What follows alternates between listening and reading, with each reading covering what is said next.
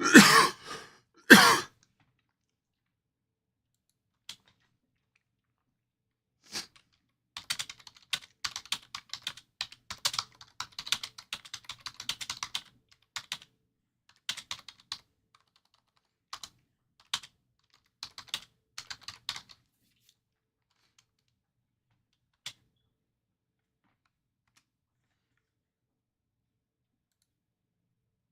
the heck?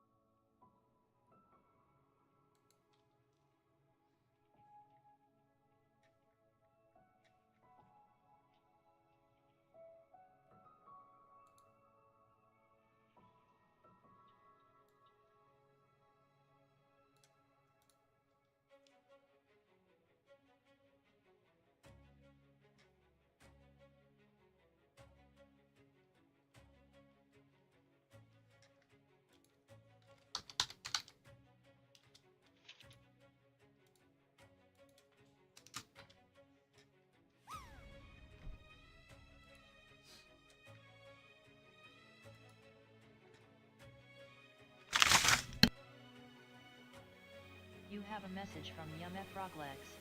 I'm here with bells on Professor Gaji. Oh, hi, Yummy. We're not, hold on. Yeah, turn on my camera. I don't remember to turn it off. Hold on.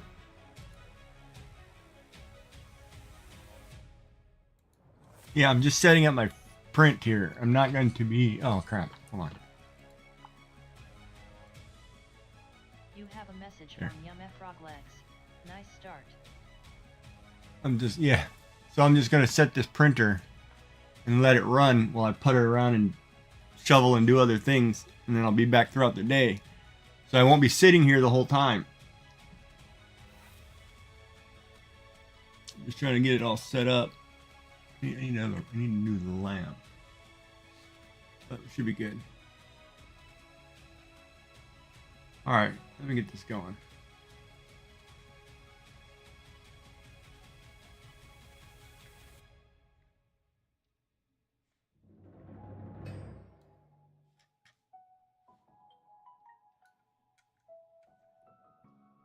Or let me set up some channels here.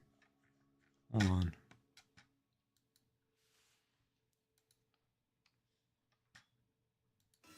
You have a message from Yum Froglegs. I had to babysit my sick granddaughter yesterday, so I missed your stream. Nobody wants to go this. Nobody wants to go. I don't know what it's all about. Nobody just wants to go. Oh, no worries. Some people got things to do.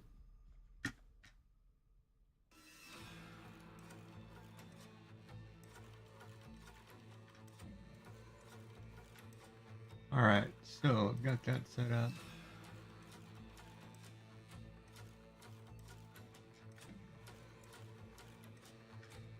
Alright, turning off my web camera. And my mic, hold on, I'll leave my microphone on. I guess I just hit print plate.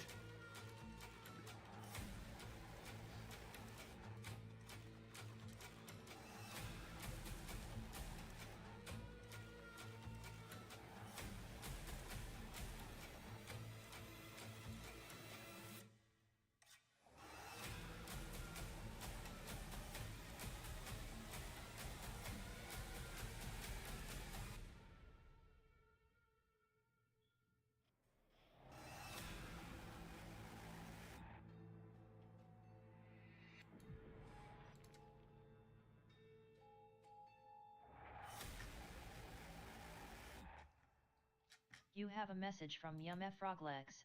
How long is this supposed to take? 8.5 hours. So I'm gonna putter during the 8.5 hours somewhere, and then later today when I go to stream normally, it should be done. I'm just trying to figure out if I want to do a time lapse.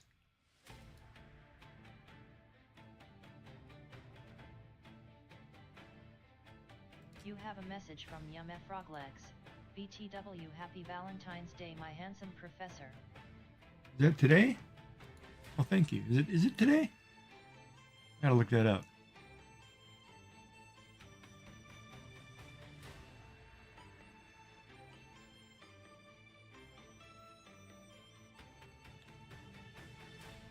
You have a message from Yum Froglegs. Yes, it is. Well, happy Valentine's Day. I guess I should look that up.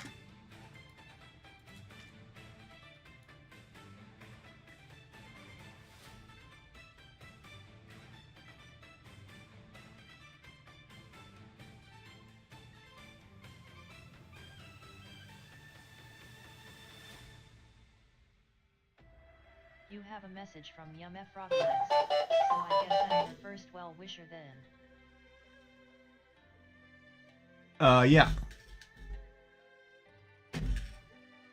You have a message from Yum Froglegs. Ty, I'm going to try.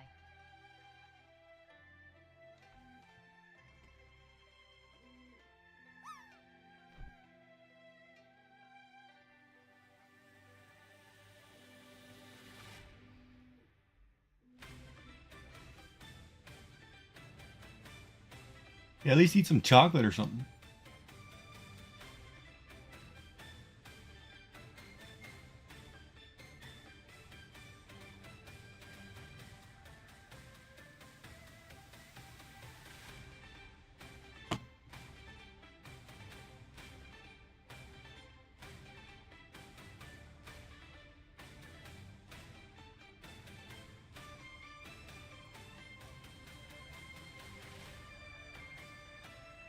You have a message from Yum Froglegs.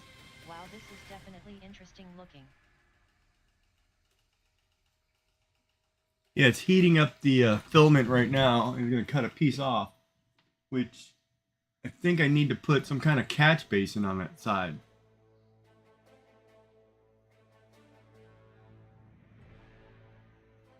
I've never seen this thing work, so I don't know. It just took me forever to set it up.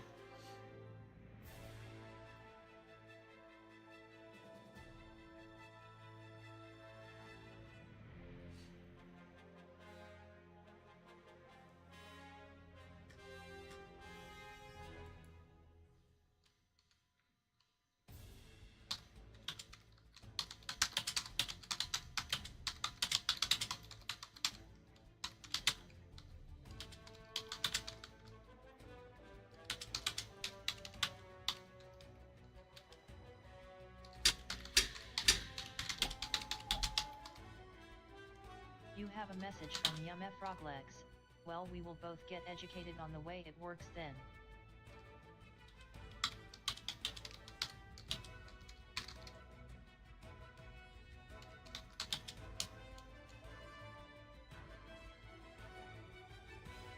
It's got a smell to it.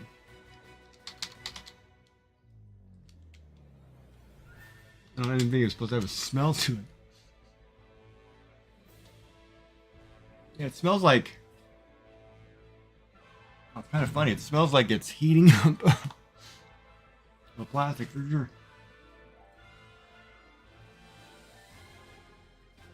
Oh yeah, that's going to be hot right there. Hold on, I need somewhere to catch that. You have a message from Yum Froglegs. LOL. Oh, that's kicking out hot plastic.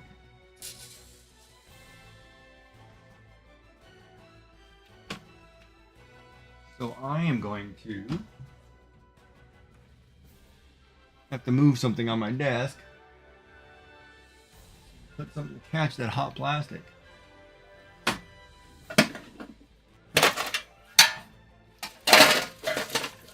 have a message from Yum Froglegs.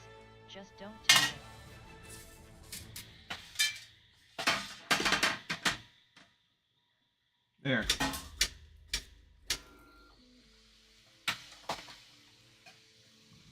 I'll take my chocolates out.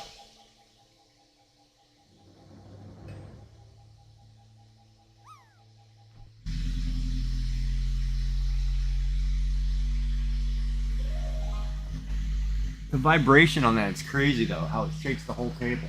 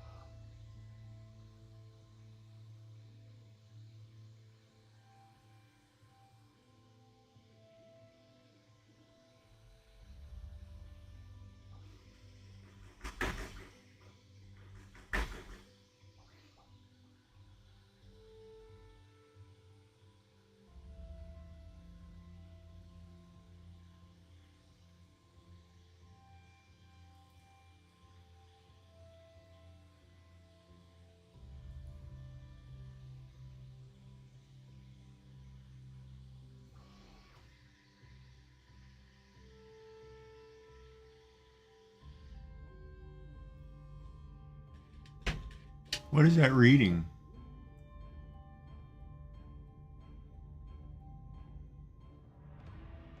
Oh, that camera goes. Okay. Gotta figure out where that camera is going.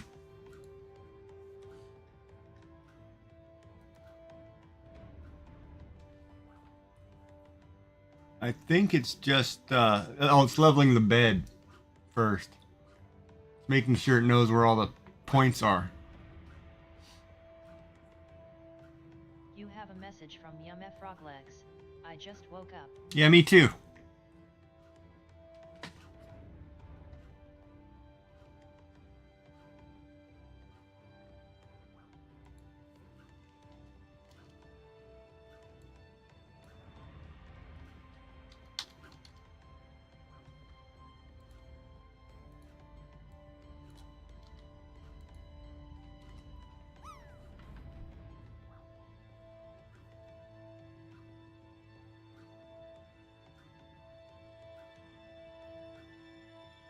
You got any big plans for the day?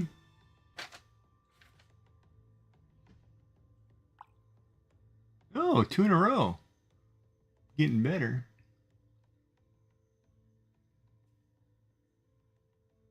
You have a message from Yum F Froglegs. Nope.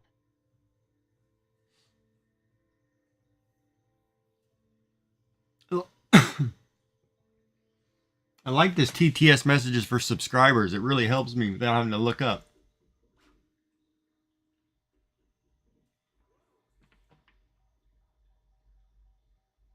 Oh, there it goes. It's printing now. Something.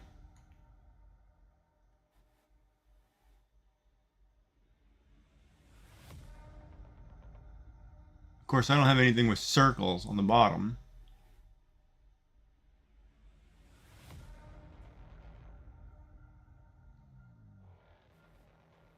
You have a message from Yum F Froglegs, but has an annoying voice though.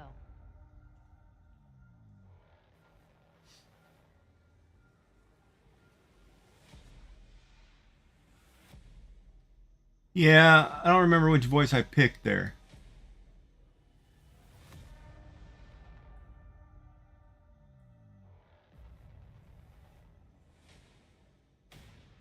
It must be putting down a bed of plastic to start first so it knows where it's going.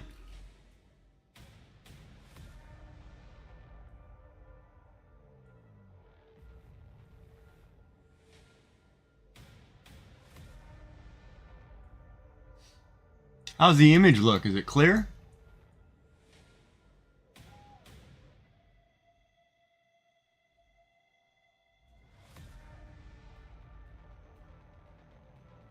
Oh, it's building the frame of where the outside. Oh, those are the supports.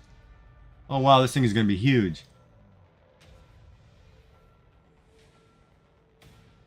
Okay, so what it did, it just drew the outline, and now it's going to fill in the entire base before it moves up a layer. My first print is something that actually like 9 to 10 inches long, it looks like.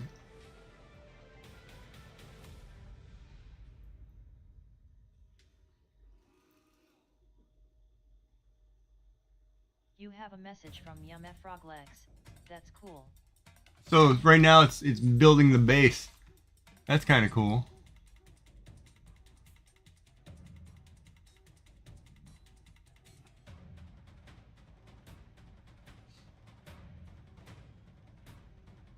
God, you know, it's really neat to sit here and say, I drew that, I designed it, and now I'm printing it. That's such a cool feeling. And then I'm going to download a new program and I'm going to make my emotes into figures. Think I'm going to be Gigi the toy maker. Make little toys out of everything.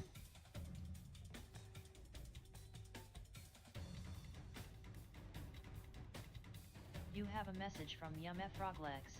I need to check to see if my newest farm is working right. Yeah. I'll be on all day, but maybe not sitting here. I do need to pin a message, though.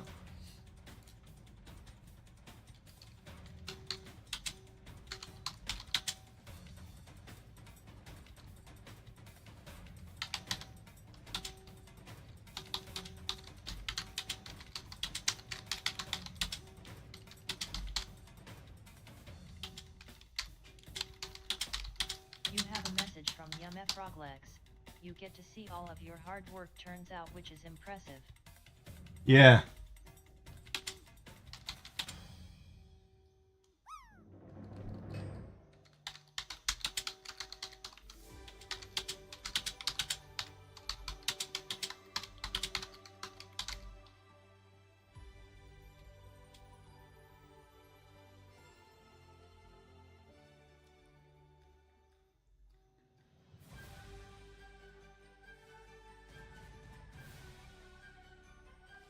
You have a message from YumF Froglegs. Boys and their toys.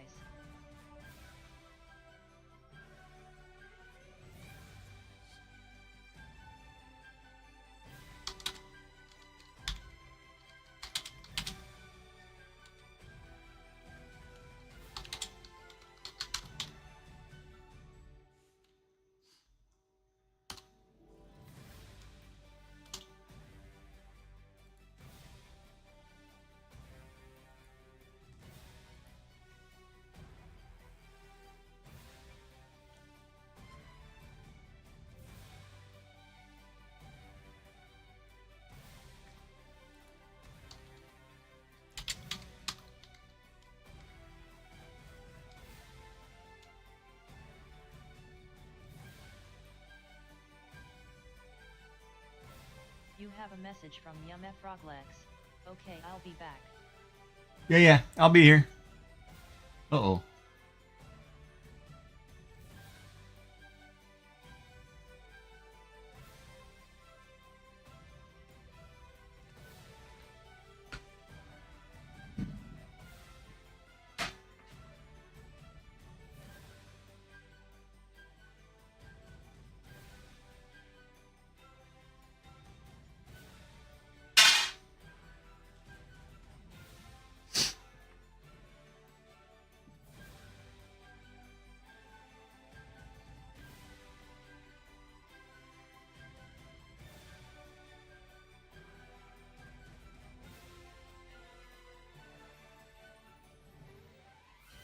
Thank you, Lady Kirkerbug. Thank you for the lurk.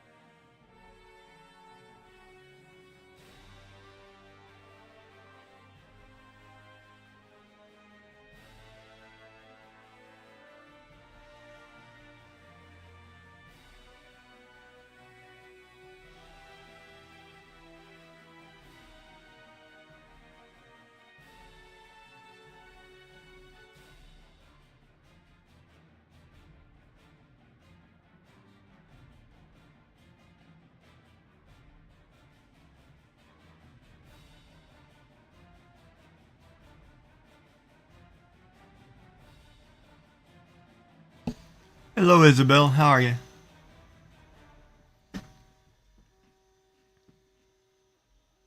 Good morning. You should be streaming here in a minute, shouldn't you?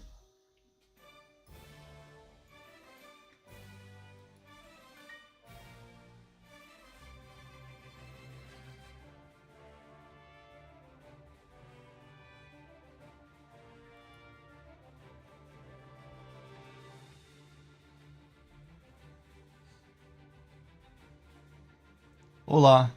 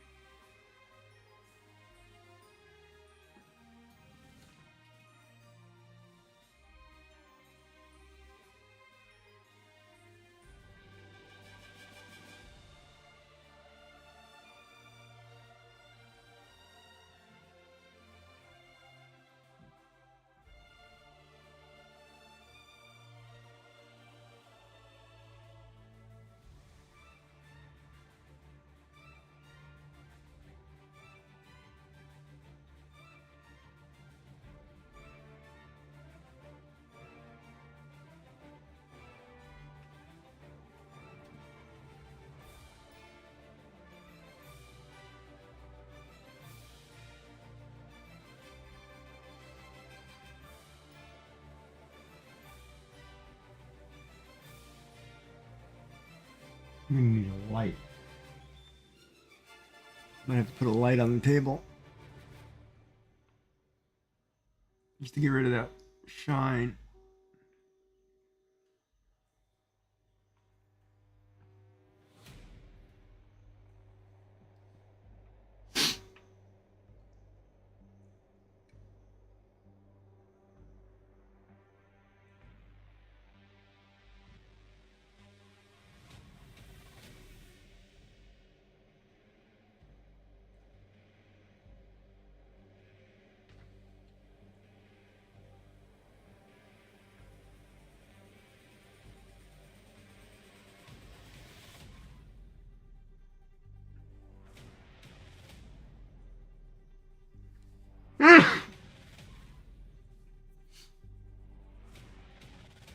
How are you today, Isabel?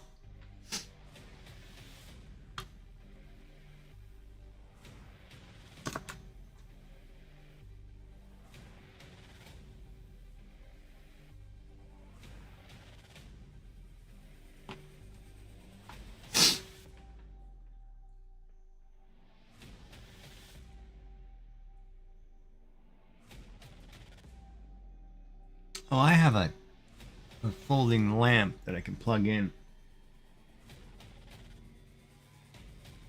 A reading light. Yeah, it's looking really good.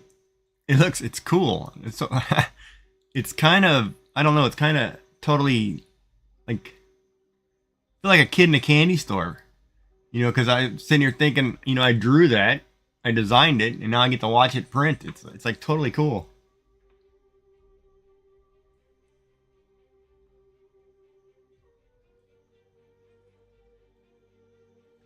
It's nice and smooth looking, and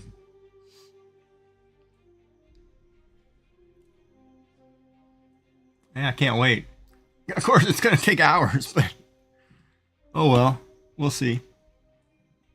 How are you doing, Beer Printer?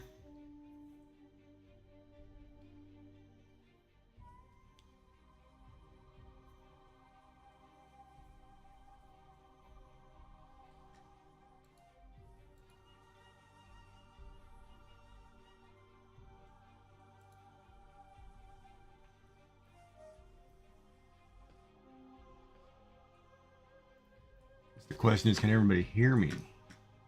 And my stuff was working earlier.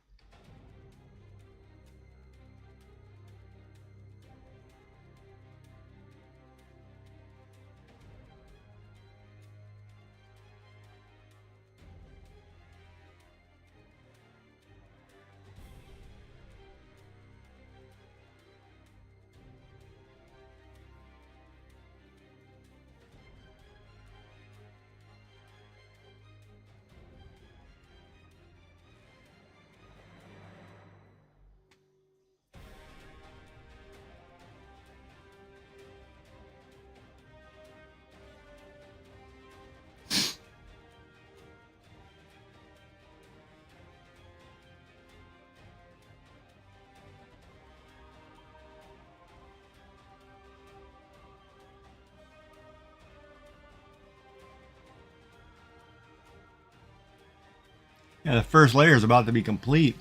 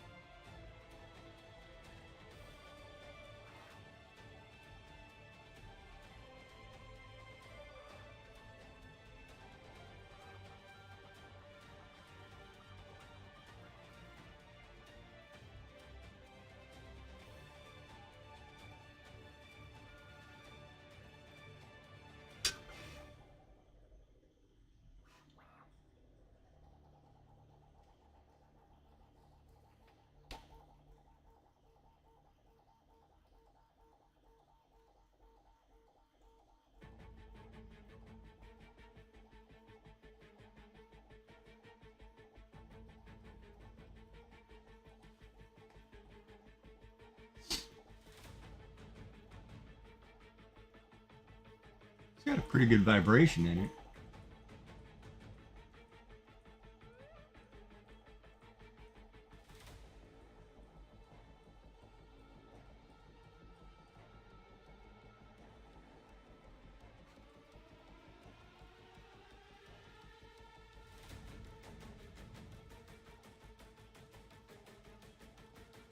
It's not as loud as I thought it was going to be, but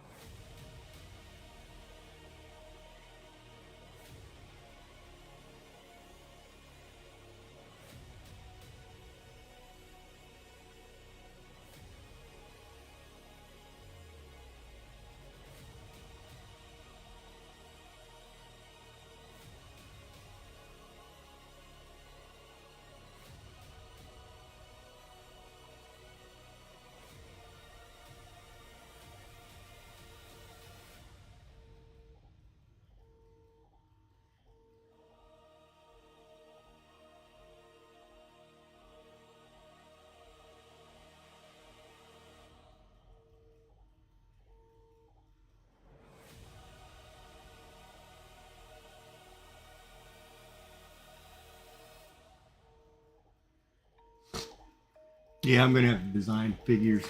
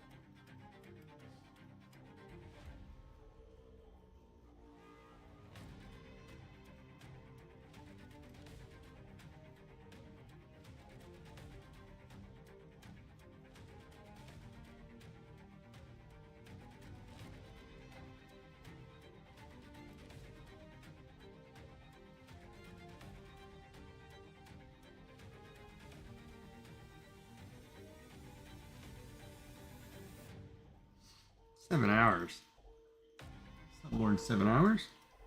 Oh no, I wasn't. I was watching a hockey game.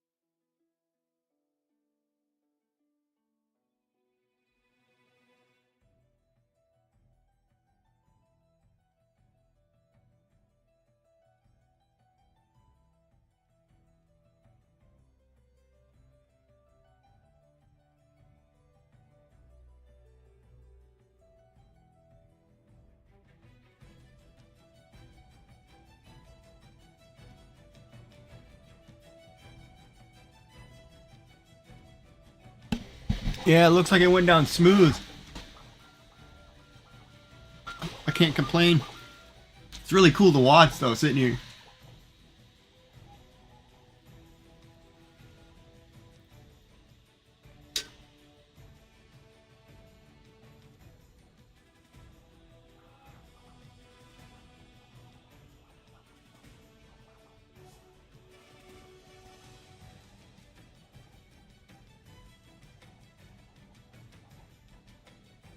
This must be doing support right now.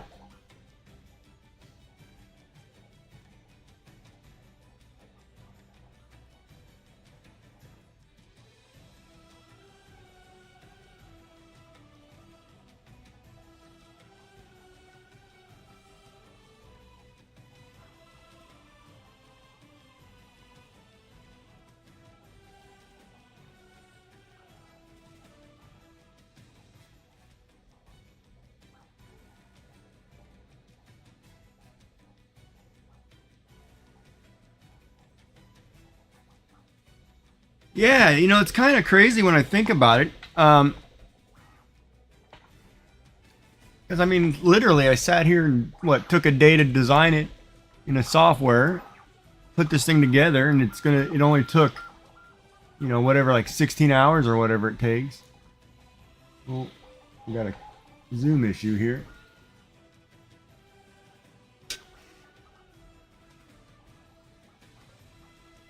Focus.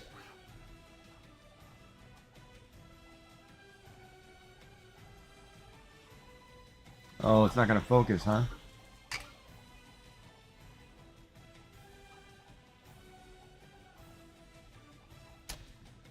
Not going to autofocus on me. Come on.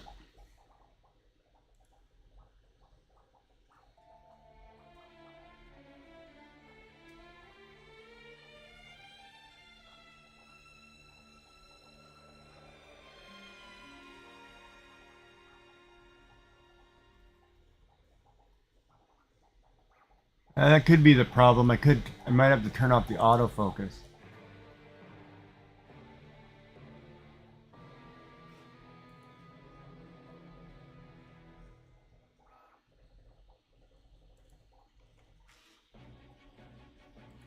I'm gonna leave it right there though. It'll catch it every now and then, but.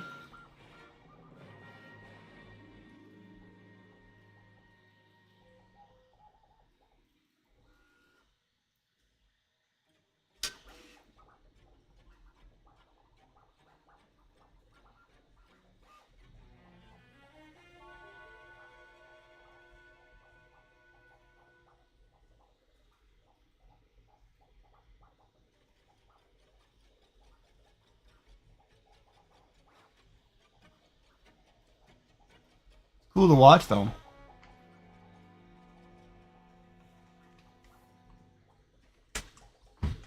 I gotta go shovel ice today. I'm not looking forward to it.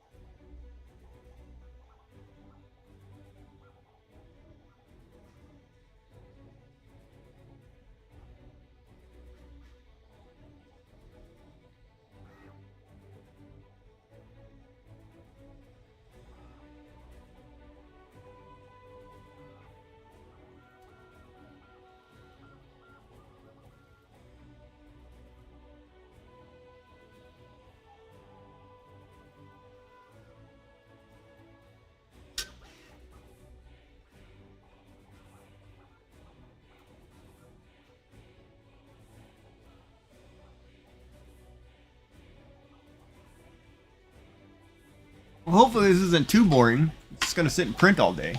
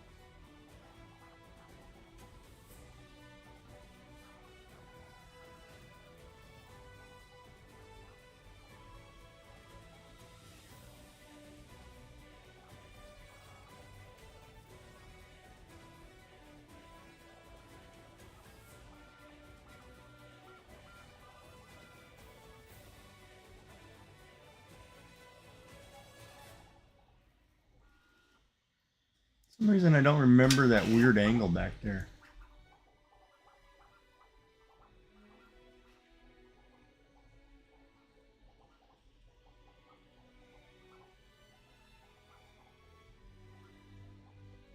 Oh yes I do, that's the side. Okay, so I see what it's doing. It's putting the things off the edges there, are the supports.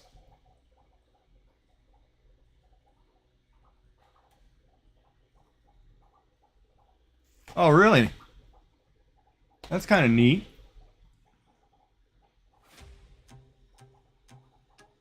Yeah, I watch these all the time. I mean, I just like to see what, you know, somebody's built and then printing it to life. You know, it's kind of like that whole Dr. Jekyll, or not Dr. Jekyll, Frankenstein thing. You know, you get to build something, you get to watch it come to life. I mean, that's totally cool.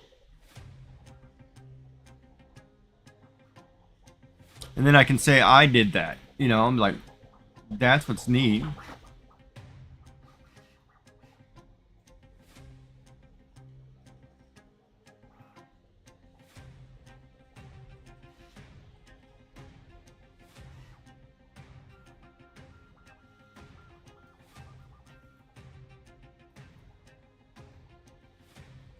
Oh, like it's fifth, sixth layer or something like that.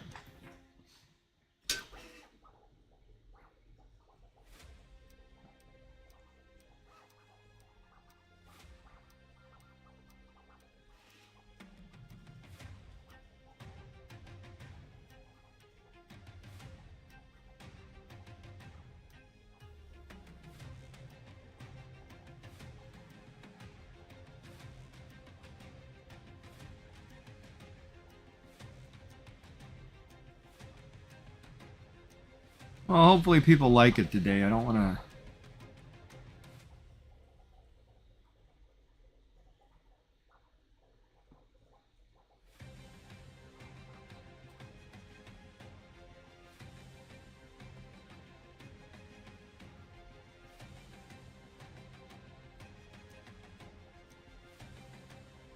And then I am going to have to download Blender, start making figures.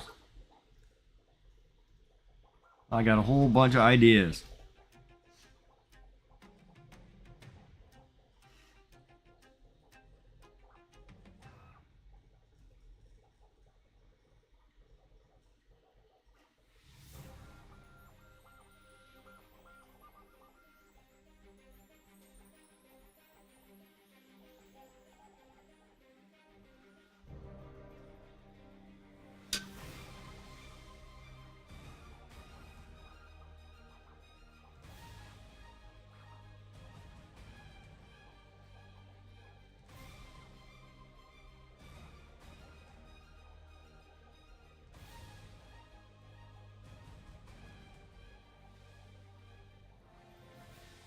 Oh no, I was looking at a video yesterday, and a guy was making his own, like, 5-inch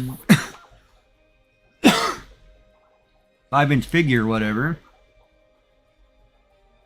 And I was like, I can do that in my head, right? Like, yeah, all right.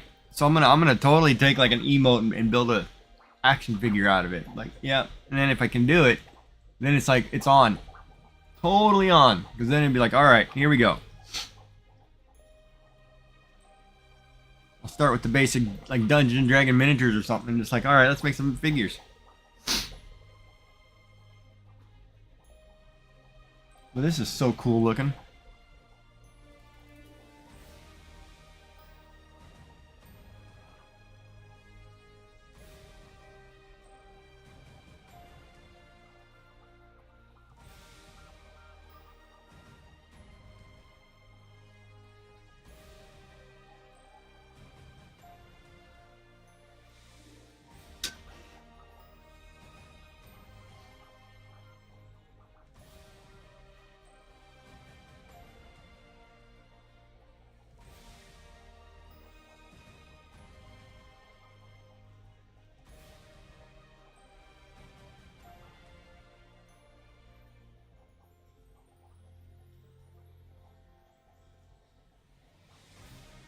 It does have a pretty good vibration though.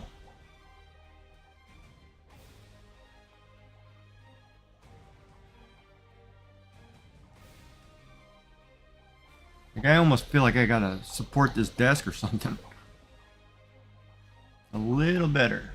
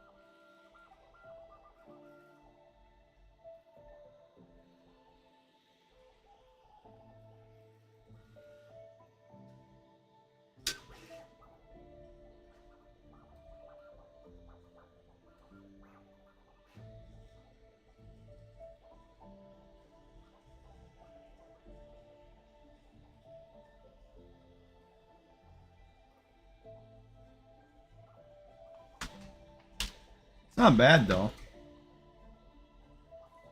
I mean, it has a good shake. We just need to make sure I move some stuff off this table.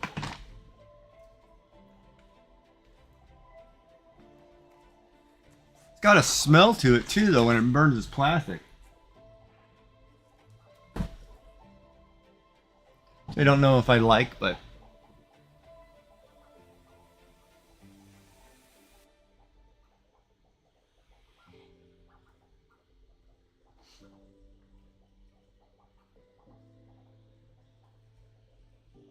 thank you for the check-in. World-class hooker. Good, I guess good afternoon to you.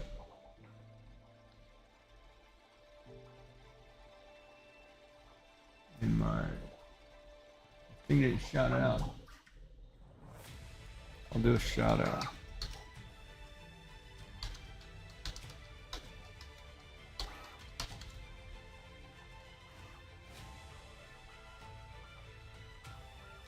There we go.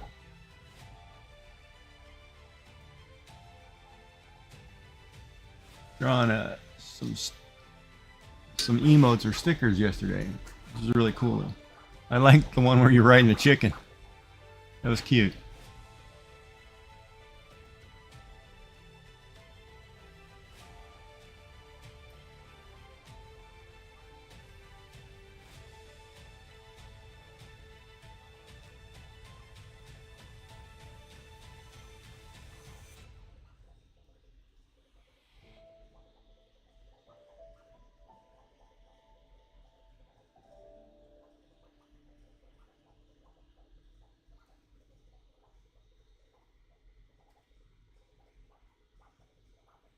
Still learning with my A1 Mini and a Semi.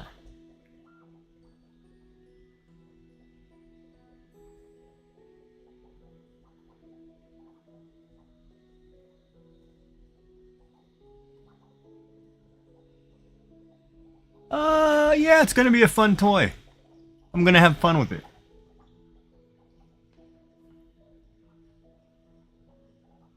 I can tell I'm gonna have a lot of fun with it. I'm gonna have more fun with the design process, I think, but it's really cool to sit here and look at something that I designed and it's actually printing to life. It's like, wow, it's kind of neat. Of course, you know, when you buy one of these, they send you that box of filament samples or color swatches. Crap, I'm gonna end up having to go buy tons of colors. All right. Well, you have a good day. Thank you for the lurk.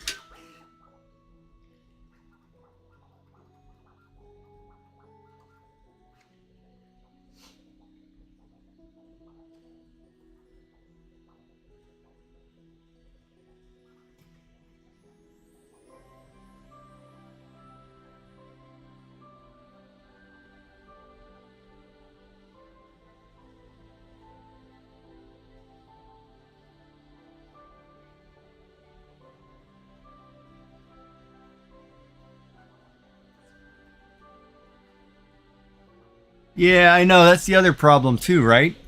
The colors aren't all in that box, but it makes me look at this box like, oh, this looks totally dope. You know, so I'm gonna have to look at this and be like, you know, of course I'm not gonna go to town on colors. I'm gonna be very selective and, you know, try to model things where I can use the colors that I have. But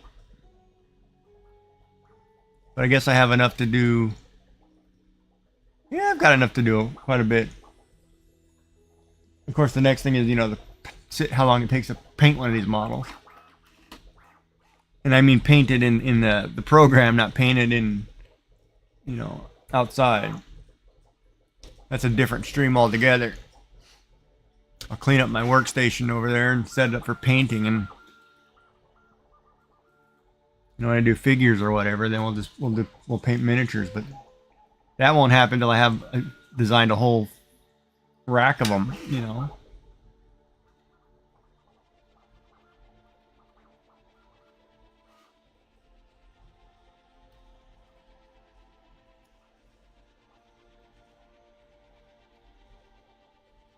Yeah, I was looking at the printed trucker. I was looking at the translucent filament.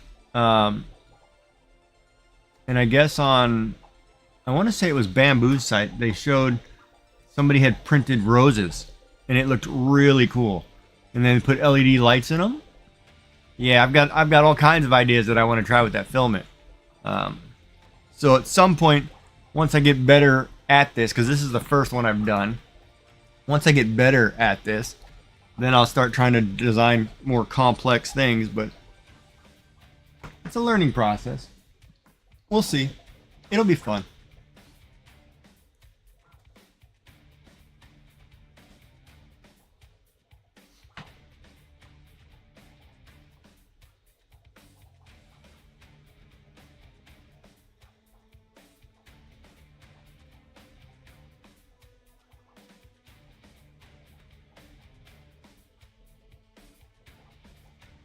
And thank you for everybody who's watching over on YouTube or Twitch. Don't forget to leave a like or subscribe or follow or whatever it is. Those are all free, except for the word subscribe on Twitch. Did you? How'd they turn out? How'd the roses turn out, Bob? Yeah, I thought about making Christmas ornaments. And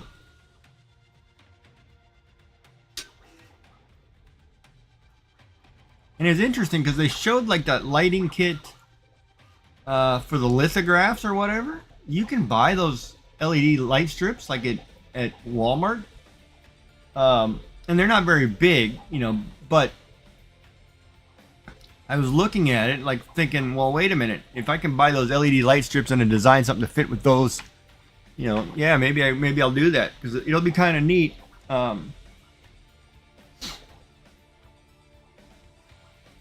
Yeah, because I like the light up signs and things. I might have to do a channel sign for my channel or something.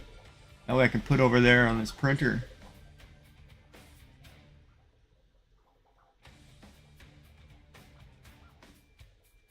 Yeah, they look like they work great. You know, that's a whole different process, right?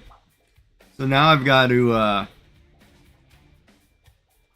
was watching a video, and there's one thing I tend not to do very well, because as an artist I tend not to make my own reference samples, right? Because when I'm drawing something, you know, in pen and ink or whatever, pencil, I don't, you know, you sketch it as you go and you don't go back and look at it, right? So now with the 3D design element, I've got to sketch something or draw something first, use it as a reference sample, and then sketch out, you know, then do the design, right? So I've got to really think about, you know, when I'm streaming designing like emotes and stuff, if I'm going to turn them into like the lawn gnome example, right? We were talking about lawn gnomes. If I'm going to sit there and do gnomes, figures, whatever, you know, I need to have those all drawn out ahead of time before I even get to the design, you know, the Fusion or TinkerCAD or Blender, you know, I'll do it all, draw them out on paper, and then say, okay, let's look at this and see if I can do it. And that's where the fun challenge is, you know, that's where it's, as an artist, it's like, well, that's actually cool. But there was no way, after watching this, there was no way I was going to sit here, buy a printer, sit online, 500, find tons of models and print everybody else's stuff. Because it's like you got to print your own stuff. You know, that's what makes this really cool.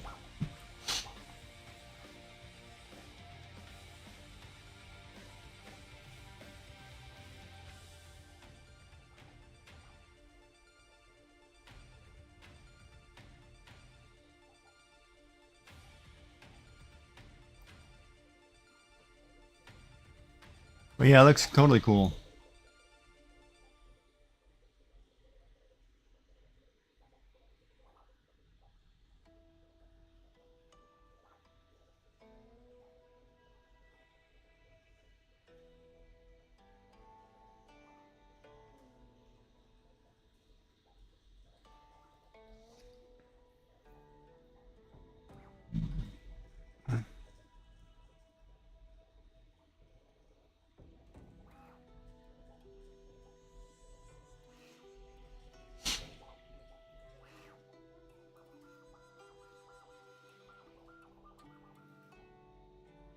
And it's a lot thinner print lines than I thought it was going to be. For some reason in my head, when I was thinking the 4mm or the 0.4mm standard whatever nozzle, I was thinking these lines were going to be wider.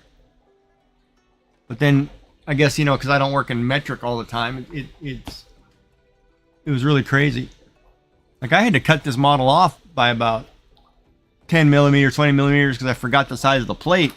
And I overshot the plate by 20mm on my first design. I mean, this is I think the 6th save on this model.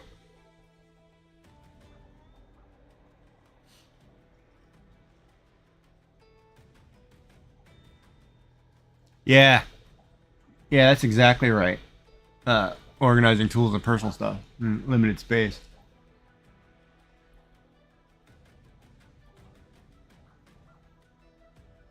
Yeah, my office isn't getting any bigger, so I've got to start throwing stuff out. I'm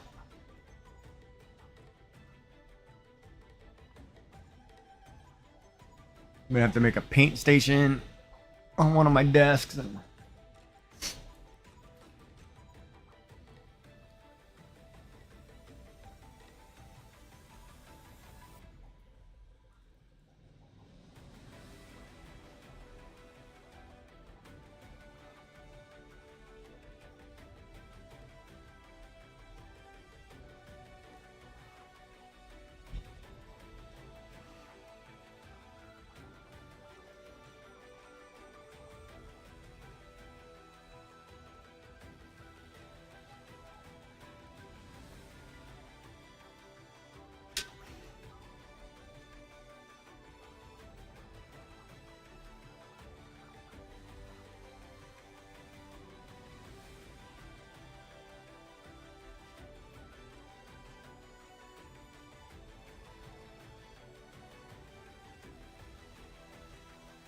Yeah, you know, I'm sure I will print somebody's design, but I'd have to find something that I really, really like. So man, when I was going through, yeah, code hooks and EDC trays, yeah. That's exactly, you know, I was looking at organizers, because I have a workbench in my office that has, you know, metal hooks on I don't know, what is it? It's not on a backer board or whatever. But I'm totally thinking about doing a plastic, you know, or a PLA rack system or whatever that I can put behind my camera, and just hang everything I need there. And there's all kinds of ideas that race through your head when you start thinking, oh, I can do this, I can do that. So it'll be really neat. I'm looking forward to it. But yeah, back to printing other people's prints. I'm sure if I found the thing that, you know, that I totally like, I'd print it. Or if I wanted to understand how it works, I'd print it just to see. You know, because watching this thing print and watching it make support walls and support trees and things, it really makes me understand how, when I design something, what it's going to do to the inside structure, which then allows me to create if I'm going to do the outside structure. Because, you know, this object's mostly squares and you know, straight lines. Let's say I make a figure or something, you know, and it's going to have an arm and a leg, then I know what it's going to do. So then I can design it to limit, I guess, the number of supports, or design it so it can actually, you know, be more effective. But it definitely looks like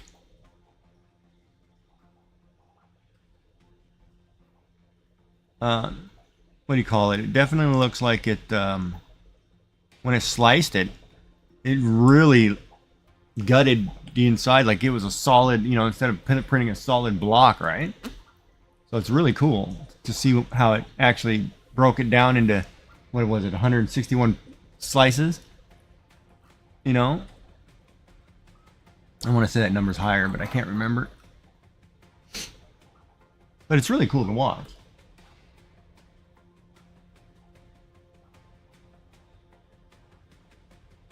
Of course, I'm about to go get a cup of coffee and just sit here with my feet up watching this sucker.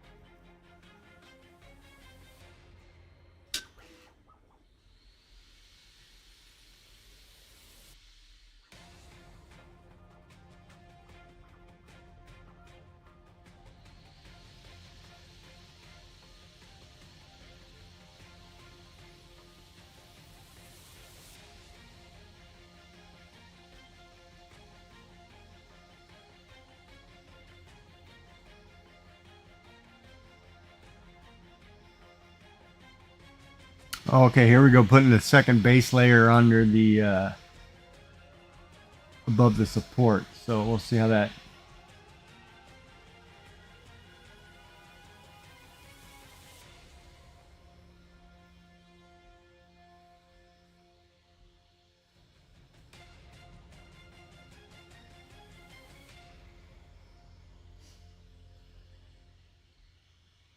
And then once it gets this layer of supports or base in, then it's basically just walls going up until it gets to the top.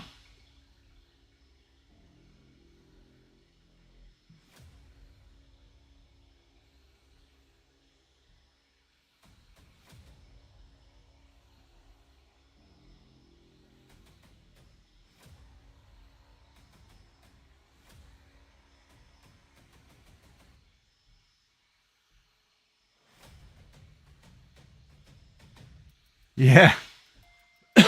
Yeah, I can't print while driving, that's for sure.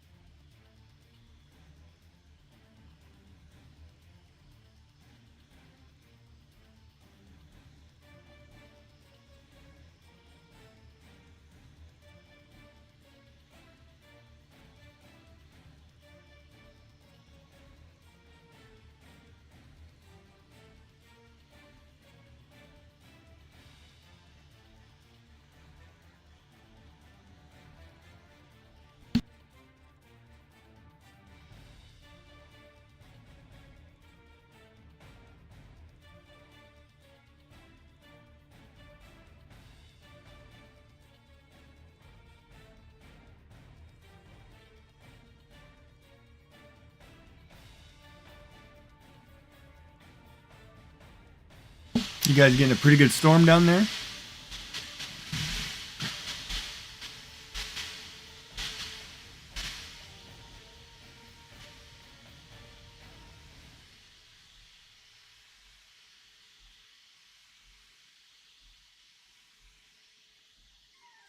Or is it just rough because all the husbands are rushing out to get their Valentines before they forget to get home today?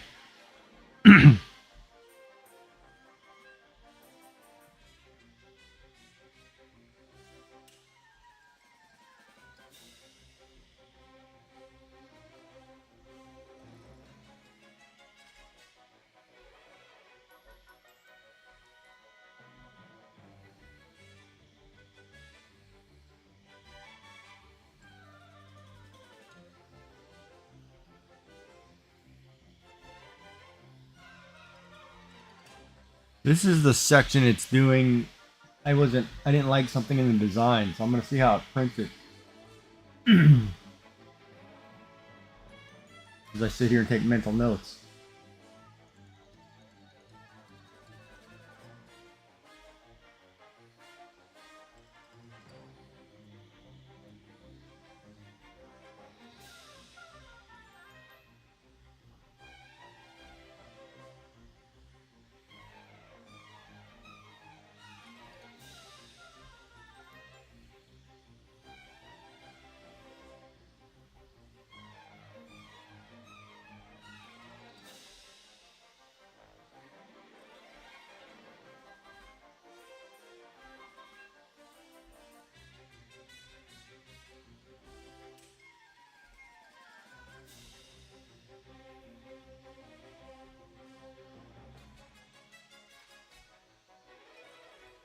Am I not a fan of separate men from Money Day?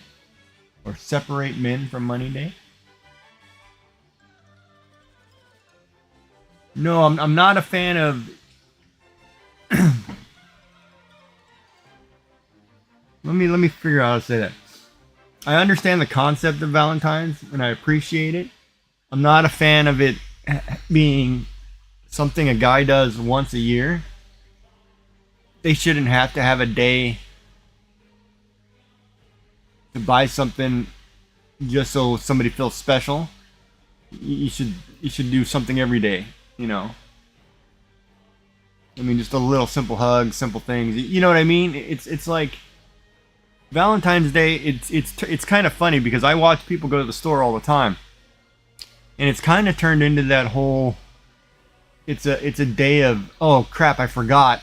I better go buy something before I'm sent to the basement, punished for not getting my wife a gift or something, or girlfriend or whoever, or husband for that matter. But it's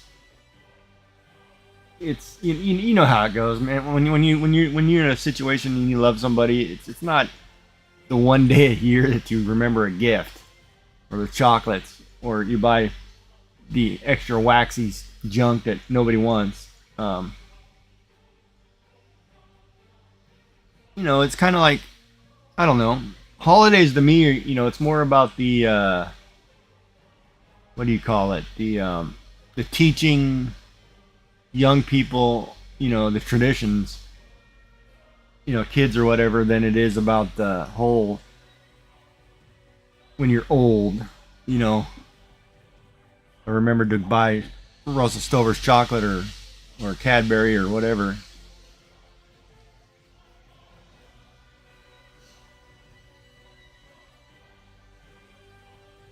Hold your wife's hand when you're out on a walk. She'll love it. You know what I mean? It's just some of the stuff. It's just pretty funny. It's like, oh, I didn't get my my Tiffany's bracelet or my whatever. It's like, it's Valentine's, lady. It's not your anniversary. You know what I mean? Some of the things I've heard. I was at the store the other day. Listening to these people talk, and man, this girl was going crazy. Like, she wants all kinds of things, and I'm like, man, wait till you guys actually get older and have to buy a house. That's not gonna happen. You better slow down. It's just funny. And I guess I'm trying not to be cynical, but it's hard when you have that instant gratification generation, right?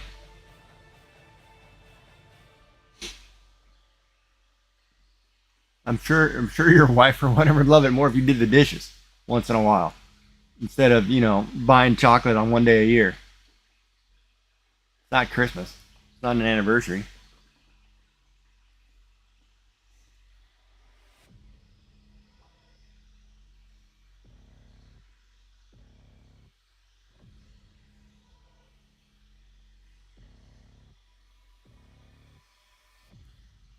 That's exactly right. Getting your wife something that's important is a lot more than doing it at Valentine's Day. But with that being said, don't forget Valentine's Day. Get your wife something. It'll save you the troubles. Because it always leads to some trouble. For some reason.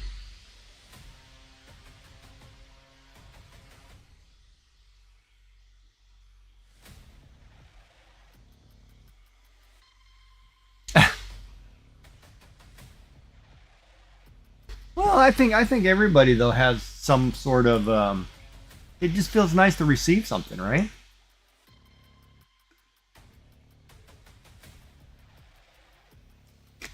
Like, I mean, here I'm sitting here, my Valentine's gift to myself is that printer.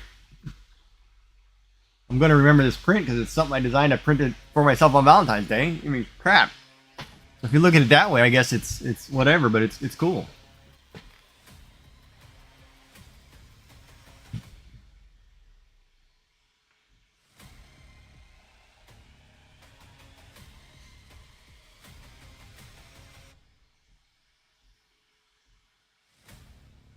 I mean, I never intended to buy it and print on Valentine's Day, but here it is, right? Valentine's Day.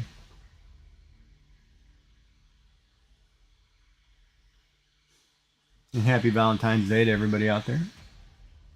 Hopefully you get some nice chocolate. That's one thing I do like, though. I do like chocolate, especially.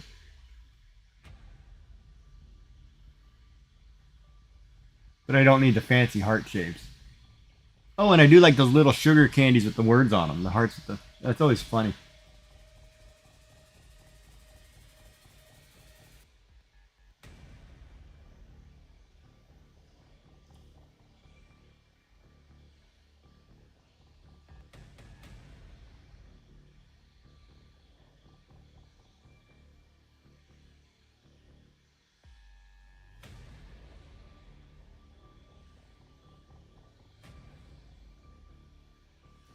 Yeah, oh, a miniature song.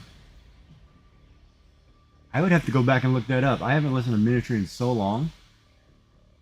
Well, you know what was crazy? I'm going to tell you a crazy story. Last night I was watching the USA-Finland hockey game that's playing in Montreal, Canada. So the music they played in the stadium during commercials and during breaks between shifts, they played a little bit of Metallica, and I was like, oh, that's cool. But then I was like, wait a minute, what is that song? And they were playing Psychosocial from Slipknot in the arena of like 30,000 people, whatever. And I'm like, oh, that's a little more aggressive. I'm like, now we're talking. And they were playing like Slayer. They were playing, a lot of metal music. I was like, wow, that's a little crazy for a hockey game, but all right. I was quite impressed. I was like, I might have to go just for the music. I couldn't believe it. They were actually dropping Slipknot in there. I was like, that's insane.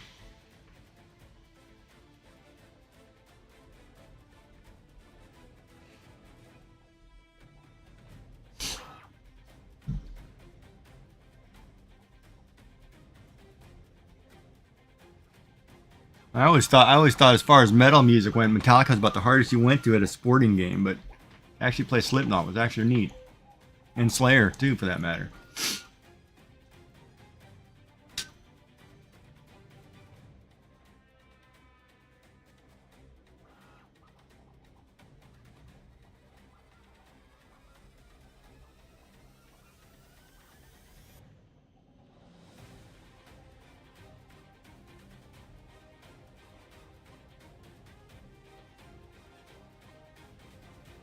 Oh, okay, I see how it's done. So it makes a rough fill layer, followed by a smooth fill layer, and this is going to be the base of my... where I actually have a base for or that hole in that piece. That's actually cool.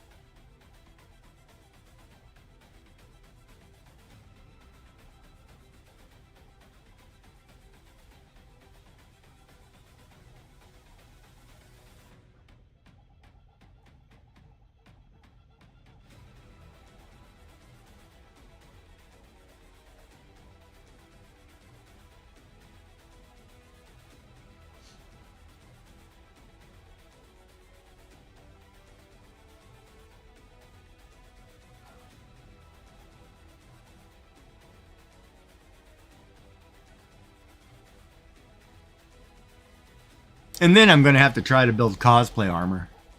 Just to say I did it. Like an arm piece or something. Or a shoulder pauldron. Just because it looks like, yeah, that'd be fun to do.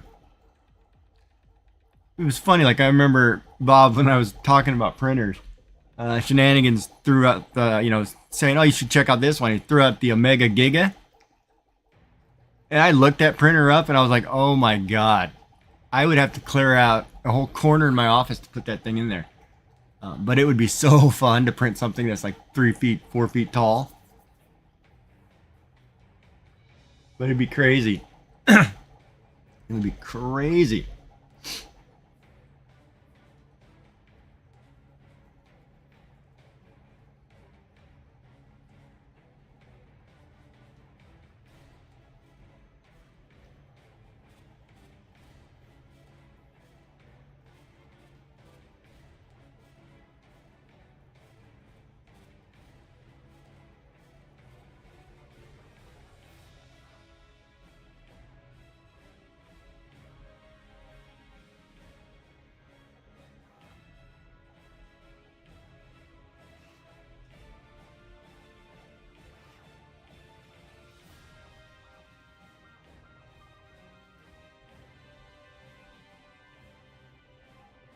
Yeah, it would kind of demoralize me too. I mean, if you sit there and think that would take like you print something and take like a week to do.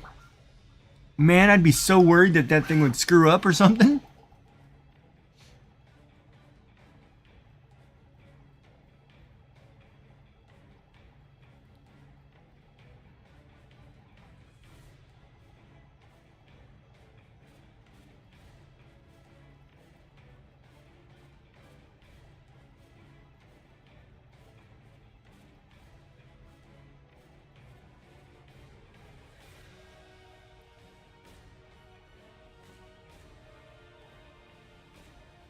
But it would be cool. You got to admit, man, it would be cool to be able to print like a full breastplate or something. Oh man, if I had this in my D&D sessions when I was DMing back then, man, I tell you what, I would be printing every single figure ever made. It was really cool because when I was a kid, there was a guy across the street who used to sit in his garage. And he'd paint miniatures, and I thought that was the coolest thing, and it totally inspired me to get into like Dungeons and Dragons. Of course, then you had that whole, that whole crowd of people who thought Dungeons and Dragons was the devil and blah, blah, blah. I don't know anybody who's played Dungeons and Dragons who turned out to be totally psychotic if they weren't already psychotic. But, man, the miniatures, I loved miniatures. And I still have, like, the old pewter miniatures all boxed, put away, but it's crazy when you go back and you think about, before somebody had to make a mold, it was kind of like making a piece of jewelry, right? You had to cut out an intricate mold and then pour hot metal into it. And now we're just watching a printer and just go back and forth, right? Oh yeah, full Fallout power armor would be awesome. And that's what I mean. Like, I'm sitting here thinking, it's like, oh, wait a minute. Can I actually make my own, make my own helmets for Halloween? That'll be cool.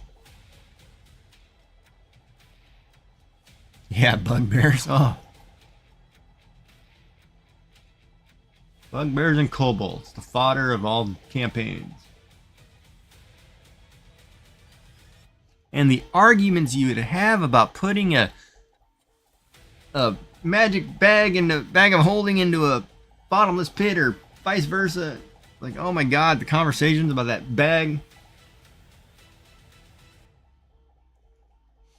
And I guess they finally solved that and actually wrote it in text somewhere. They figured it out, but yeah, I haven't played since like 3.5. But it's interesting because a lot of my friends are still running campaigns now in 6, and I may act, and they started doing them online, so I may actually start joining in and start going back in and playing some Dungeons and Dragons again. It's been a while, but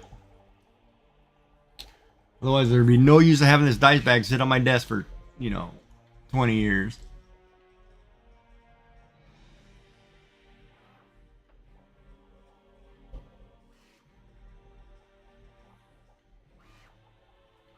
Played with Marines, MCAS, Iwakuni, Japan.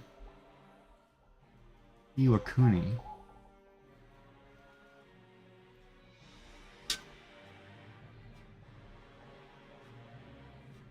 It must be southern Japan near Yokohama or something? Okinawa? Iwakuni. I'm trying to think where was a Marine base in Japan. It's gotta be southern Hokkaido. No, Kyushu. Yeah, it's gotta be Okinawa. It's somewhere down south. Yeah, but Nerd Talk, it's funny because back then too, Nerd Talk was like bad, right? Like when people realized I played Dungeons and Dragons, I was on the chess team, I did this and this. Man, that's a bad thing. That's not a good conversation to have. You were a kid girls didn't like. But now you're the guy all girls want because they don't want guys who are messing around. So it's kind of interesting how society has changed. Plus, being a nerd today, it's a badge of honor. It's not a curse.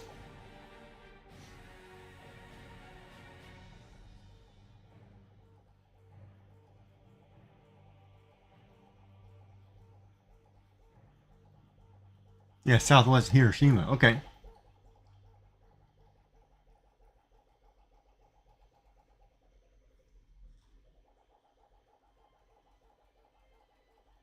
What was your MOS?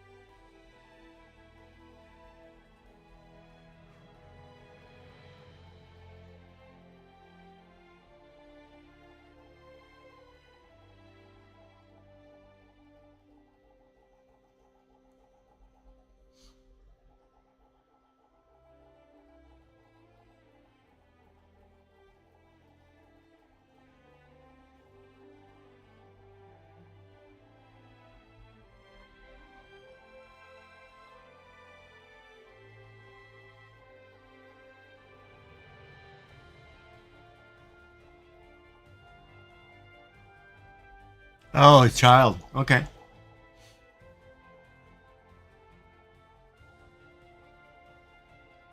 Yeah, I was a child in the military too, but I was born in Japan.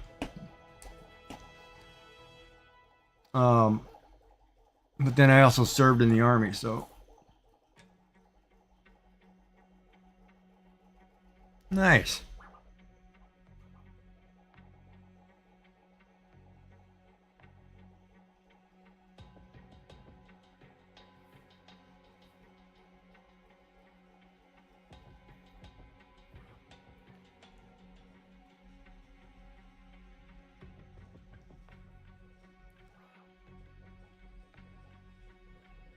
Yeah, no, I loved living in Japan. And I love going back as an adult. Oh my god.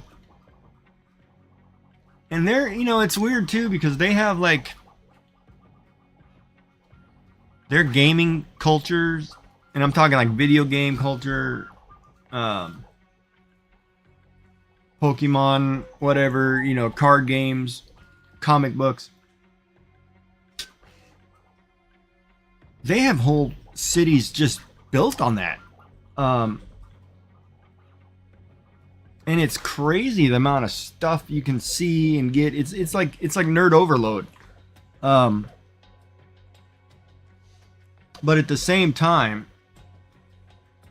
every time I'm there, you'll see like I always love going to the little Japanese convenience store, the Asian store, even the Korean markets here. They used to have like little bit of like you'd get a little gum package or something and it'd have a little plastic toy in it that you'd have to put together. And I was totally thinking about those because they were like, like Ultraman or Doraemon or Hello Kitty for that matter. But I was totally looking. I remember how those were built. And I'm totally thinking about just doing that in Blender and building figures with that style where you just snap them together. Because it was so cool how it actually worked. And it should be easy to do on a 3D printer nowadays. You just have to be able to make the model. And I think that might be the hardest part is the design. Because anybody can run a design. And then I guess that's that conversation too, right, Bob? Is if I'm printing a design that I got somewhere, what's my title? Am I a 3D printer? Am I a 3D designer? I like to think that I'm a designer because I'm an artist and I'm designing actual product that I'm actually printing. So I guess it depends on. I wonder if they come up with titles yet? Whistle candies, yeah, similar to whistle candies. Is there a title for somebody who prints 3D objects? Or you just call them a hobbyist, or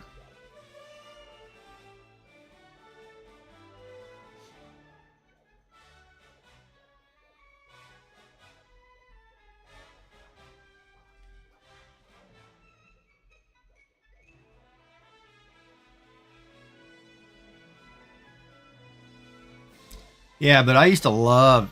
Oh my God, in the arcades in Japan, and in the God, when you're there as a teenager or a young kid, there's so much cool stuff. You go in any shop, it was like just crazy amount of cool toys and stuff.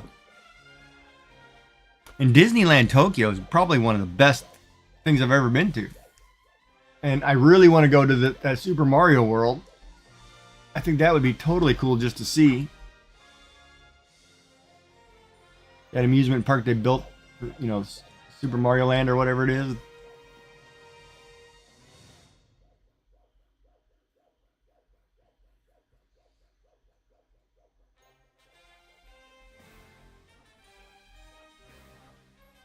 Oh, now I think we're getting ready to do walls.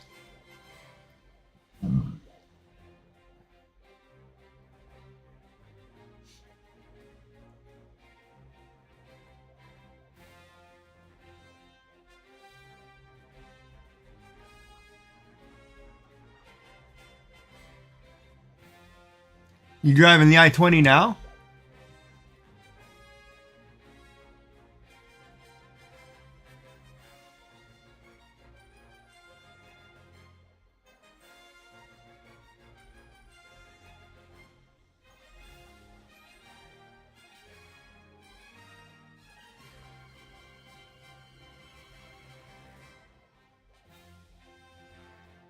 I got a feeling I measured those holes wrong. I think they're going to be too big.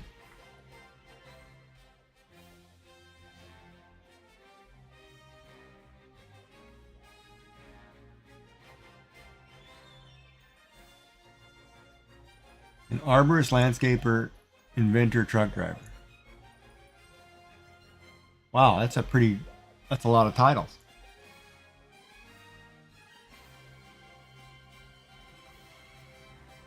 Well, I got a landscaping question that drives me nuts.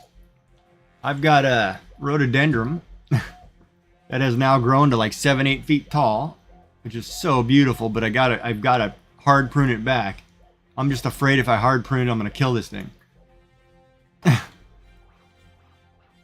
But at some point, I probably should hard prune it back.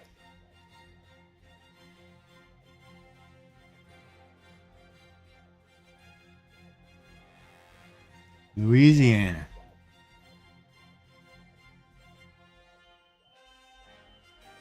Yeah, I used to live in Texas. Or I was stationed at Fort Hood, but yeah, I lived there for a while too, but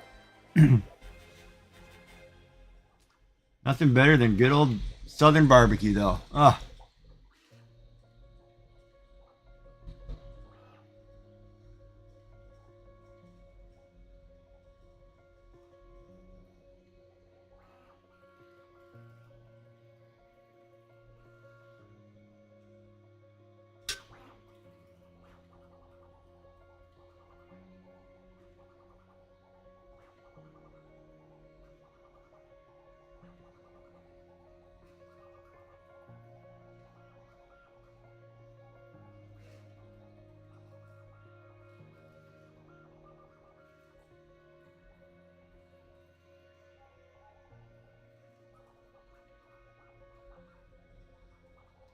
Alright, so this is the part now, it's just going to do walls for a while. But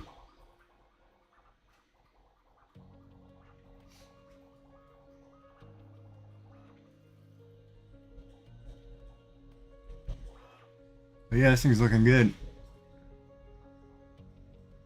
State now? No, I'm in Canada now.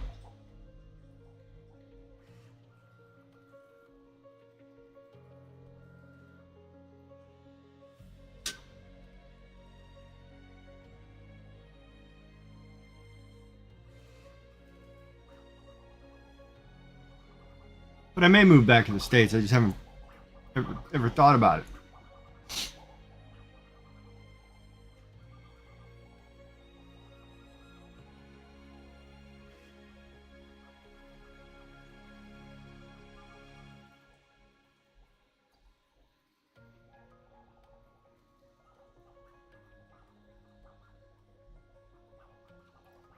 I think I enjoyed living in California the best.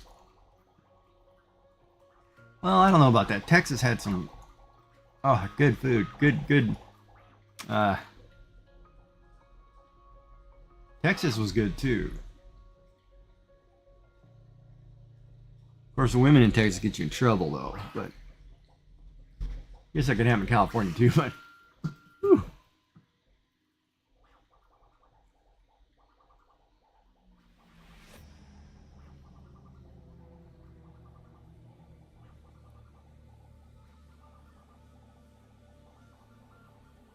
Yeah, I don't know about that one size right there. That one measurement back there I don't like.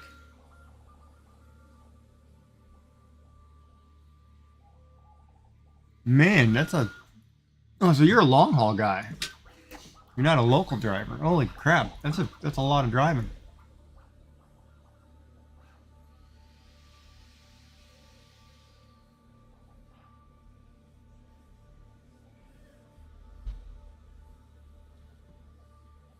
There's a pretty good storm up there. It's gonna be cold.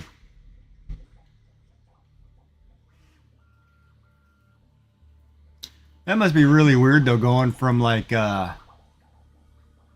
know, you're going from Texas or Arizona or Florida, you know, somewhere where it's getting warm starting baseball, and then you go up to Minnesota and you're in a winter coat and freezing to death.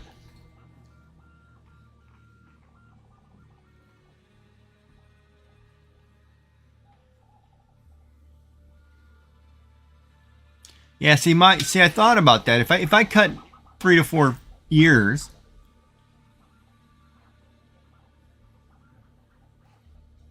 so we'll say half the bush, that plant takes like a year, almost a full year to grow back so it sprouts anything. I'm afraid if I do that, you know, I'm going to run into that problem. It's either, you know, if you cut it down to a foot or 2 feet off the ground and it doesn't grow back, you're going to rip it out, which I don't want to do.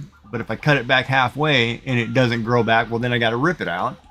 And I love it, but the problem is it's too big and it's covering windows.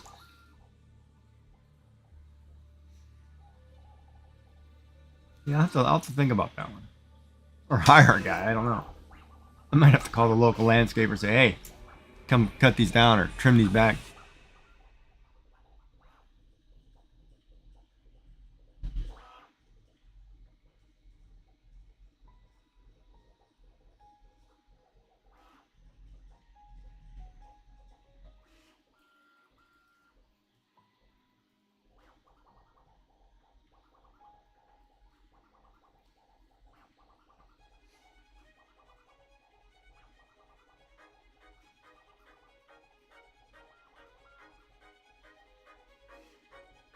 Whew. Well, drive safe, man.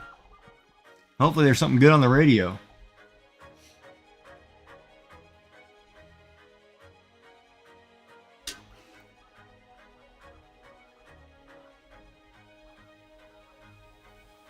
And if you don't know what to eat, it's always Taco Tuesday somewhere.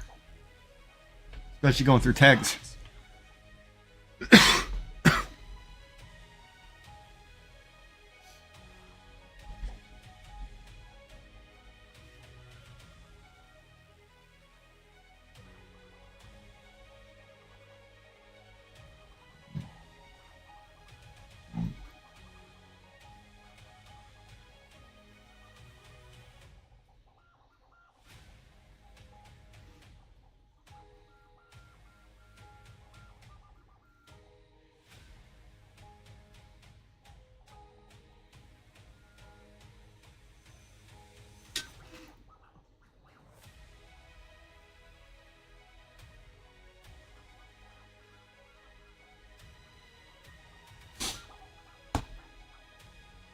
Add acidity to soil.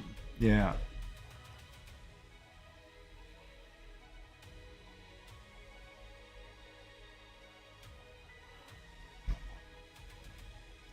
Yeah, it's the one I don't trust myself.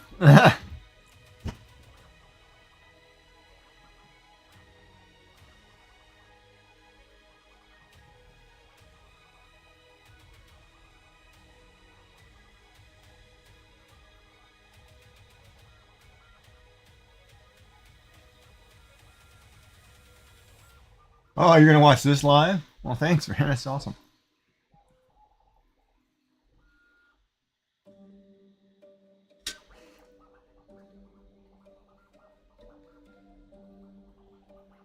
That's crazy. You can actually, well, I guess, yeah, something plugged in. Neat.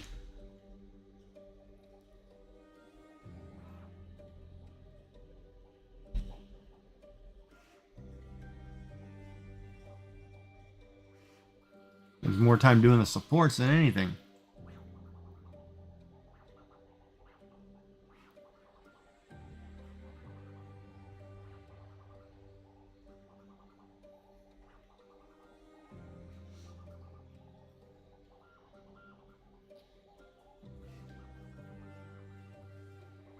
Yeah, I definitely measured that wrong.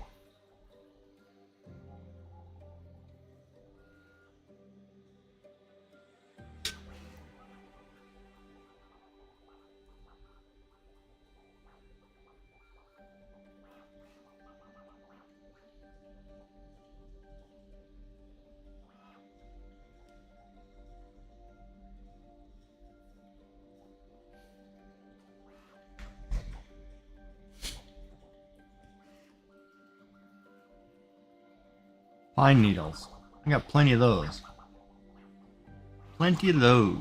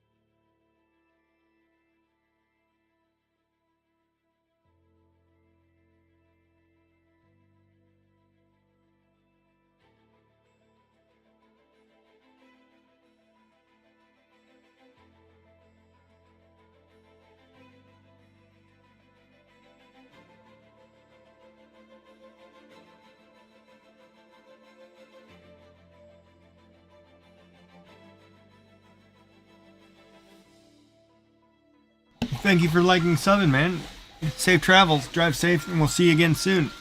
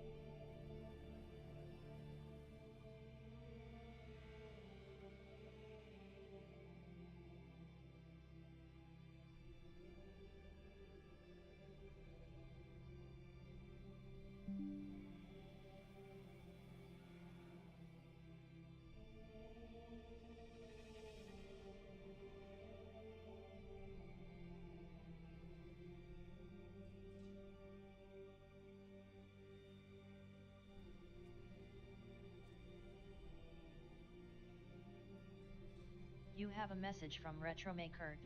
Oh nice, you did get it. Yeah, I got it. It's printing now.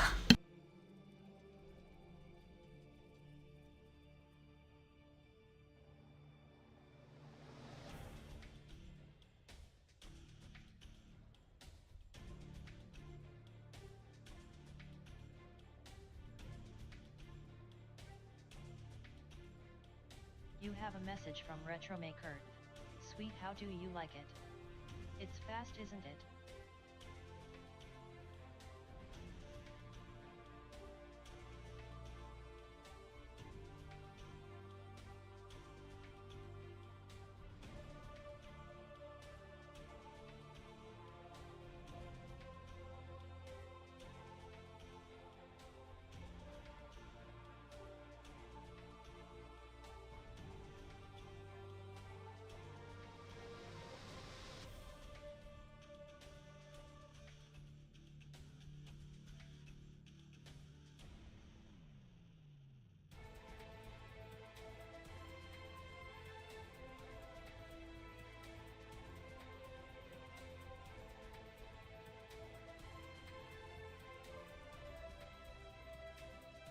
You have a message from RetroMaker.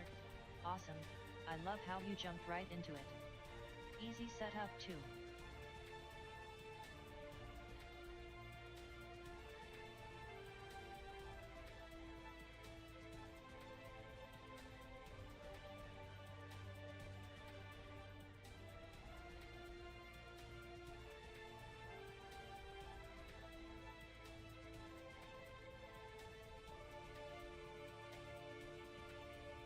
You have a message from RetroMaker.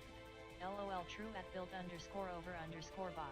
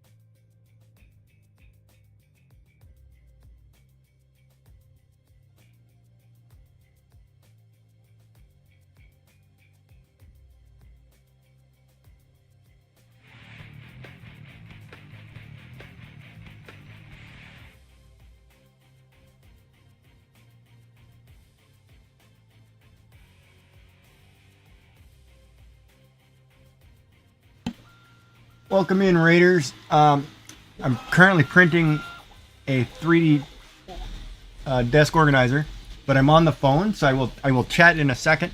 I will get right back to you. Thanks for coming in.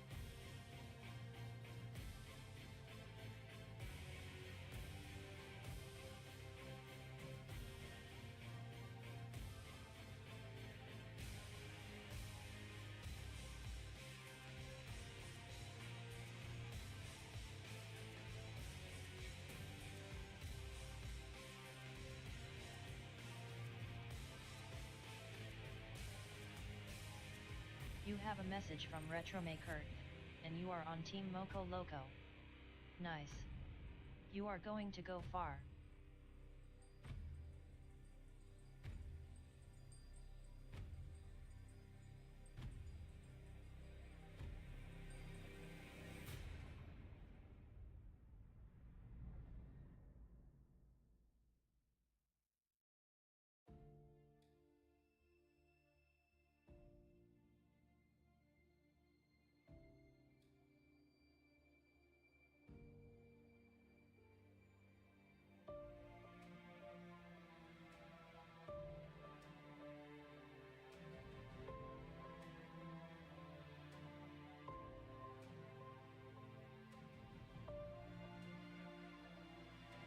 You have a message from Retromaker.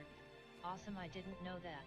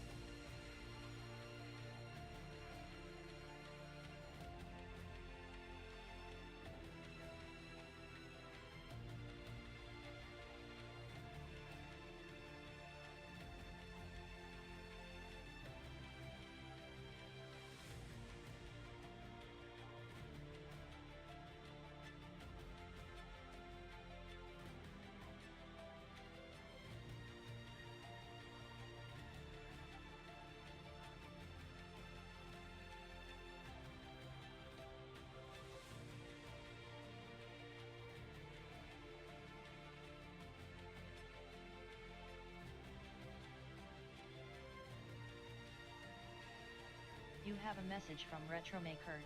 I guess I missed the negative things. I was a bit missing in action last summer.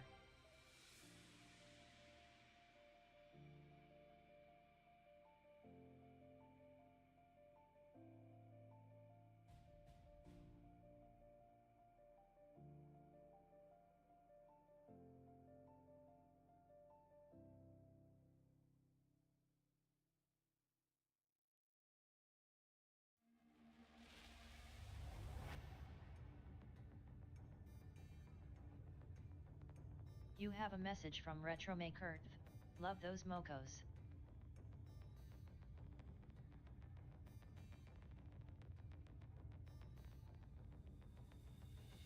You have a message from Froglegs. Wow, that's a lot of progress.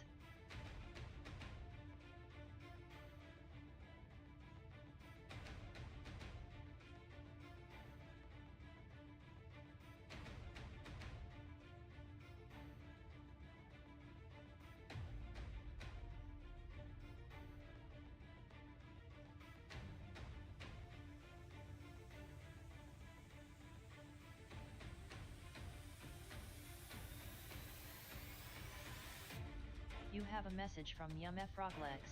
This is looking so awesome. You have a message from Retromaker. Is this the organizer you designed in Fusion? You have a message from Froglegs. I know, but I fell back asleep.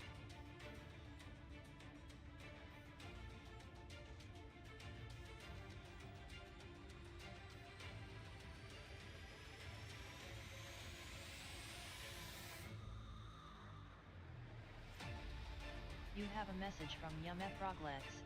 I just had to come check out the progress.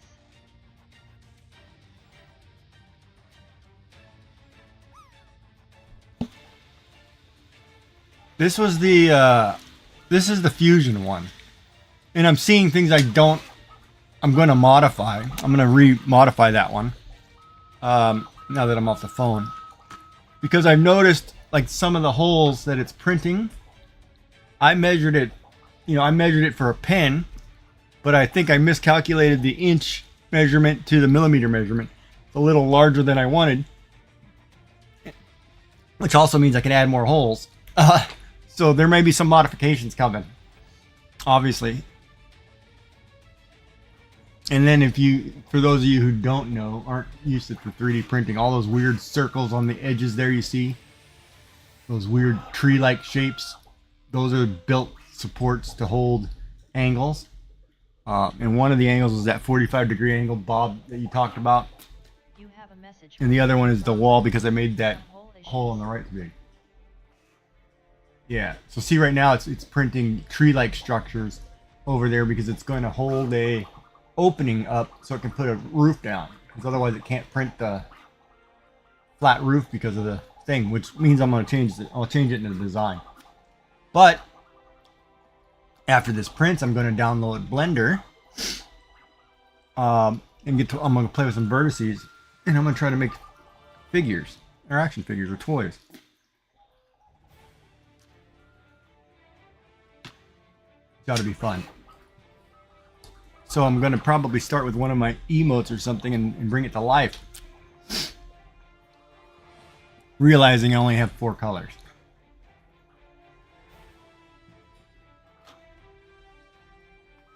And like I was explaining earlier to,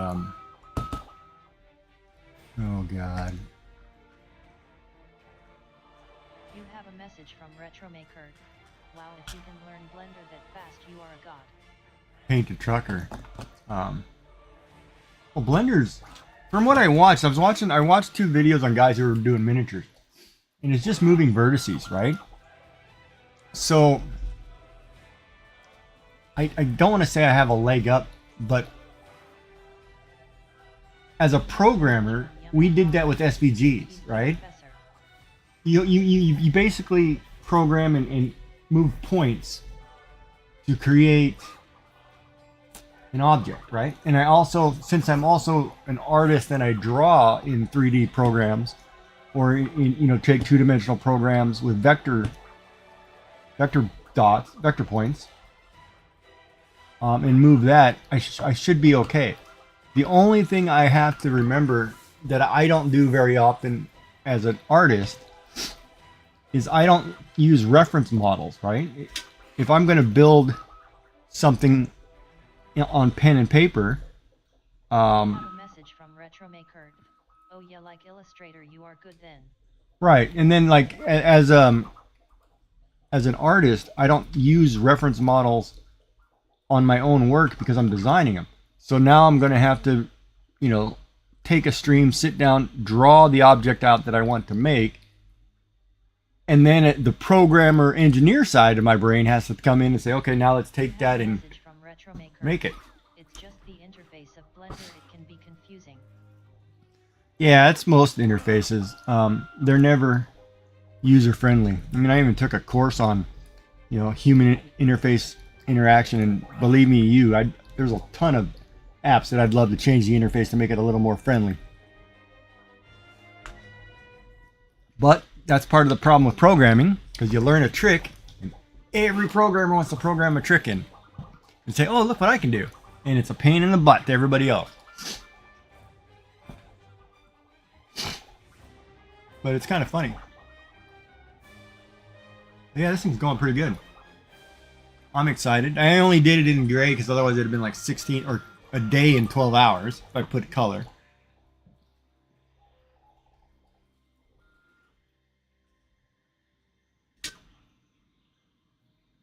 But we'll let it go and we'll see. And then, I was kind of like I was talking to Bob earlier. I was kind of excited because they sent that bamboo filament swatches, a whole box of colors, which is awesome. I'm glad you went with the A1. You are gonna be happy. Yeah, it seems like it's doing everything. The only thing, I'm a little disappointed, in all fairness, that I didn't break down and just order the Omega Giga. You know, just print full size armor. But that's all in due time. Yeah, and 3 jobs later. Or if I ever become a super big streamer, which will never happen, then maybe. But yeah, no, I think I'm gonna enjoy spending time designing things and making things. It looks like it's fun, and watching something that you made, design, come to life too. That's like the coolest feeling. It's almost like having a kid.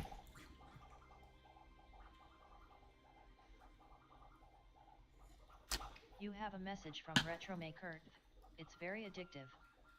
Yeah, that's for sure. It definitely pulls on my artist side or design side, because I'm looking at this now that I'm seeing what it's doing and how it's actually structuring things.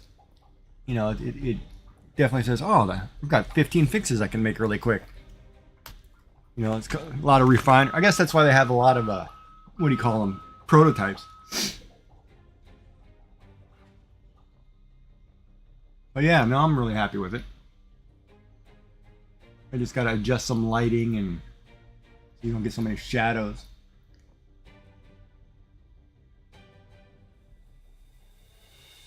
But yeah, from that design that I did in Fusion, I had to shrink it about 30, 40 millimeters just to get it to fit on the plate. I didn't realize that the piece on the far right extended so far. So I had to cut a section off and shrink something.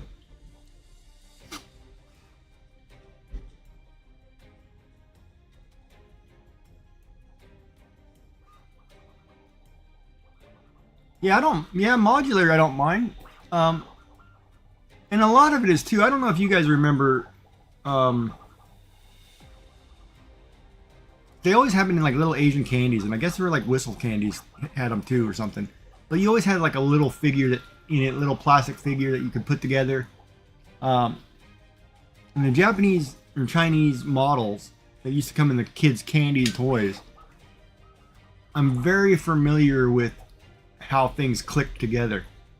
So in the concept of designing it, I have no problem making things modular that sit on posts and you just add a dot of glue to put it together. Yeah, kind of like a Kinder Egg. Kinder Egg is a very modern version of these toys. But, but then I think about it too, when we were kids, and let's just talk miniatures for a minute. Those miniatures were all pewter. Somebody had to carve out a little metal mold, fill it with metal, then break off the mold. That was a lot of work. And I'm looking at today's process where you can take, well, thank you for the follow. Papa, what is it? Papa Bear. RetroMaker. That's true. And today it's you design it in a program, and it's a plastic. And it was funny because when I was watching this thing start, and it does its little warm-up heating and throws a little extra plastic in the tray or whatever.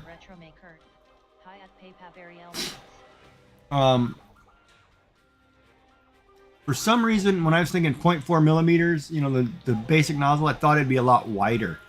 I didn't realize how thin it actually is because my brain works in inches, not metric, so I've got to get used to that change. But now that I know how fine it can go, oh man, I'm going to town. I'm going to town in Blender. I mean, I'll start with doing some D&D miniatures and be like, oh yeah, check this out. I'm gonna bring some characters to life that I used to have.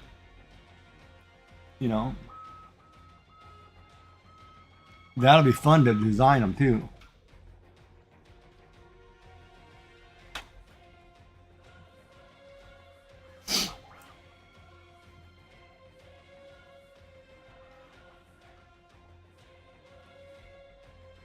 You have a message from RetroMaker.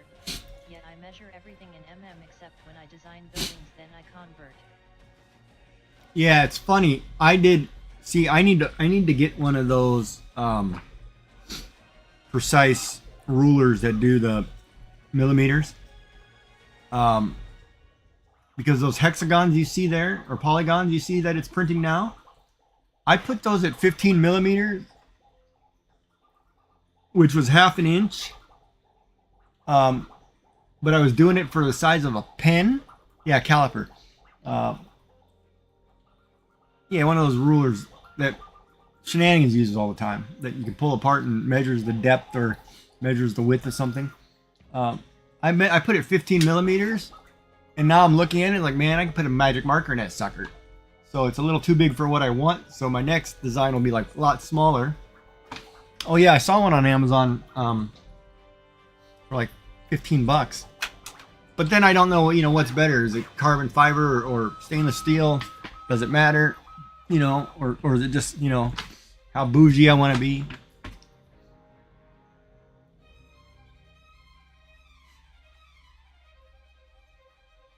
I should be able to pick one up at the local automotive shop or the... I actually might be able to pick one up at the art store here too. Or I can just run to the university, since we have 3 universities local. I'm sure they have engineering. I'm sure I could pick one up at the student store.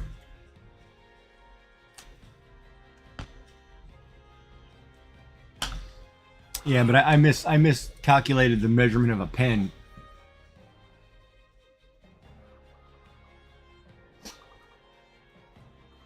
But it looks cool. I like it.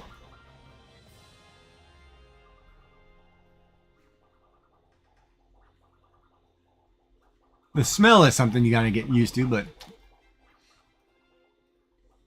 it's that heated plastic smell.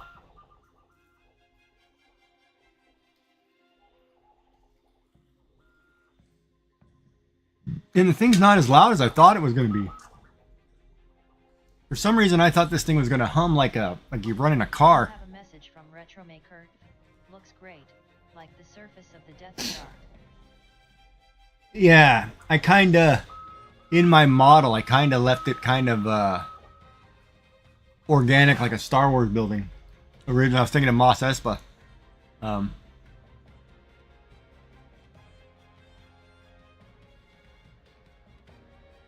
Yeah, no, a machine shop would be completely different, but yeah, it's actually cool.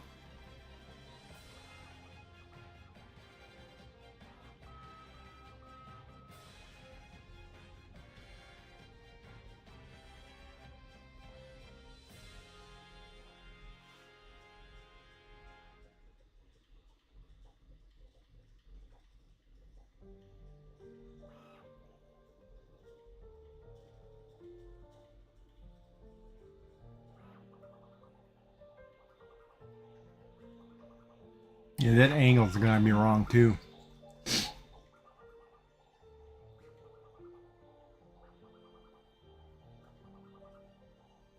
I should actually build a small model of the Death Star. It's kind of funny because you mentioned that. I have on my bookcase that's directly opposite my desk, I have the bunch of like the micro, I guess they're micro figures for the Star Wars spaceships that sit on stands. Oh, that might actually be kind of cool to design.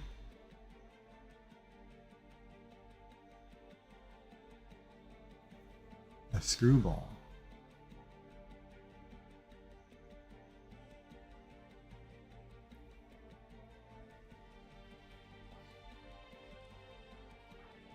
Oh, I was going to ask too. I noticed in TinkerCAD, it has a thing where it changes everything into Lego blocks. Are they like legitimate Lego sized blocks, or it just makes like a block shape like a Lego? I mean, can people actually print their own Legos?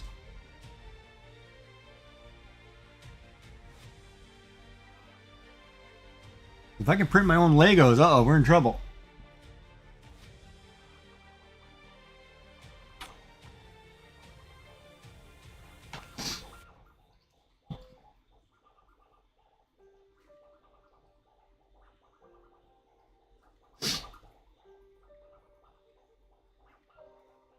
print the caliper. Yeah, that might be crazy.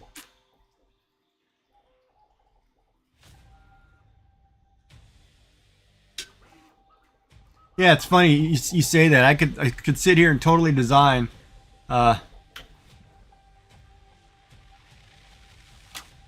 I'll have to ask Maker about that because he uses TinkerCAD all the time.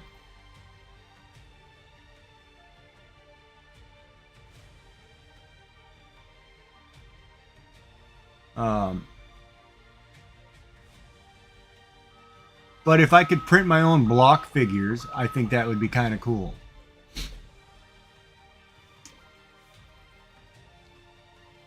But then, since I have all you on here, here's the question.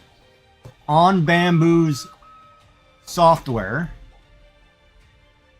it's a free-to-use software, and it's open source, if I'm not mistaken. Or no, it's not open source. It's free to use, whatever. But it has things where you can make lithographs or keychains or ornaments or whatever. If you upload an image to do that, who owns that make? Do you own it or do they own it?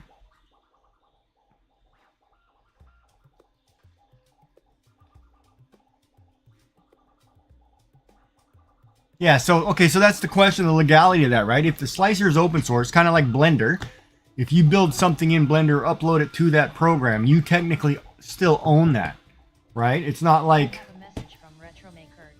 I have no idea about TinkerCAD. I just downloaded it to help Maker with something. But the Bambu slicer, you know how it... well...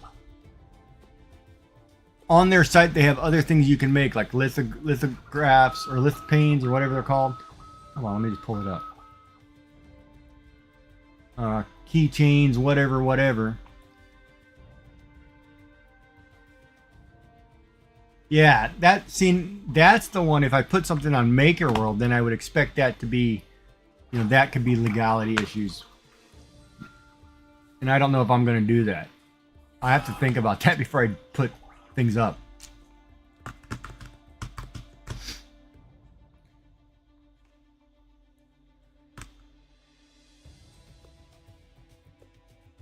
They will violate your copyright?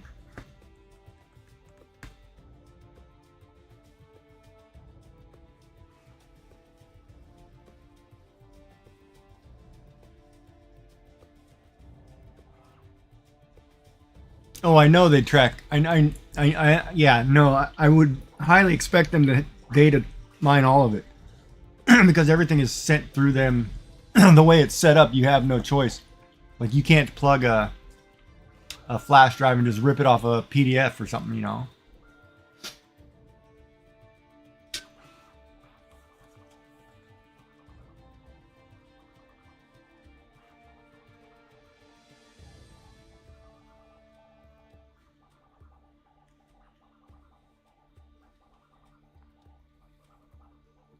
Well, of course they will, Bob. How do you think Temu gets their stuff? No, I'm kidding. Some people like Temu. Actually, my mother uses that and she loves it. Some of the things she's been getting.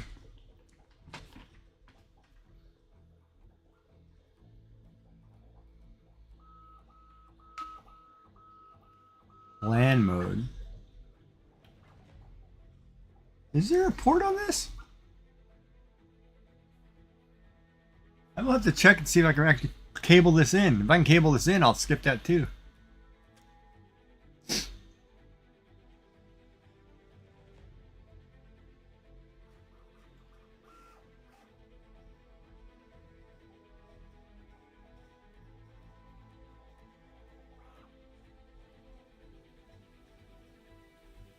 Oh, wireless LAN.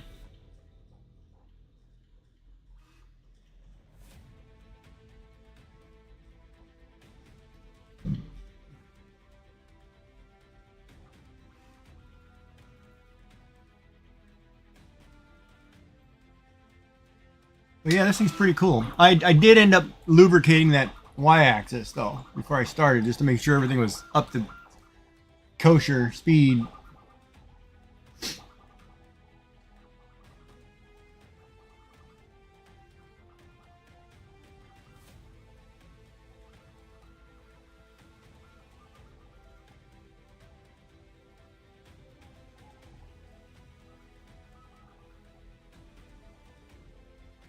Actually, their cloud thing only took a few seconds for me to load this model up. It wasn't long at all. It was the problem was like, because I was talking to Bob last night, right? I was gonna run this thing overnight, and then I decided to wait. And geez, could I not sleep because of the anticipation.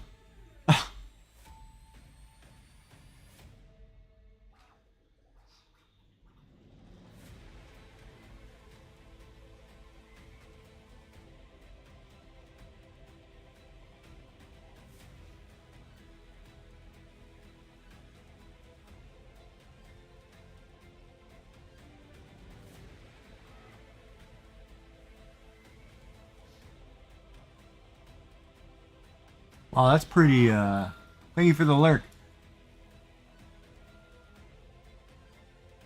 3 megabits is, wow.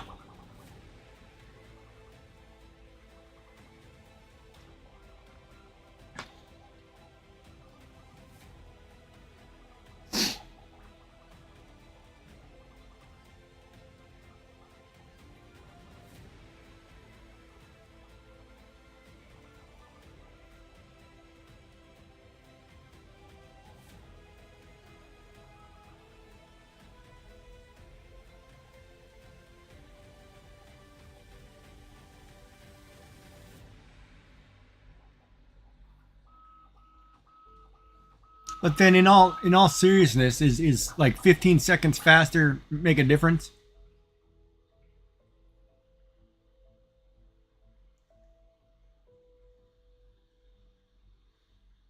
Because I mean, if you're not doing ad break, shoot. I forget on Twitch you guys get ad breaks, but it's paying for my filament.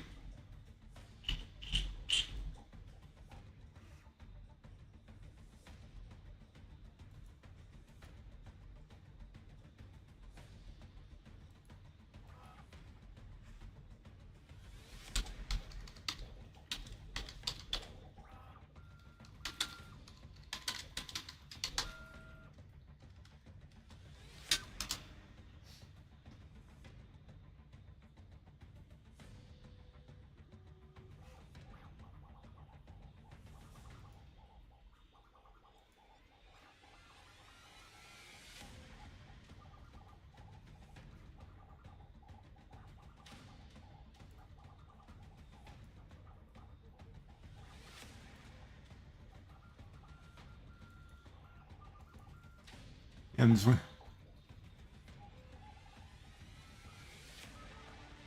6 cameras. That's a lot of cameras.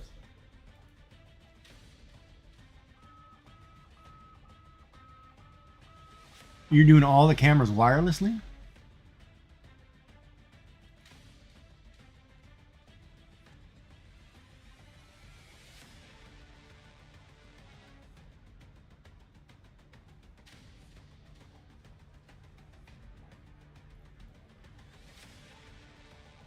Ah.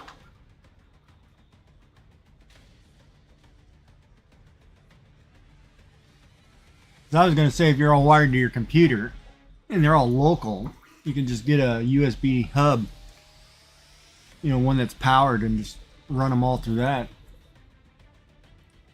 Because I run 14. Geez, Bob. It's crazy.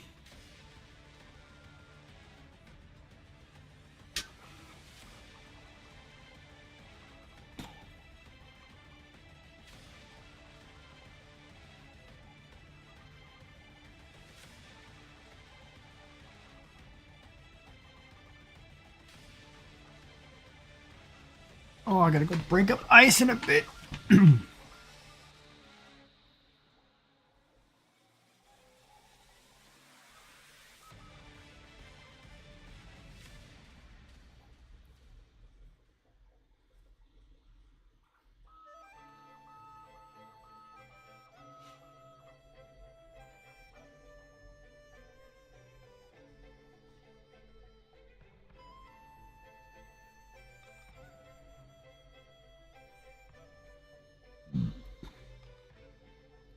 That's nuts.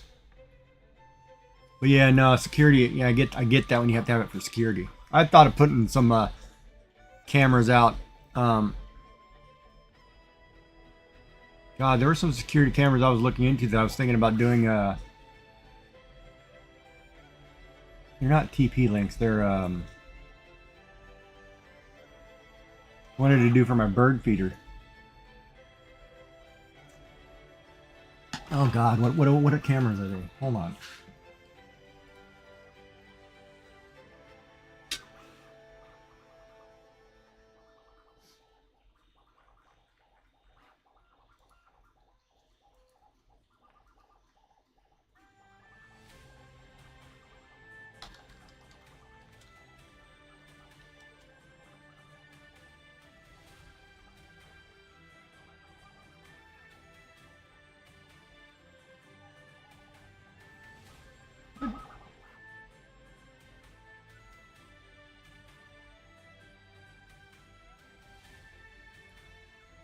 What company was I looking at?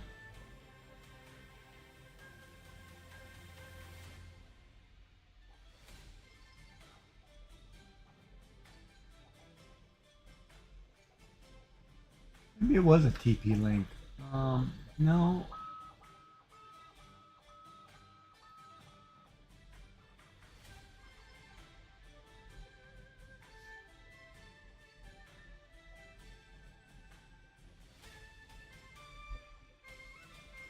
But I have a couple bird feeders that sit in my backyard. I get a ton of cardinals and blue jays and stuff. And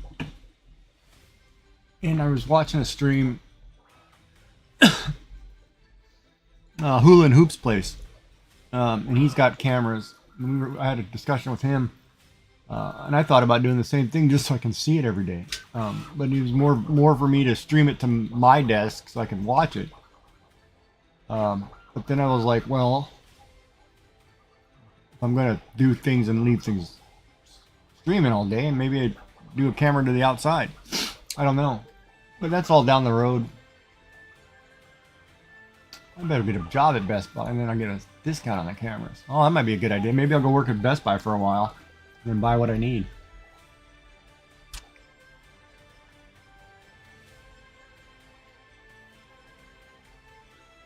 An employee discount.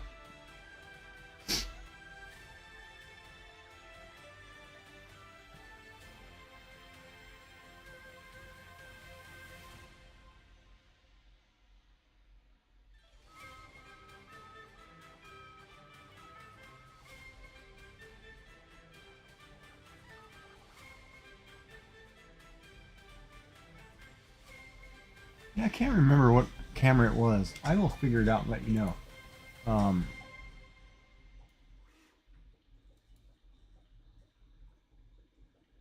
Probably in my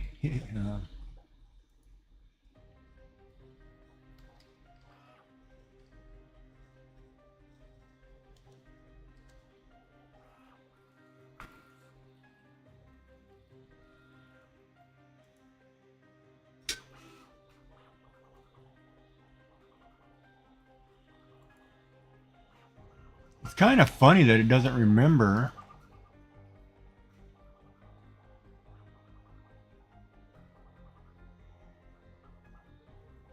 the camera that I was looking at.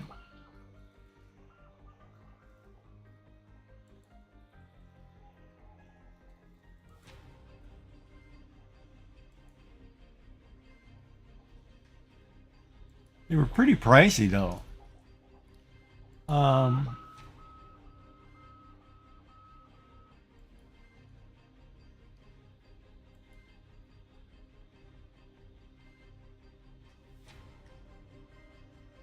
It was an outdoor security camera is what I was looking at. Let me see. Of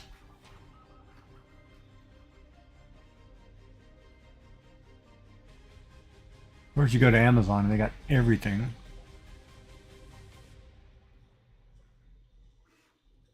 Just trying to see if I can find the model.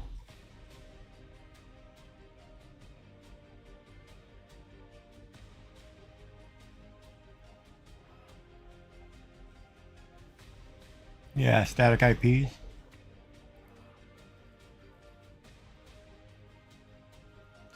Yeah, there's one too that I was looking at, and you actually plug in a LAN cable, and I don't know if I wanted to actually wire one in.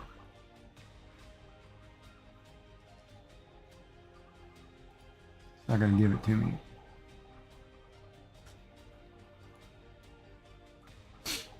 Not gonna give me the name of the camera.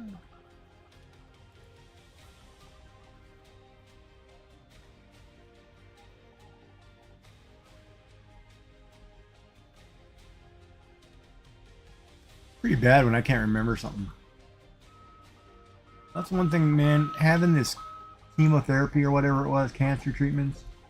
I feel like I've almost got brain fog from that crap.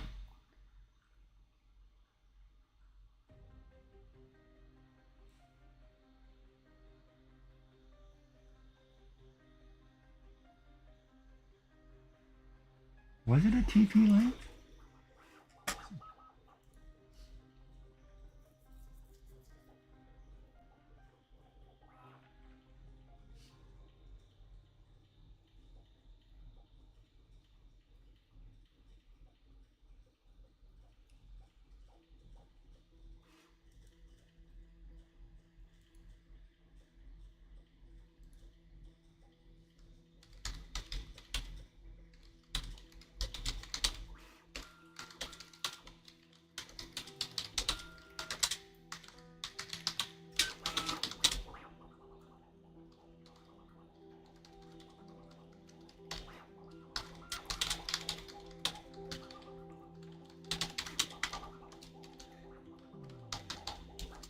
I'll just ask him.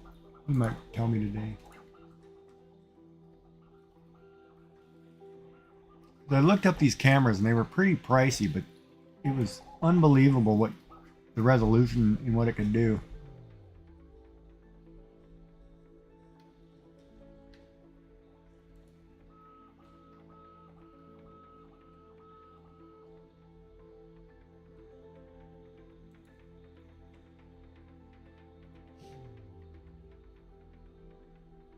Arlo. Arlo? No. Arlo.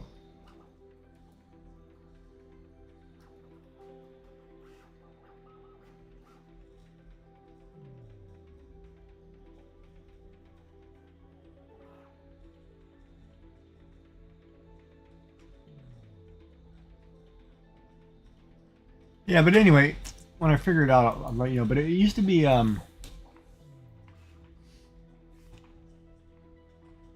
okay.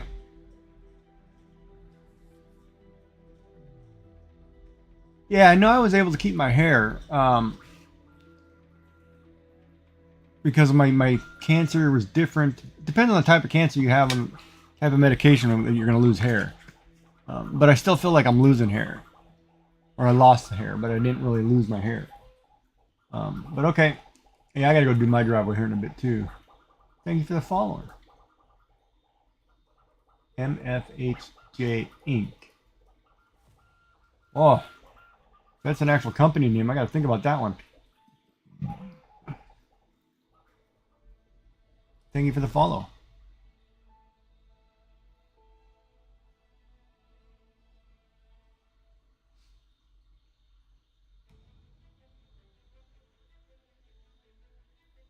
I gotta go break ice today too. Oh, I don't want to do it.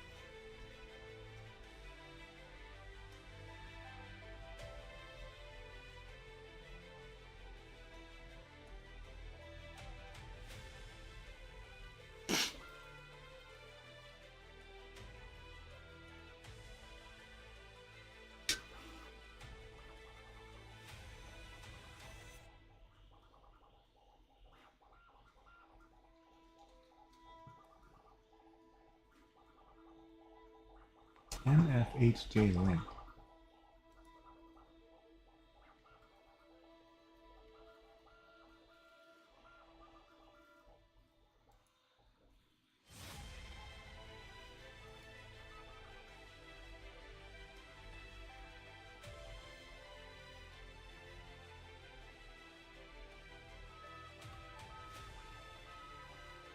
Oh,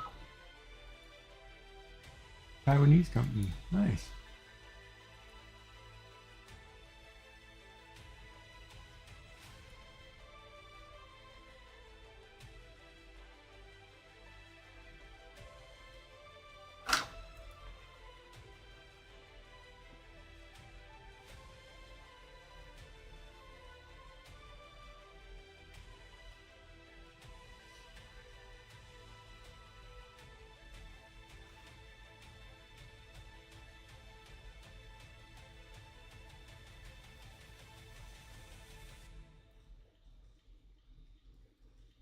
It spends more time doing these trees than it does the actual wall frame.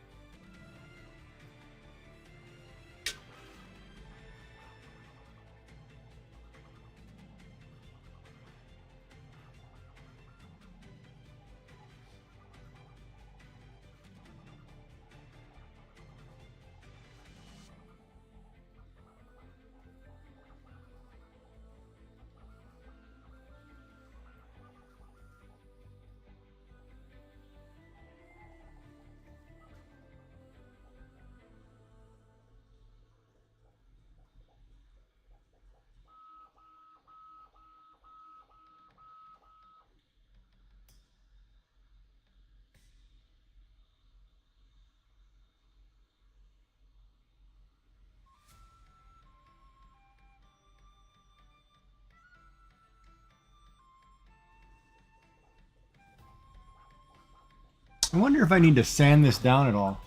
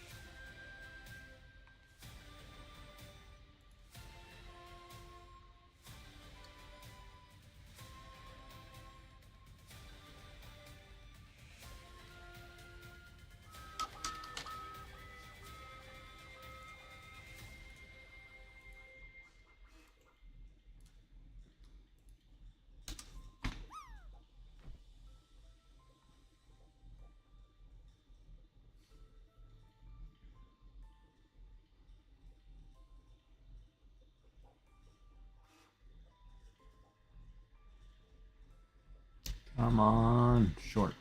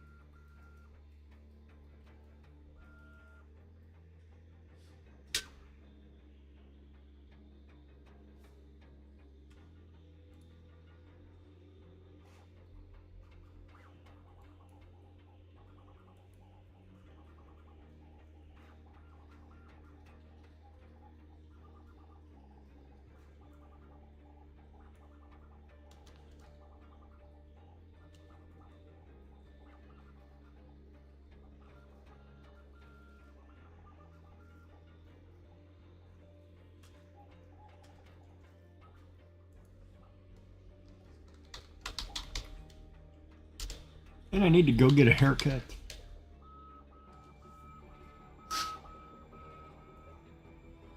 I need a haircut.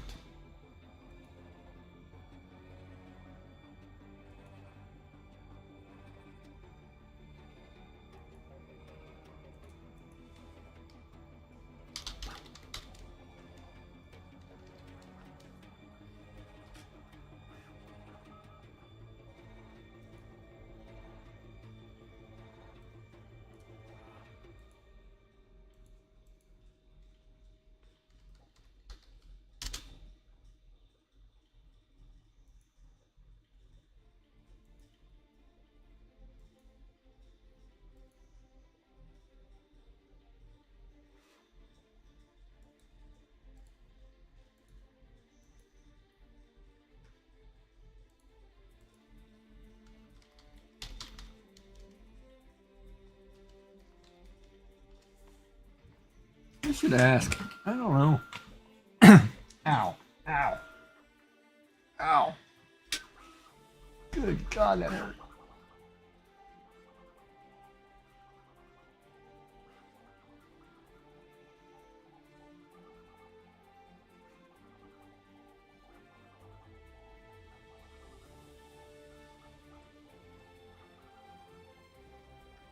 Yeah, I could have printed this.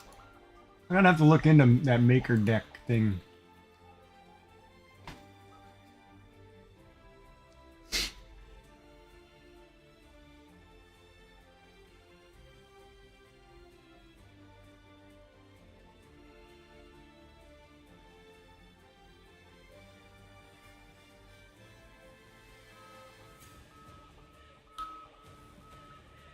Yeah, she's coming along nicely.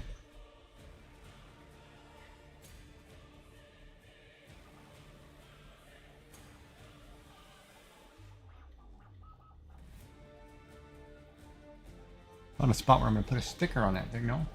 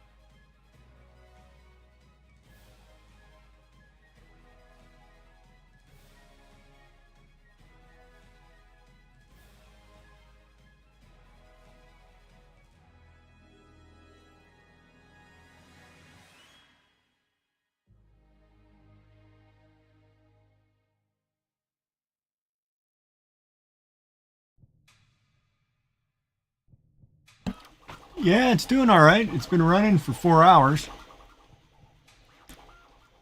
Or, I'm sorry, probably about 350. It's got another 4.5 to go. Or 440, something like that. But it's been running pretty, it's going pretty good.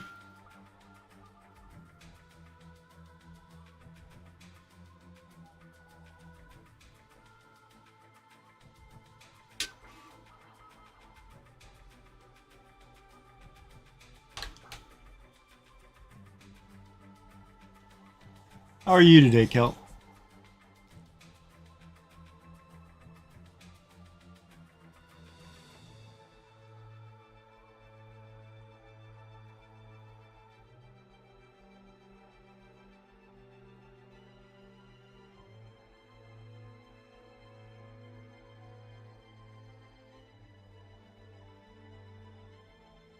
Oh, the shadows. Yeah, I'm gonna have to probably put. I'm gonna have to get a light for here. I have a clamp-on reading light that I made adhere to this desk with this boom arm. I just haven't figured out how I want to wire it yet. Yeah. I'll be here all day or shoveling. One of the two.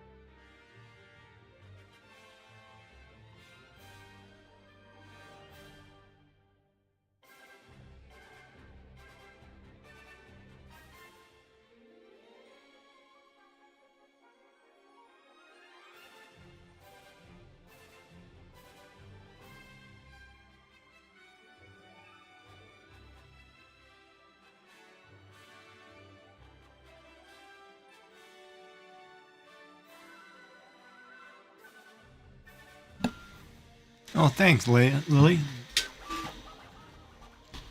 Seems to be working good.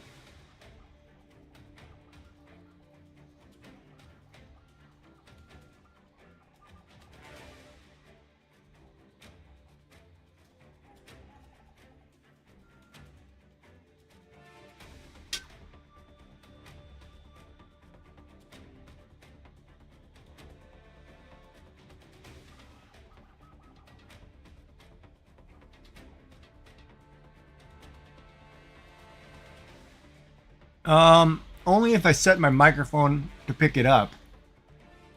Because, I mean, you guys hear me pretty loud. I think I would have to literally put my microphone right next to it. It's not very loud at all.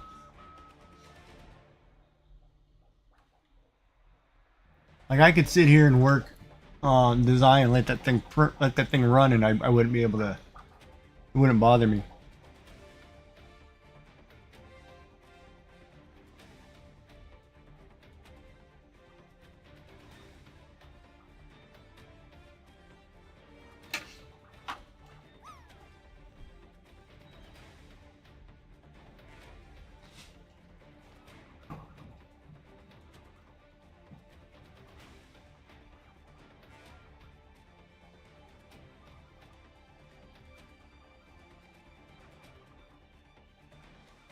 Yeah, it's starting 3 minutes.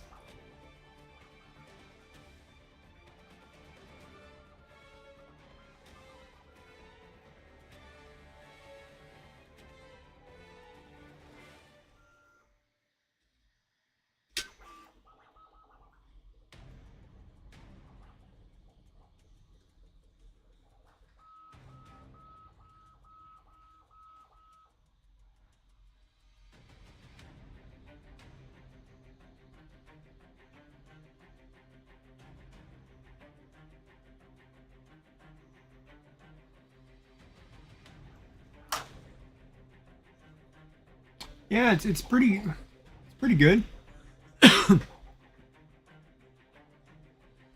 um, Let me see if I can. I don't know if I can get my microphone over there because it's on a boom arm. Without actually messing stuff up. Let me see.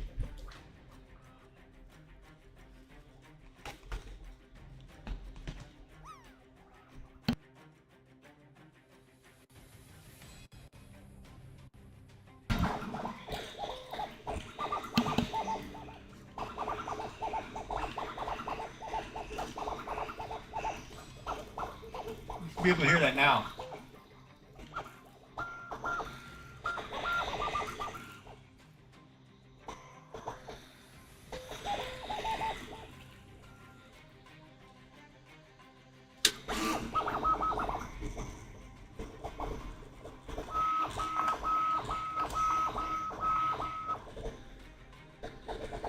It's not too loud, so it's all right.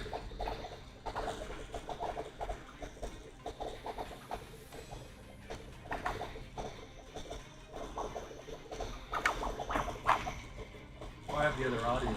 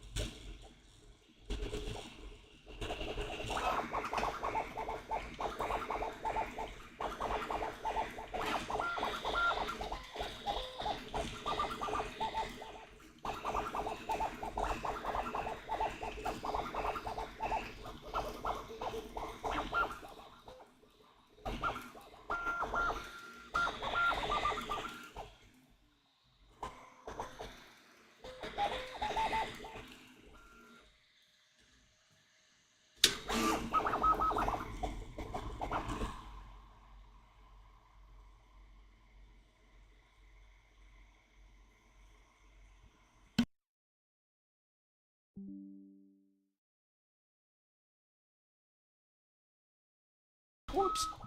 I don't want to bang into that boom arm either. Alright, let me get the music back on. Oh yeah, so I could stream the ASMR portion of that printer. But it's working. Oh, I bumped the camera? No, I didn't.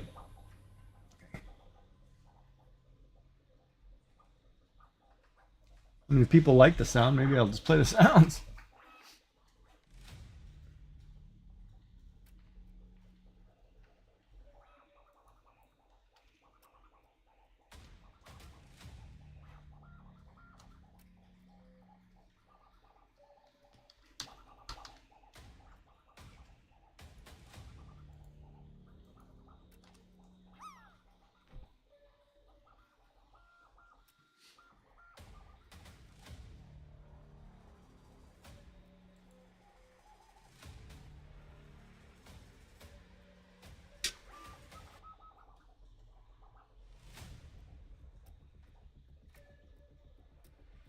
Yeah. No, it is very rhythmic at times. There are definitely some sounds in there that are really, really smooth.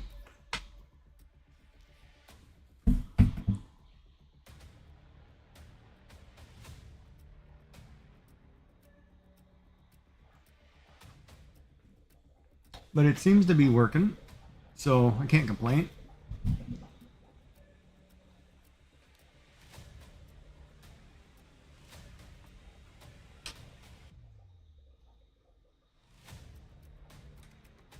And that lightning infill pattern you see there on the top, that was a recommendation from Layers with Lily.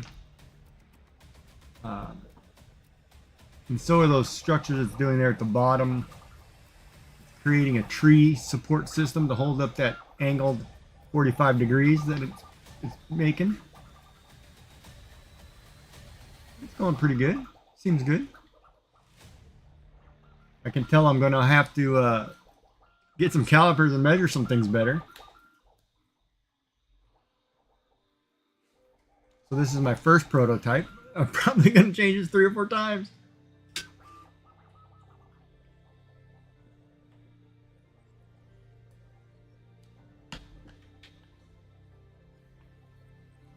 I have to figure out how to emboss my logo on there. I have to measure things better because these holes are way too big. Now that I know what it's doing or how it functions, I can kind of better design and plan based on printer, so I can limit some time space or save some time. Because if I added color, it would have taken another 24 hours added onto the print.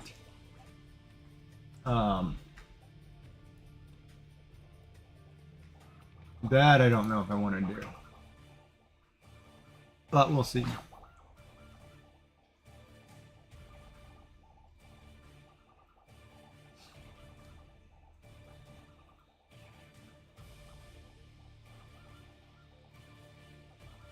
Well, you can pick up the microphone.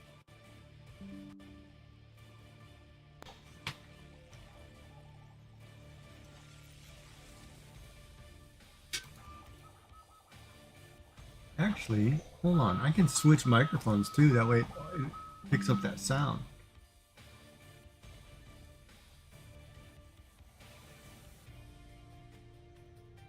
Because if you wanted the sound of the printer the whole time, I can switch microphones.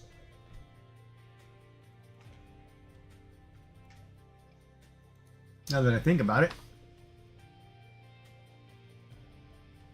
Then you don't get to listen to my voice.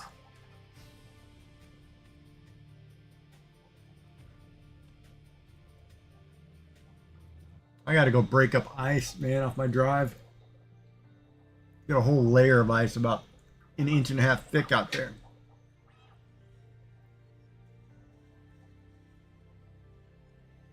But I did the smart thing of not getting the snow off from the day before. So the freezing rain froze on top of a layer of snow and didn't melt all the way down. So I can just crack, if I can crack the top layer, everything else should be fluffy.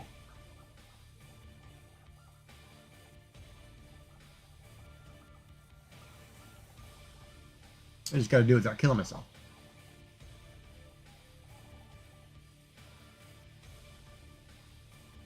Why is my microphone all the way up?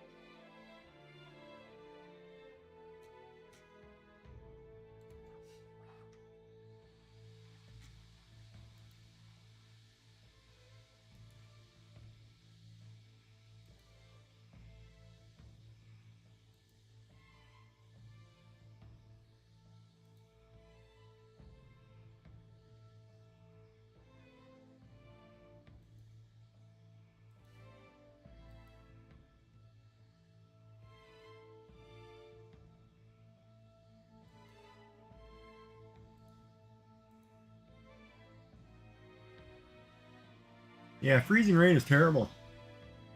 I remember one year, it was freezing rain for a whole 24 hours plus, and I have kind of a sloped driveway, so the other problem was the street had frozen over, and it was 2 inches thick.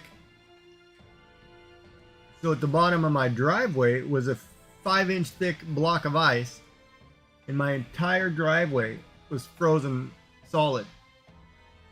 It took me probably 10 hours to break up all the ice just to get off the driveway. And I used a metal, large metal spike and a sledgehammer. It was terrible. I hated it.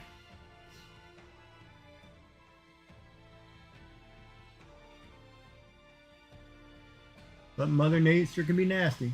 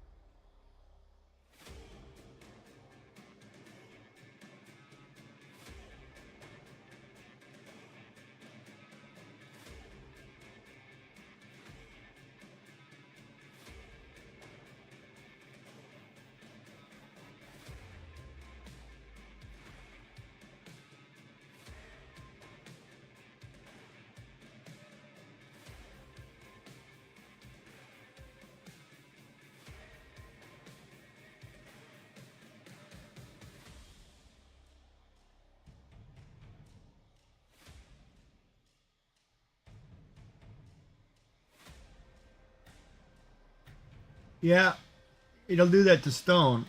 And that's why you got to be careful. Like say you have a large stone in your yard, and I'm talking about a stone that's bigger than 2 feet, whatever. If you drill a hole through it and you fill it with water and it freezes, the water will expand and crack the stone. So you have to be and a lot of people don't realize the power of ice, especially in your yard. You know, because a lot of times, you remember those paver bricks, and they all have those like 6 holes through it. Well, if you use those and you leave them out and it fills with the water and it freezes, it'll shatter that brick. And a lot of people don't know that. So you have to be careful with the kind of stones you put down in areas where you have freeze, right?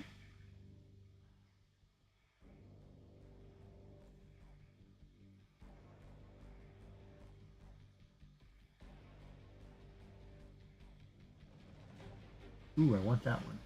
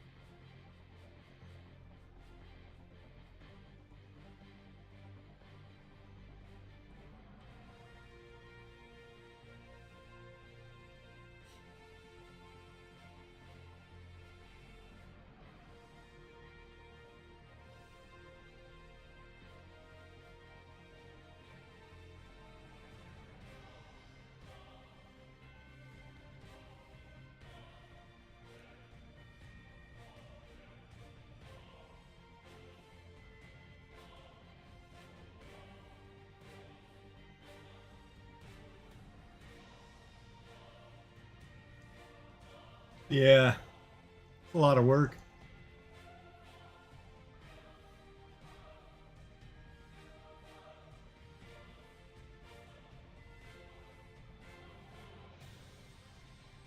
Once it finishes that top flat area, then it's basically just walls up for a while.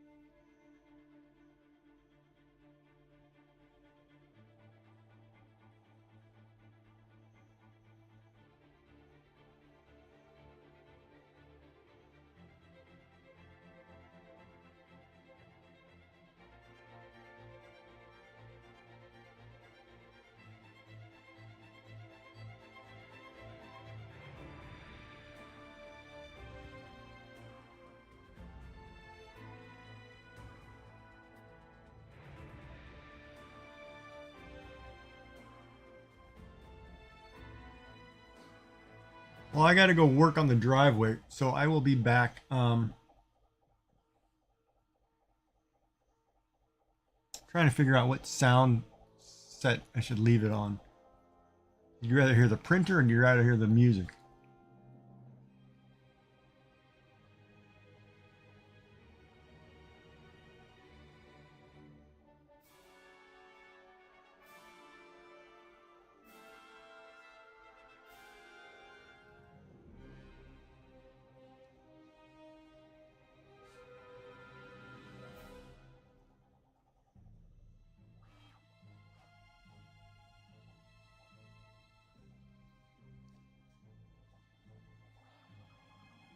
I'll just leave it here. I'll be right back.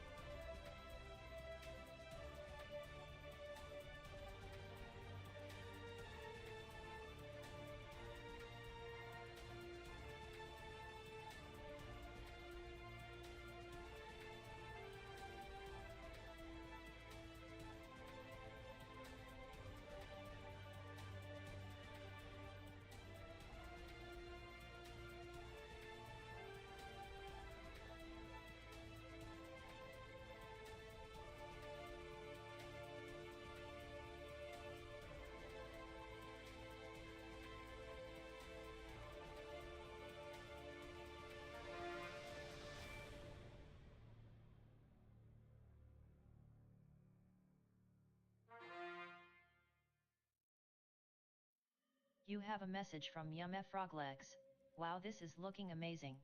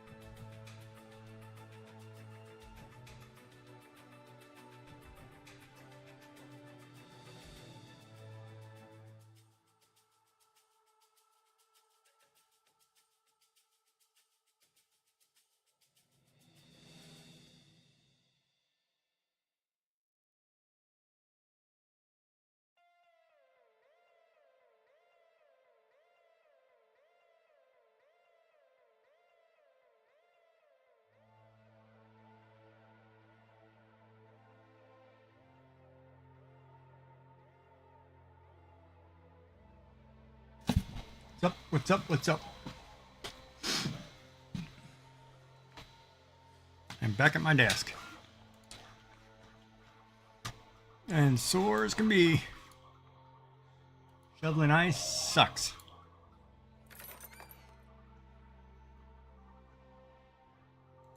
Royally sucks.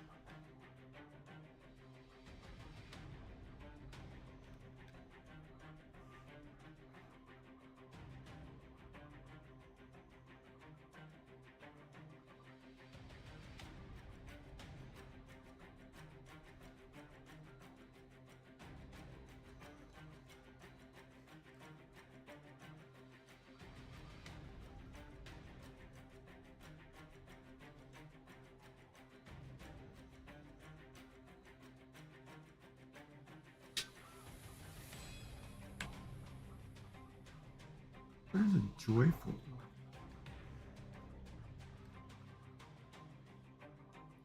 Yep, that'll work.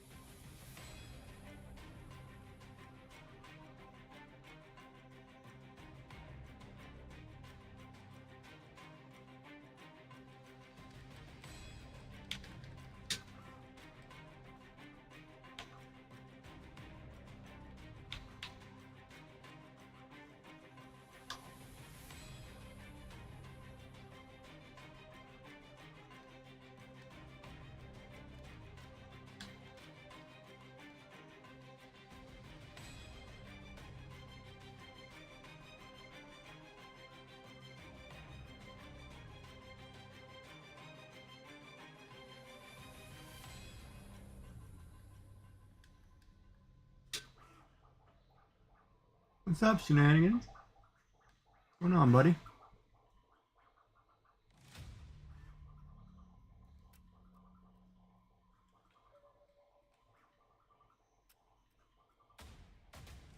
Yeah, I had infill, but I had a piece collapse over here. So I'm going to have to make some changes on my prototype.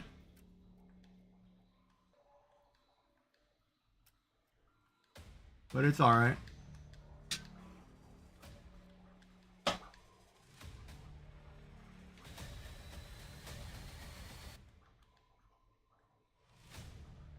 How are you doing? How are you doing?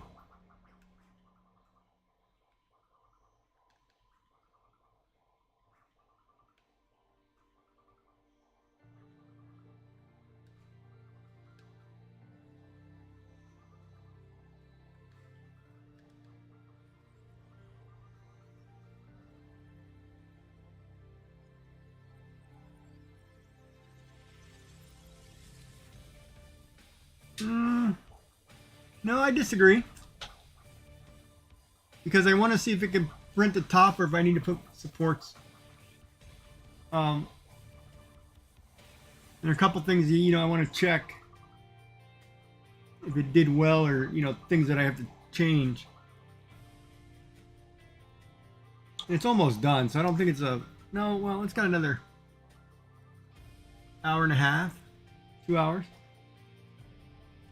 No, it's not a waste. It's all good. It'll be good practice.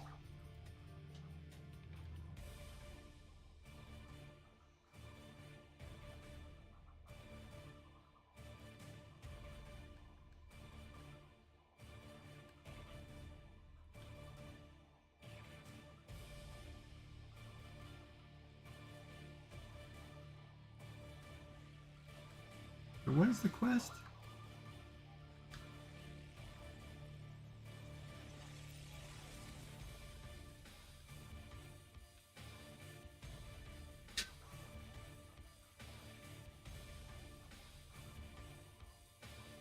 Yeah, that's what I'm thinking, is the top might not print right, so I need to watch it go, and then I can figure out how to support it.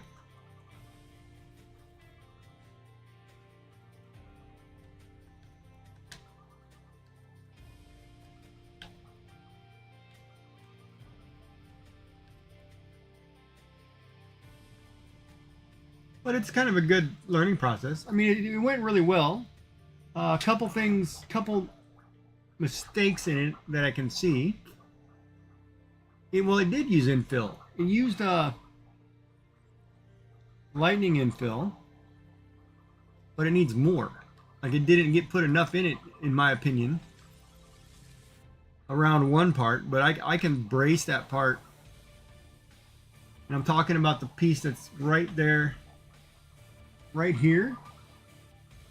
Right after this large section, there's a piece right here, and the inside is collapsed. Because it's at a weird. It was at about a 30-degree angle, and it didn't seem to support it well enough. So we shall see.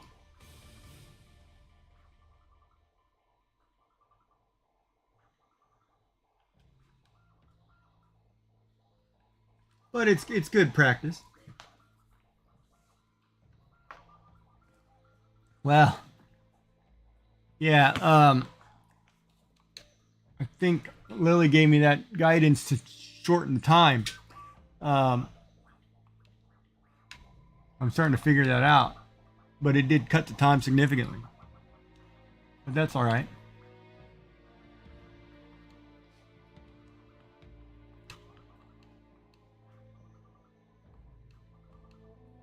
It's a good learning process.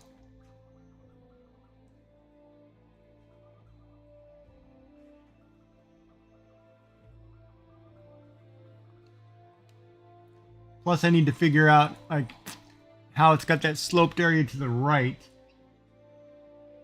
far right. I need to figure out how to make that flush and not ribbed. It might be a angle issue, right? But we'll see. Or sandpaper issue. I don't know yet.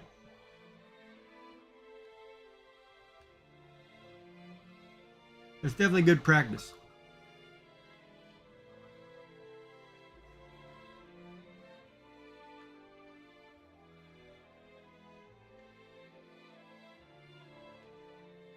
It just means I get to play more with the program and make some changes.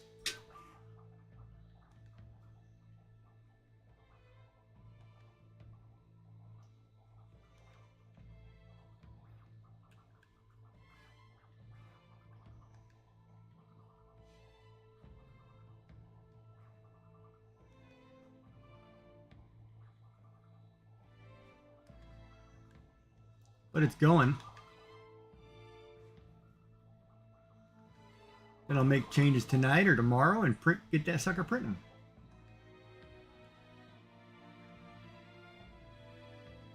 I print it on Sunday because Sunday we're having a big storm.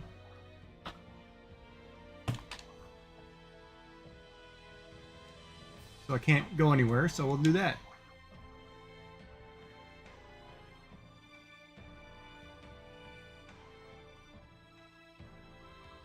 And we'll play a little bit around in Blender. Check that out. How's your day going, man? You online right now? I need to check.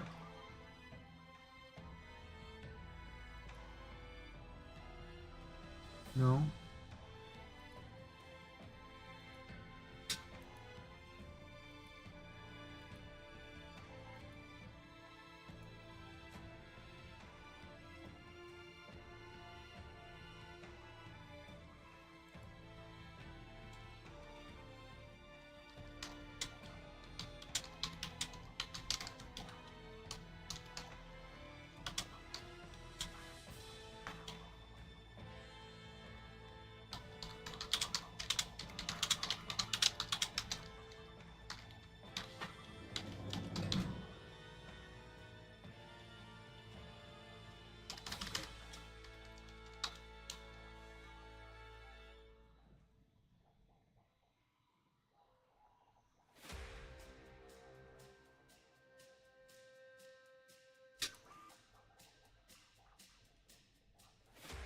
Oh, man.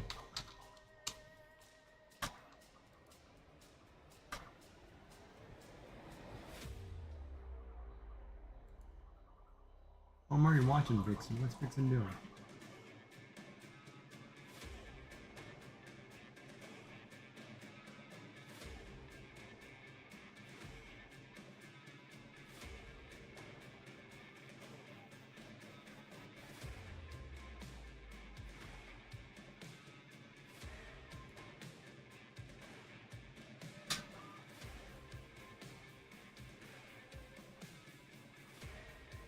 And the day is going well, I guess.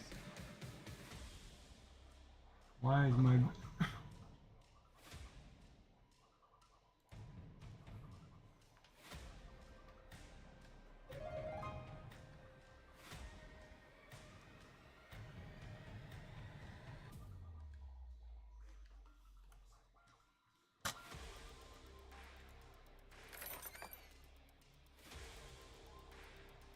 So which infill do you recommend that I use for support for things that are at weird angles on the interior?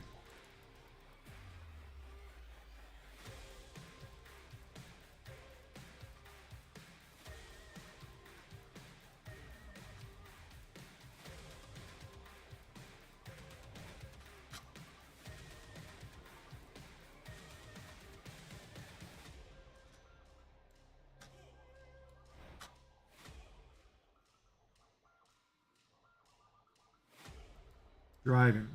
Well, you're driving.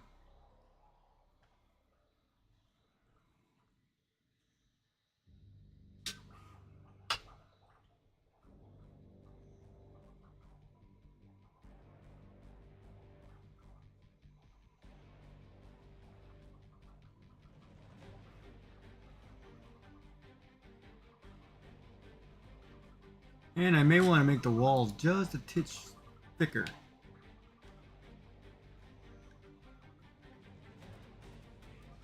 Because it went with a 2, I might want to go with a 3.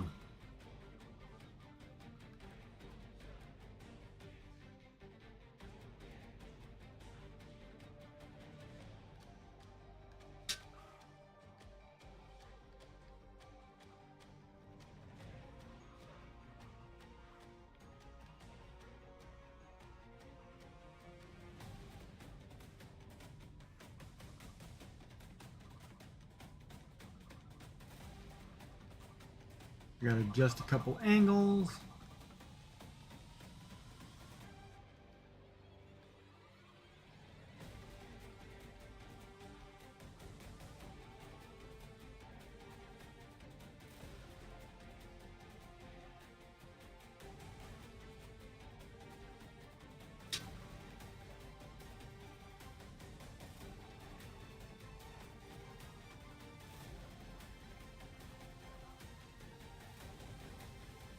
Got to remeasure some holes. Got to order a pair of calipers.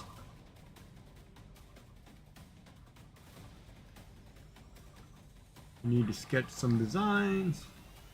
It'll be a busy time.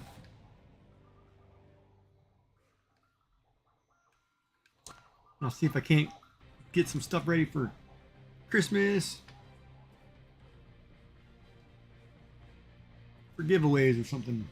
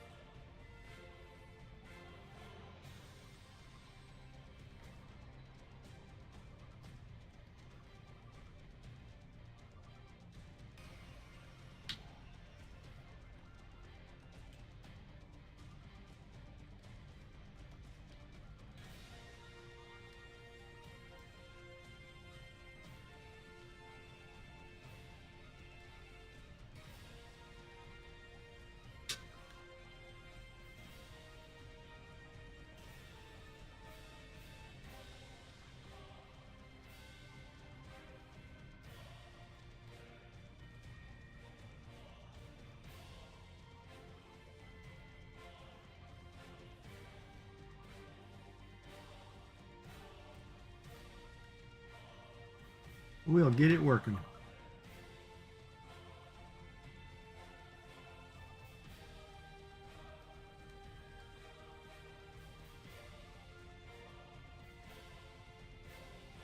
And I've got to find my hobby knife.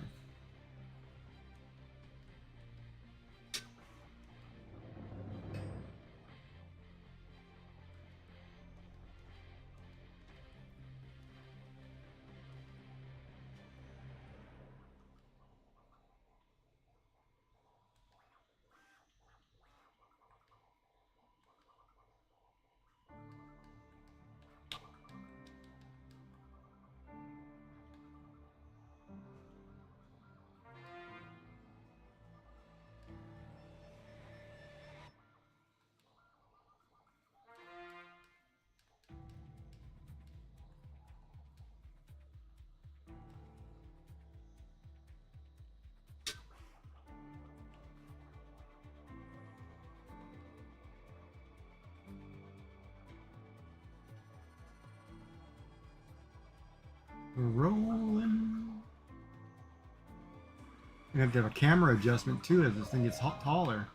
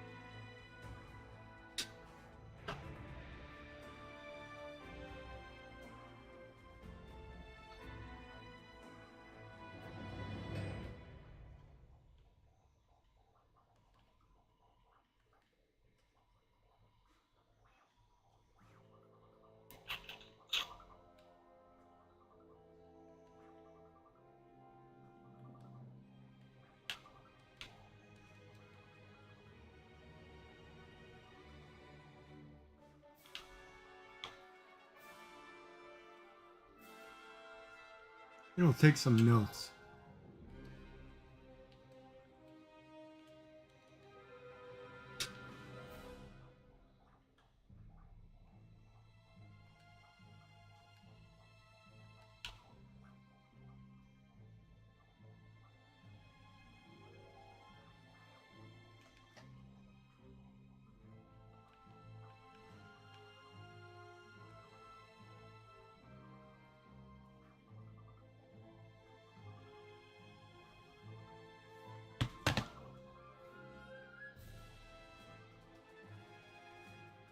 I think I'm just going to raise the arm.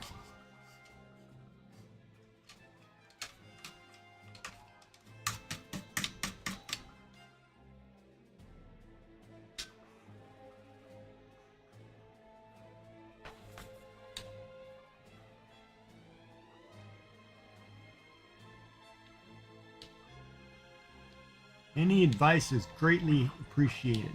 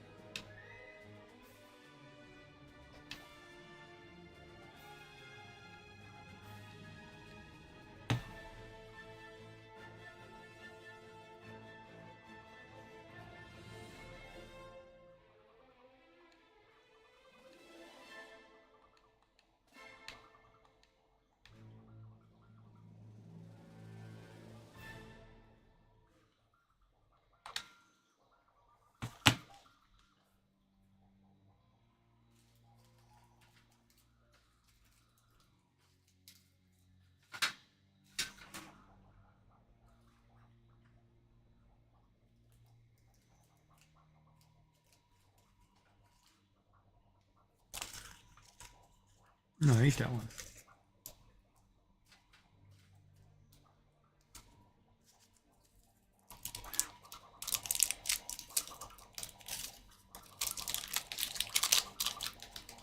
I don't know if I can eat taffy. Oh, try it.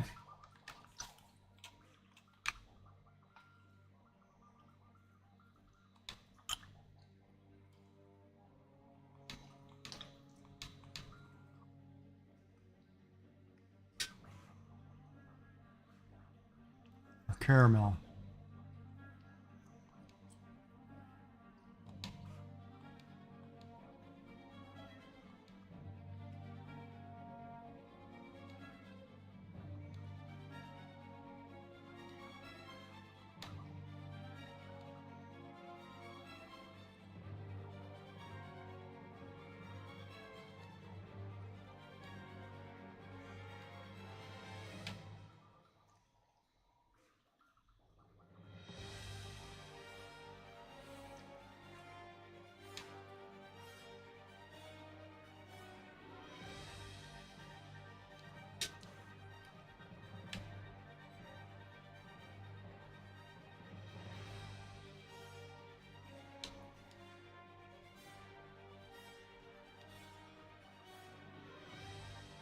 Didn't I make a banana soda?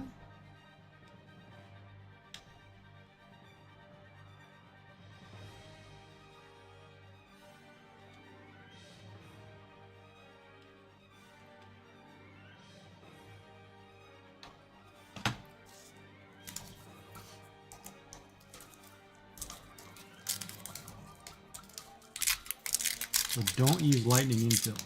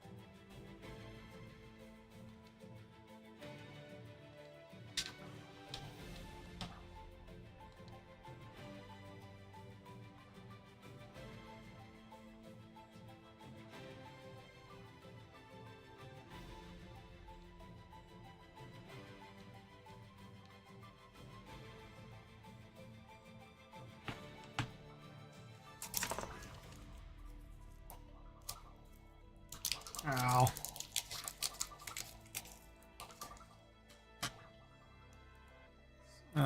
I shoveled the ice today on my steps because it was a terrible storm. Now I'm regretting it.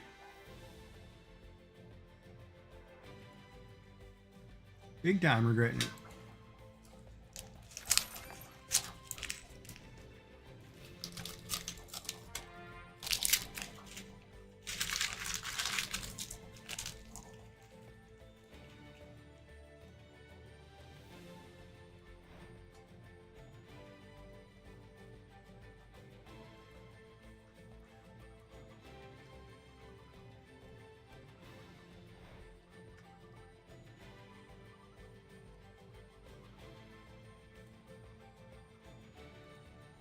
Oh, that was sweet. Whatever that one was, way too sweet.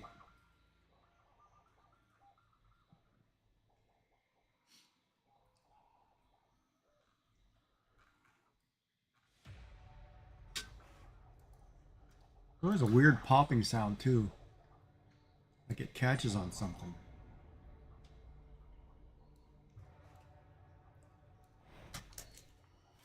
Watch it closely.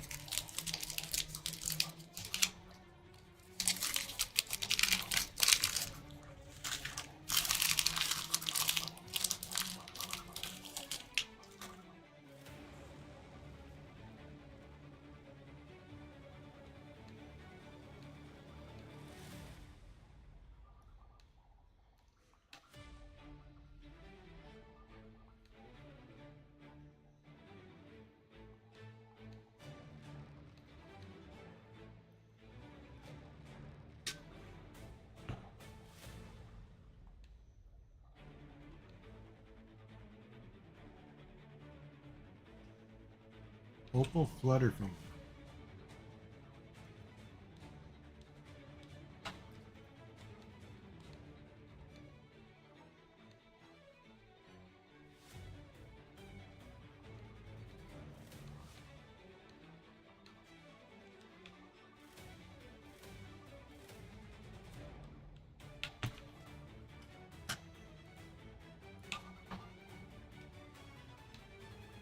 So here's a crazy question anybody can answer. Bambu sent in their printer box a color swatches. Can I get color swatches from Polymaker or Overture or eSun?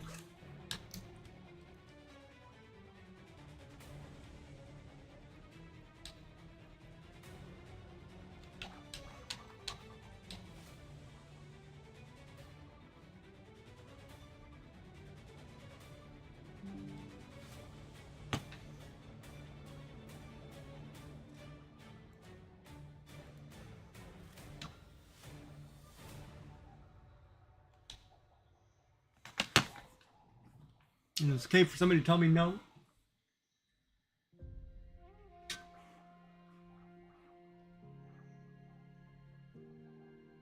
Getting ready to get closer to doing the top.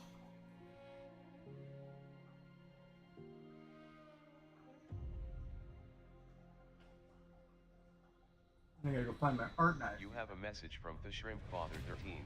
They're the only ones I'm aware of. Ah, okay. Well, thank you so much for the message. Shrimp Father 13. That's kind of a cool name, man. Shrimp Father. You rather refer to your kids as shrimp or your fishermen? Either way, both are cool jobs.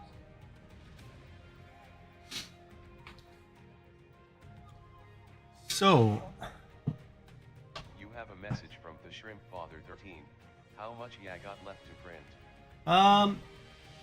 it should be an hour and 20 minutes.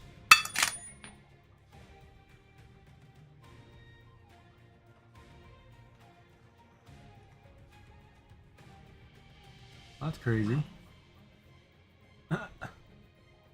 Why did my wedding ring fall off of that? Shouldn't fall.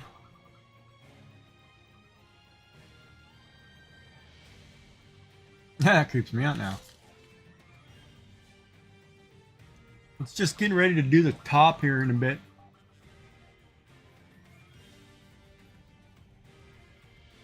And then I get to dissect the mistakes and redesign it.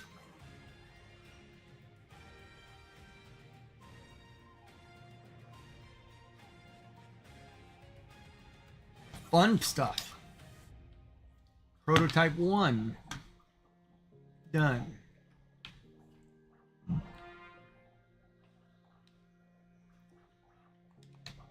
Gotta rescale a couple parts. All that fun jazz. And do it again. But for my first print, it turned out it's looking pretty good. Had one section collapse on the inside due to support issues, but I'm going to finish printing it so I can see if it does the top or if I need to restructure something. That way when I print it again, I don't have to worry about it.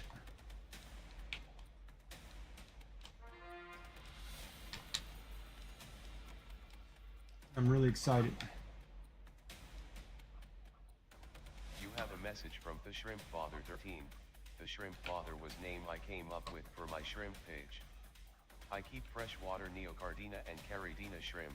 It's a play on one of my favorite movies, The Godfather. Nice. That's awesome, dude.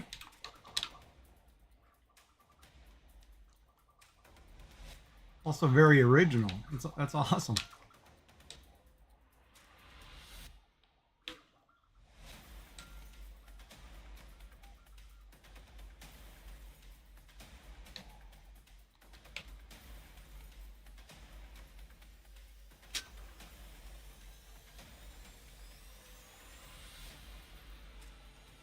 And you keep shrimp. I don't think I've ever heard of anybody keeping shrimp. That's kind of neat.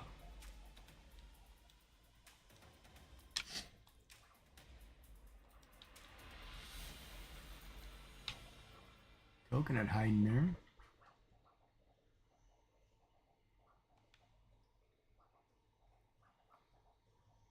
Yeah, but this thing's going good.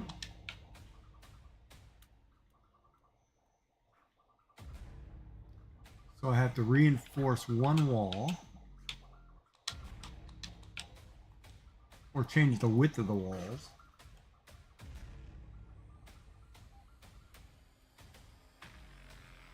It's an interesting point too.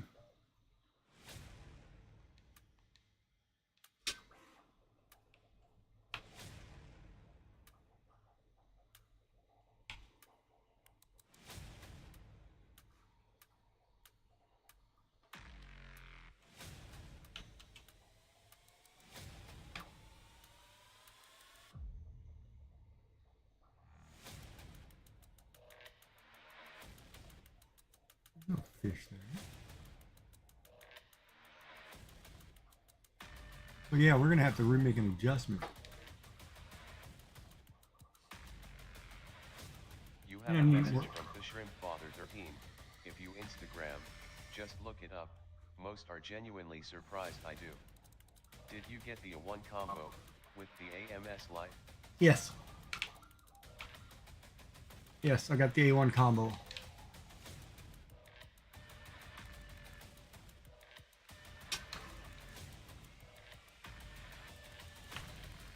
And the AMS light's a lot bigger than what I thought it was going to be. For some reason I thought the thing was going to be a lot smaller.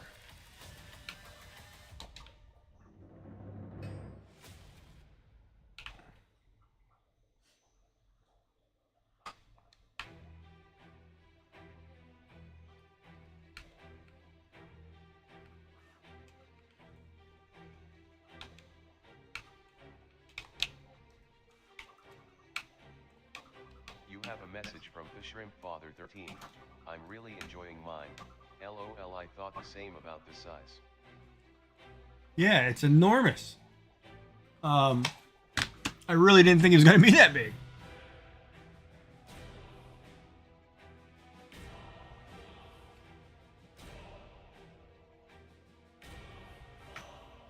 But it works. But it's really big.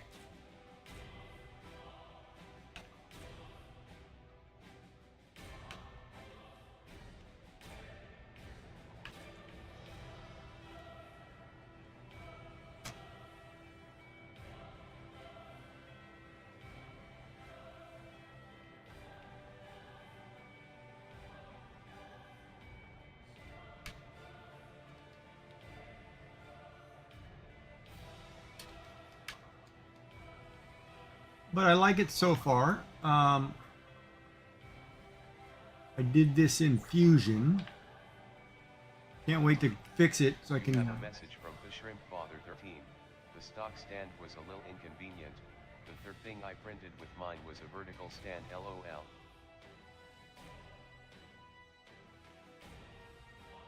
A vertical stand.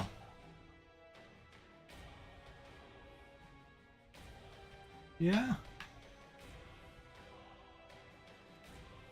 Huh.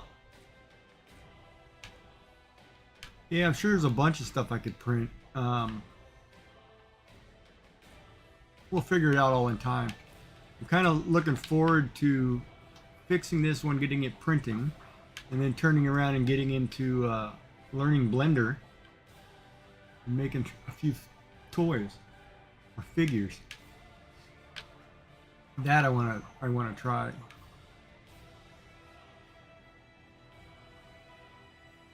But I am enjoying using the different programs and designing stuff. It's kind of cool.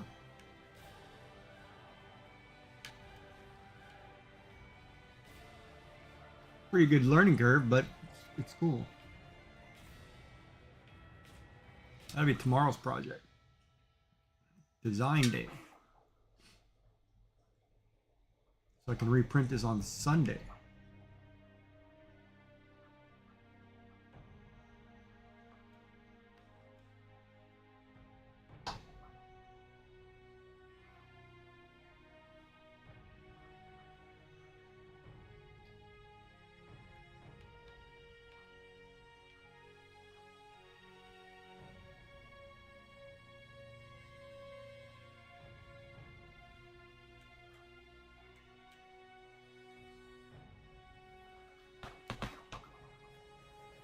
So what do you enjoy printing on yours? What kind of things do you like to print?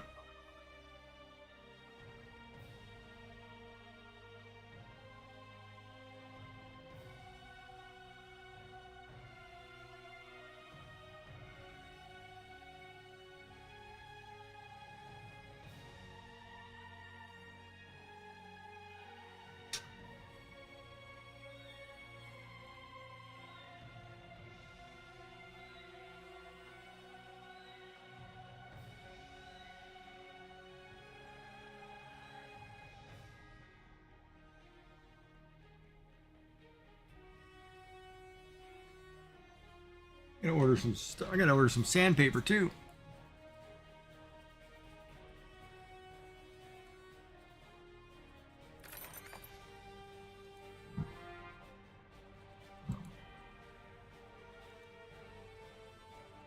I'm so excited.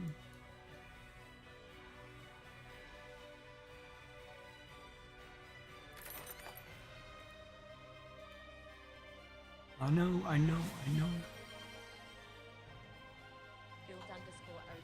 Build_over_Bob just redeemed hydrate.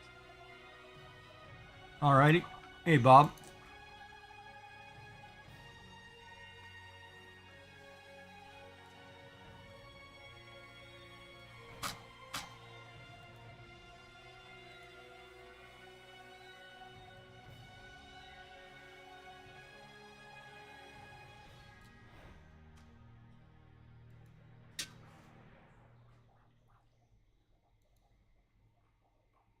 You have a message from the Shrimp Father 13.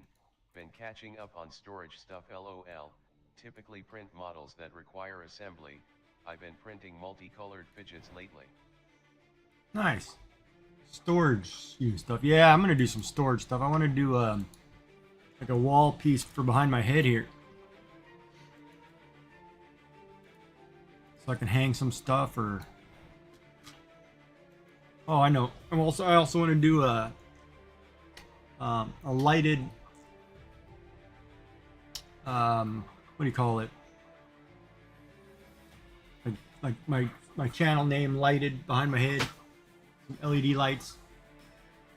I want to do some fancy stuff. It's like I also want, partly because I want to try that translucent, that filament, because it looks so cool.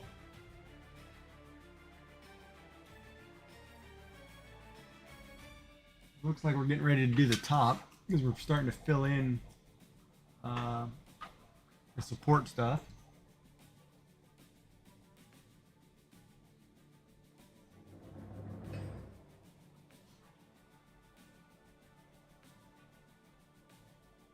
Oh, ad break.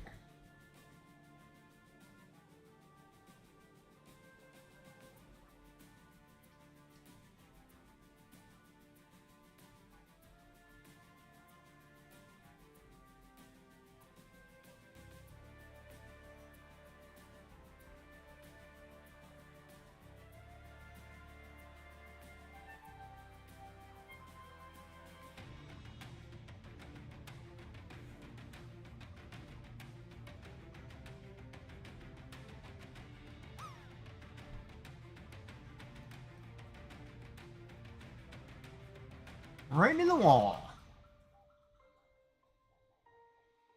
So you never answered my question. What infill should I use for support on the inside?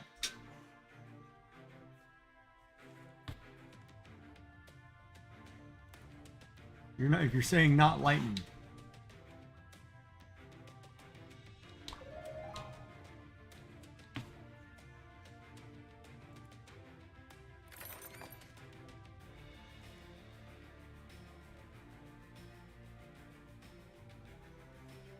Grid or gyroid? Okay.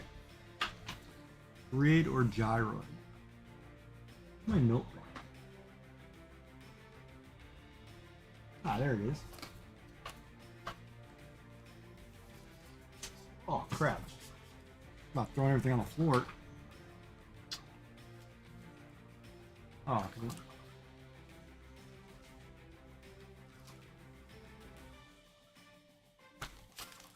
yeah, I probably shouldn't have tried to break up all that ice. Holy crap, that hurt. Hold on, man. Now I have no space at my desk. I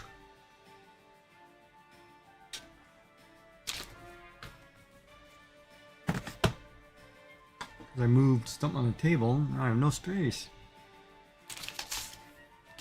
You have a message from the Shrimp Father 13 at Shenanigans 3D.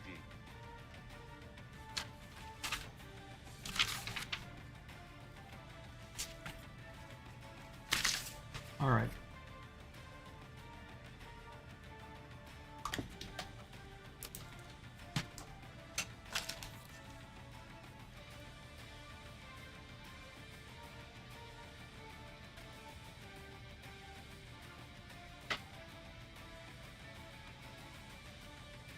You have a message from the Shrimp Father 13. Desk space is overrated, LOL. Yeah, it's really overrated, especially when I have a desk this size. I have an executive banker's desk and I don't have any space except this little 1.5 feet in front of me. That's going to change.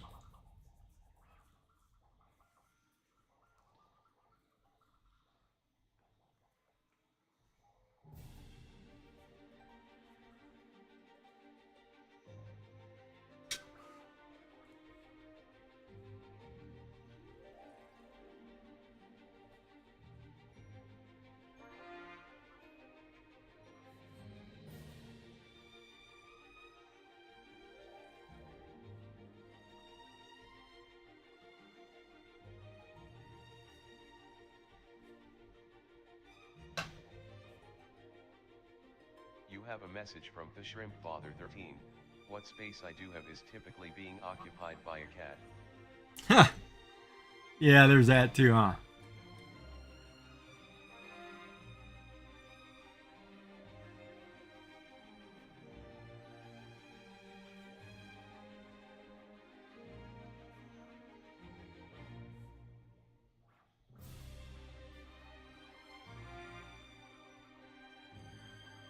Gyroid or grid?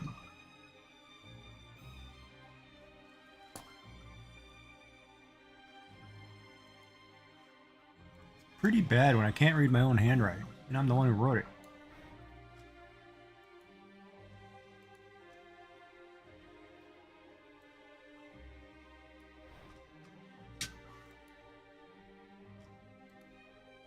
Oh, I've got a section that sticks up. That's why it's okay. I forget. Now I remember.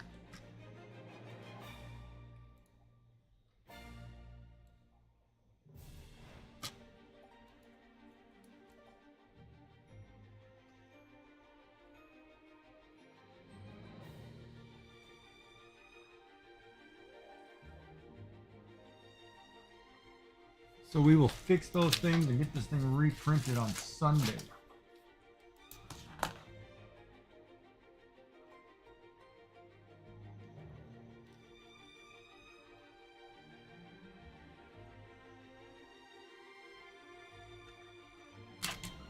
And I got to order a pair of calipers.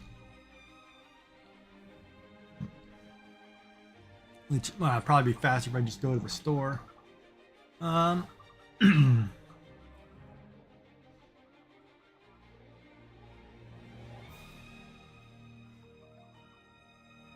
We'll see. Yeah, I know that's a good question, Shenanigans. I always wonder the same thing. And I think my problem was I moved things from point A to point B, and I didn't throw anything from point A or B in the garbage. It should have all gone in the garbage.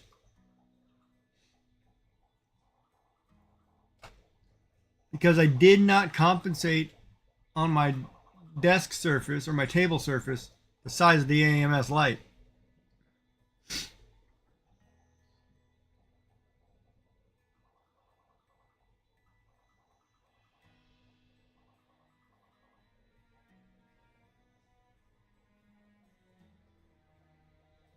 That's okay. We will modify and fix.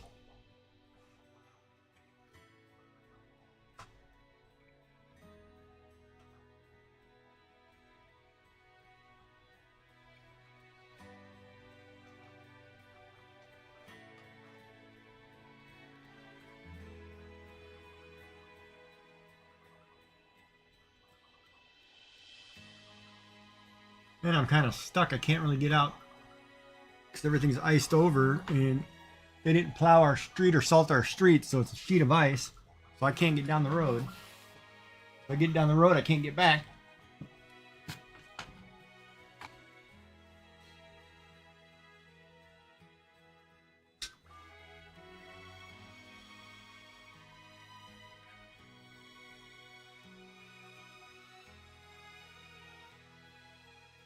Oh, looks like we're starting to fill in the top.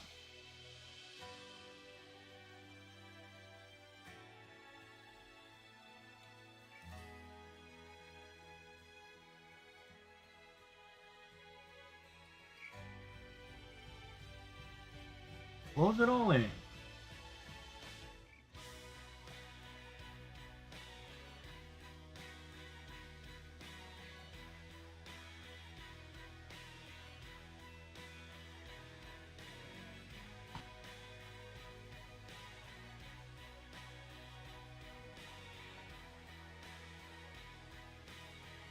Yeah, we're getting there.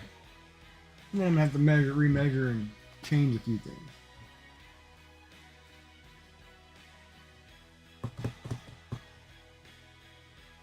My measurements were completely off when I went from inches to millimeters.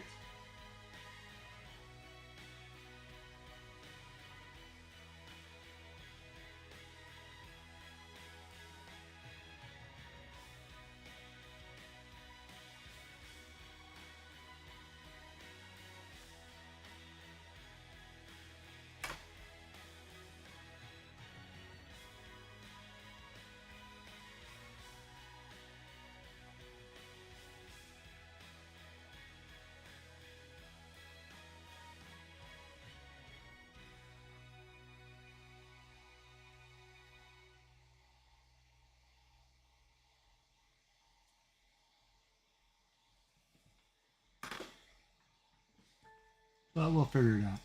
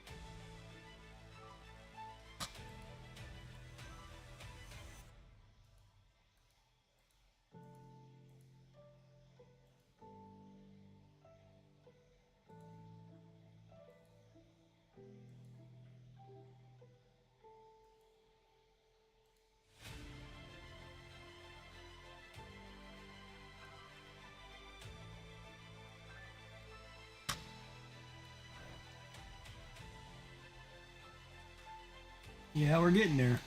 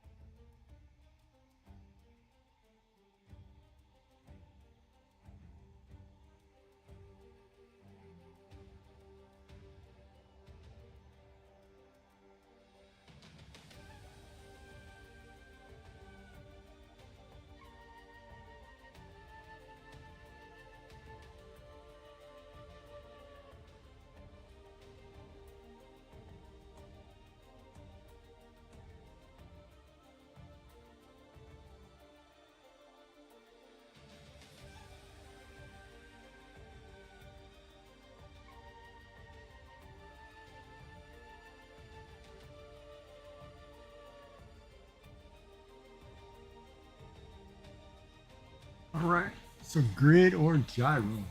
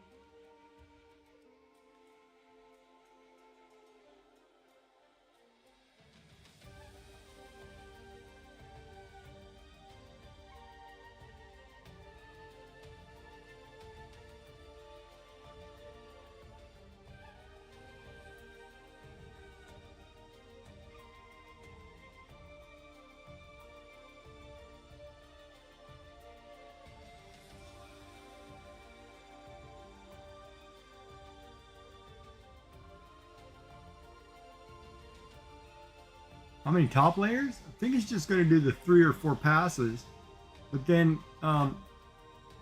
couple things stick above the top layer by about half an inch to an inch, so it's going to print a little bit of the outside stuff or the structural stuff.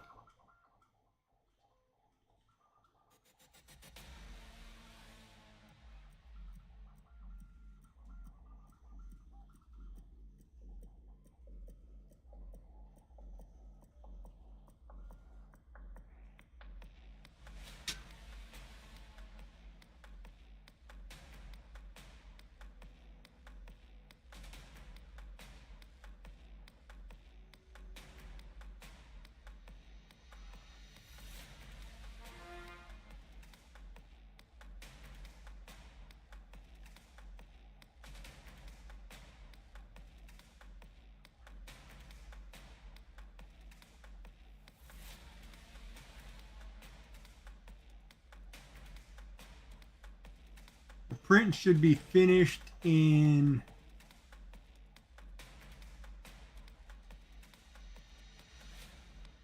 exactly an hour, if I remember correctly.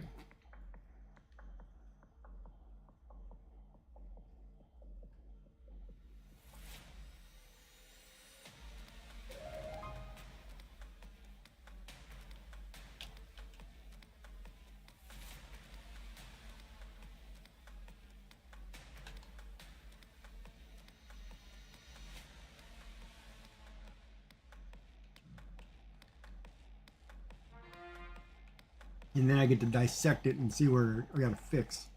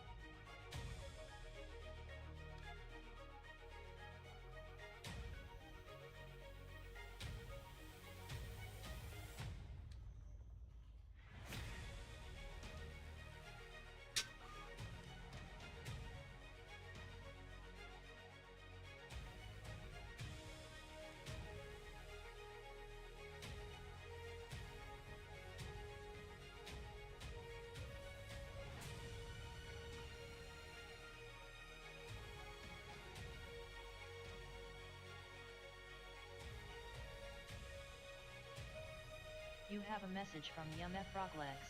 Wow, look at that thing so. Yeah. Getting there. Got about an hour left.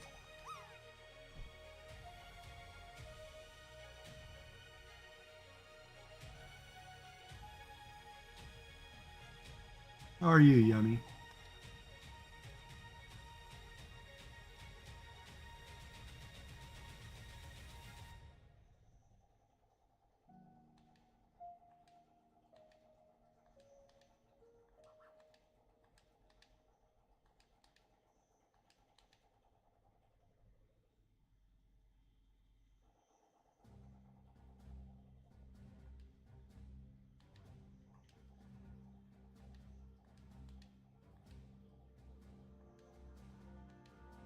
You have a message from YumF Froglegs. I'm doing better though my back is calling me out. Your back? Oh, your back is hurting? Take some medicine.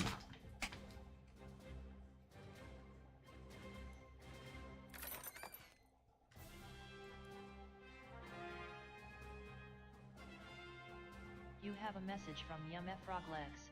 Yes.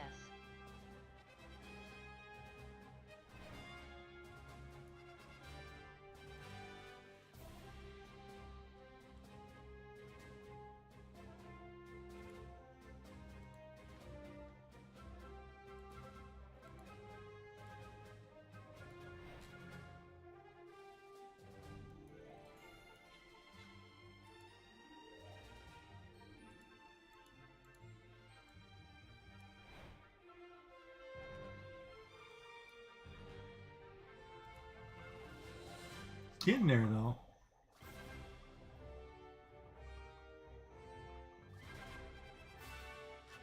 Looking You really have a cool. message from YumF Froglegs.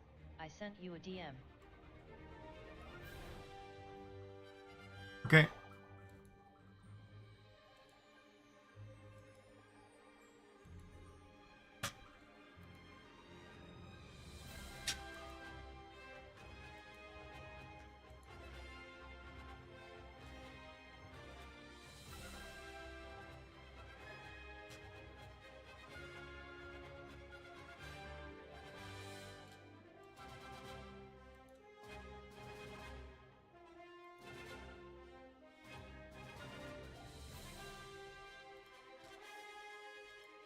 You have a message from YumF Froglegs.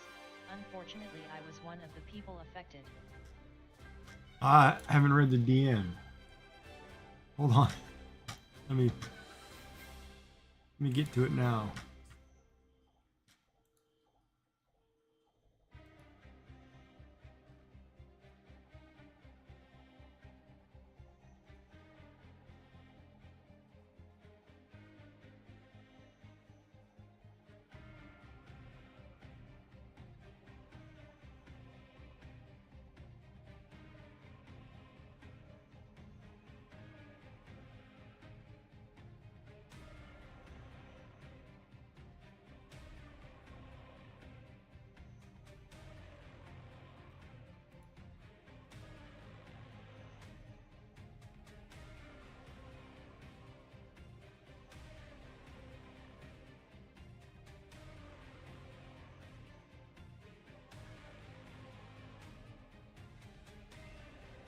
I just saw that somewhere else too. I don't understand that though. Like, how would you check yourself to see if you're a mod for them?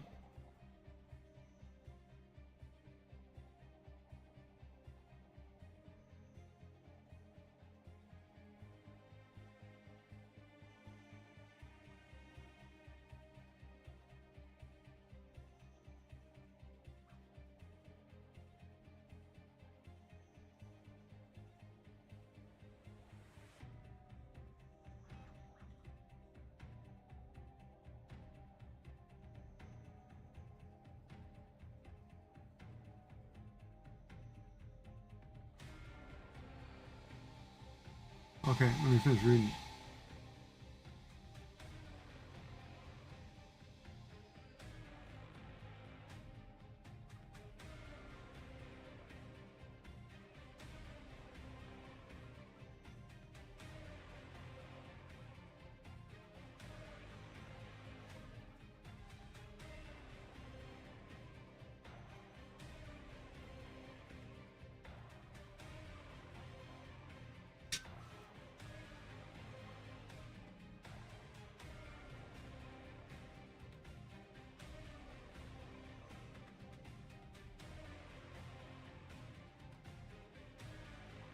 Okay.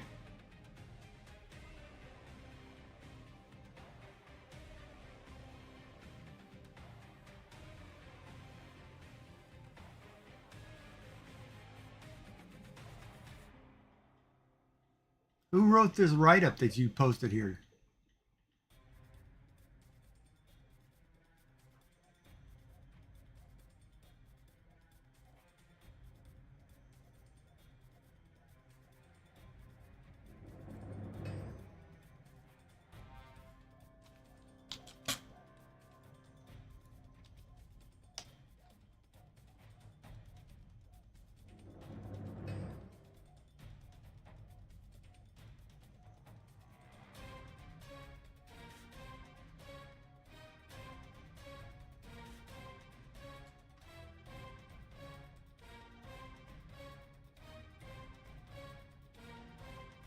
Moderate your own channel. I'm not even gonna moderate my own channel.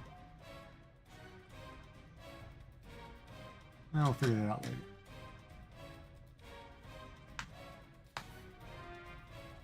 Now,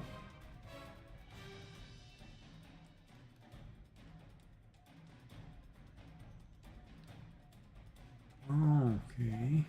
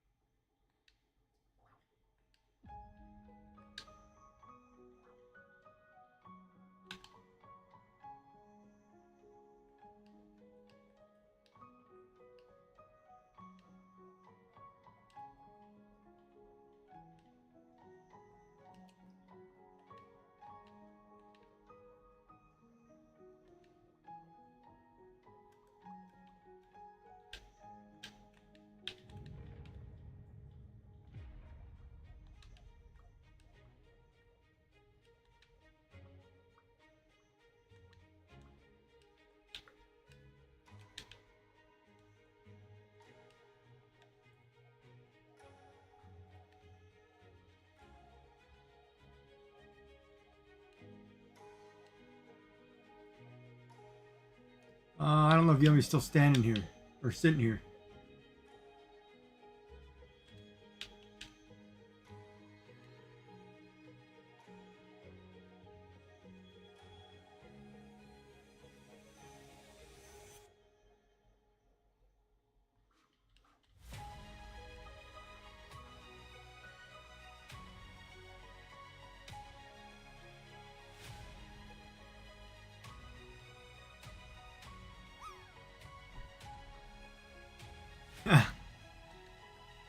That's funny. I'm gonna need another light source.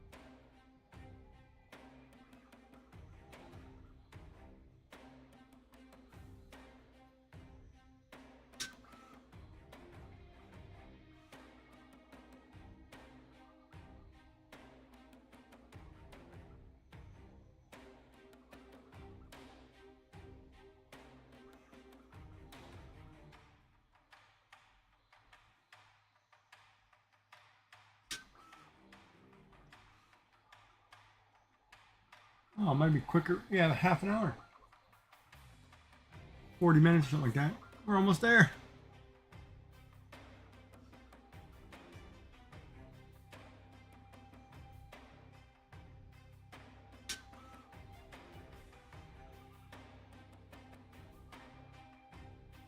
Then we'll fix the design. And shrink some holes.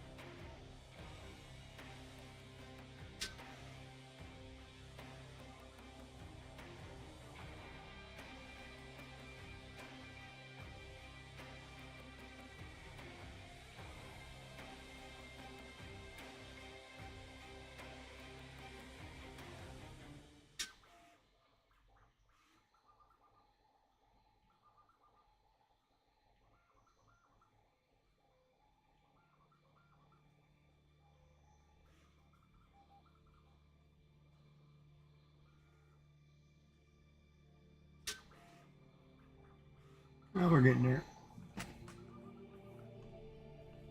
It's cool.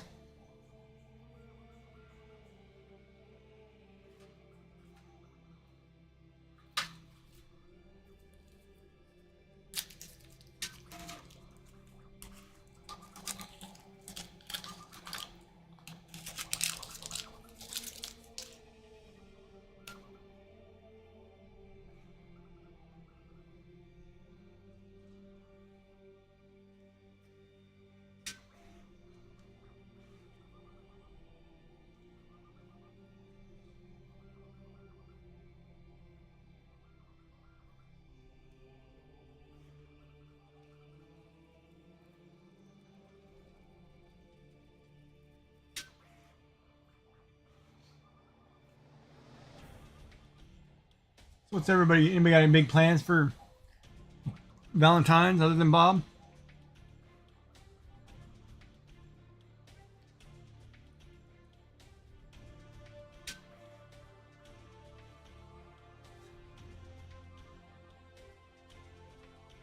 My big plan is print myself a model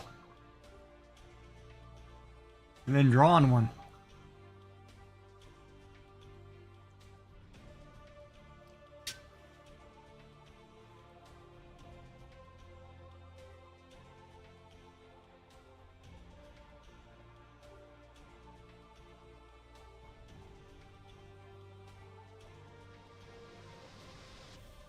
You have a message from the Shrimp Father 13.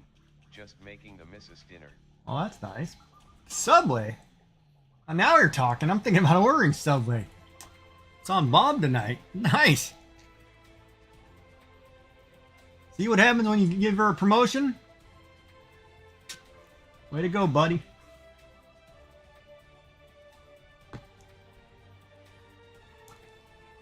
Yeah, I was thinking about Subway earlier today. But there's no way the delivery driver is going to make it up my street. You have a message from the shrimp bot team at build_over_bot LOL.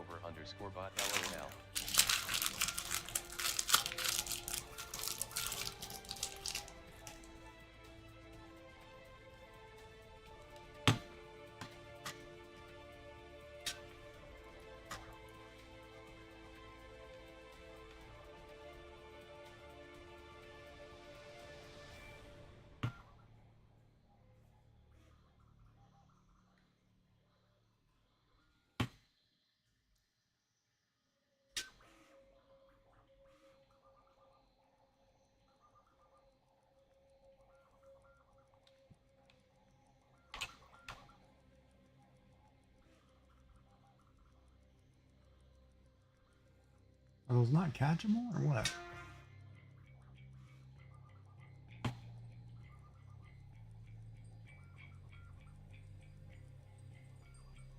Well, you could always get a nice Italian.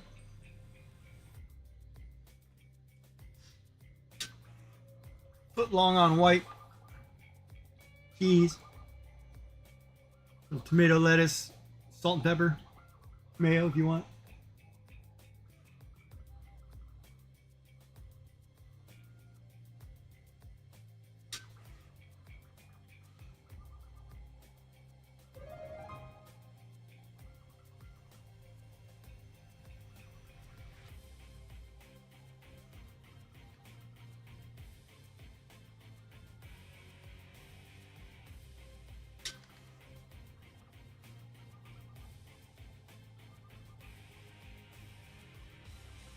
Oh, it's almost done. So excited. And I'm going to fix it.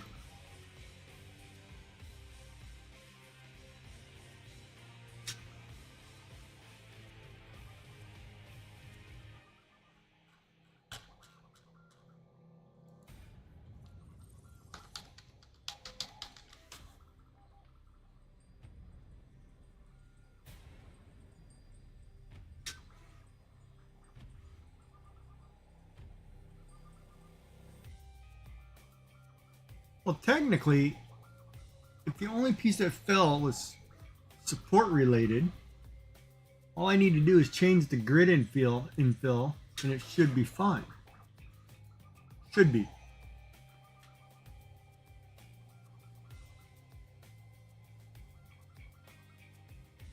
And I can change the thickness of the wall too, can't I? In the slicer.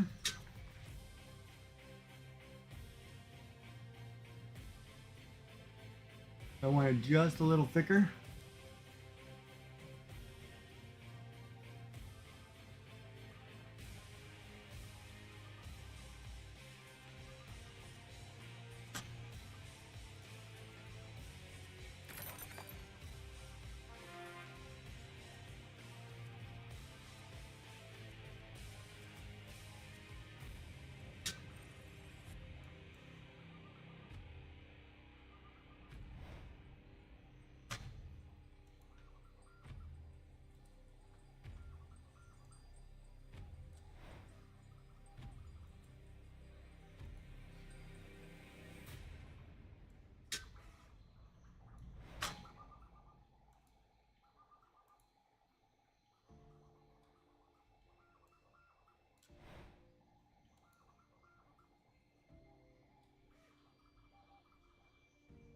Oh, is it closing off? Well, we might be getting close.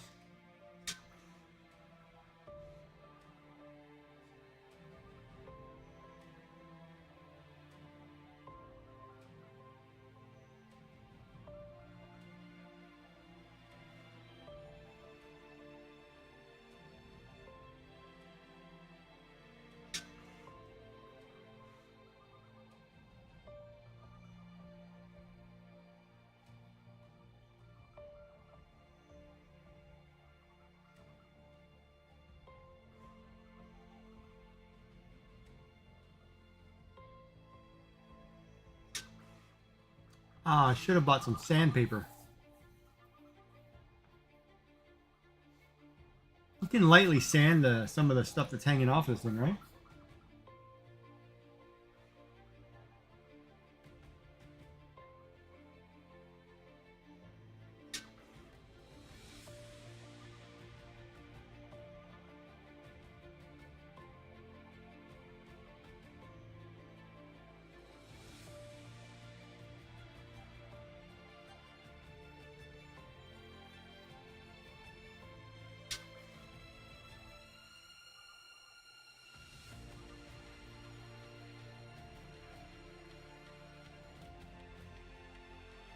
We're getting close.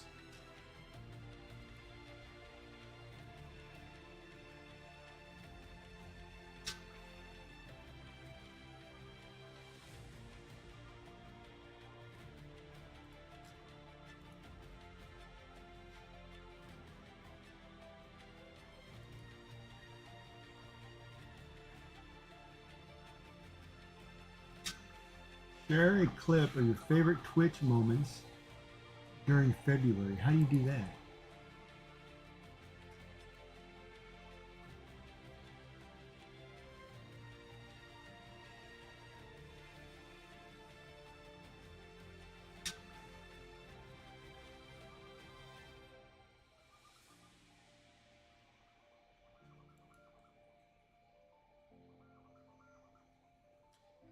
You get an exclusive badge.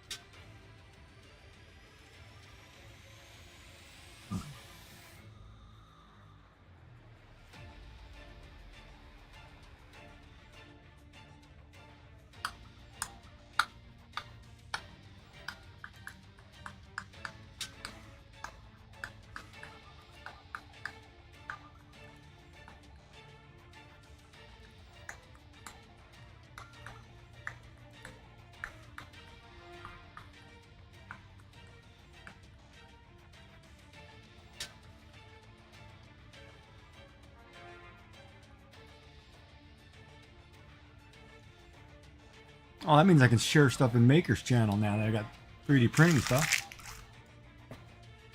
Crap. Gotta find a place to put my coffee. It's empty. Yep, cleaning my desk off. Tomorrow, I got too much crap on it.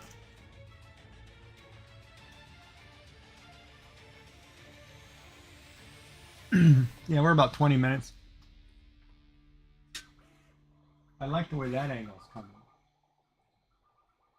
I don't like the way the angle over here came. So I'm gonna have to fix that. So that 45-degree angle thing, Bob, you said was a problem. I should have before what? What were we talking about? You should have before.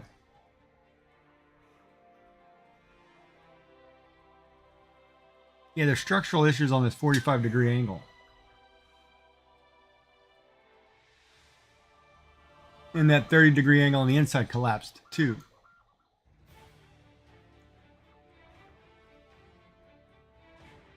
But part of me says if I make the wall thicker, it should be fine. And if I change the grid,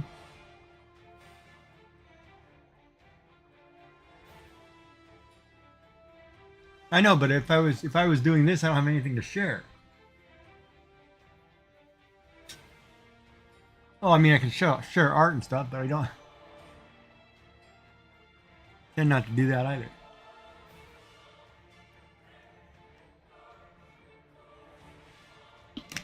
As inquiring eyes want to know.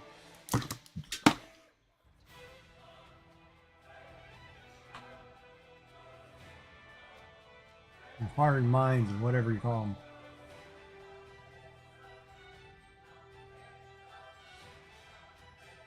Too much work. I got to do it twice, man.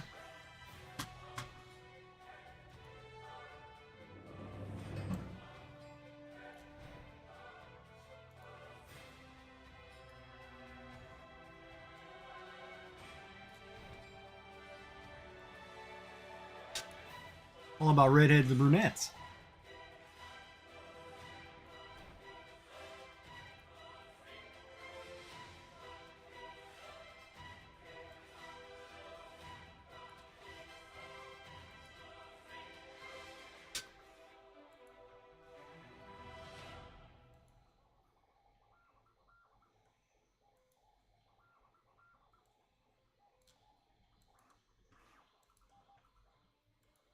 And the pizza delivery person. That's what I should do, is order pizza. Just tell them to be careful coming to my drive or you'll kill yourself. Well, I'll probably do this design 5 times, for sure. And then when this one is done, I need to swing the camera back around, reset it up, and then we can dissect it. And I know I have a whole list of things I got to order from Amazon.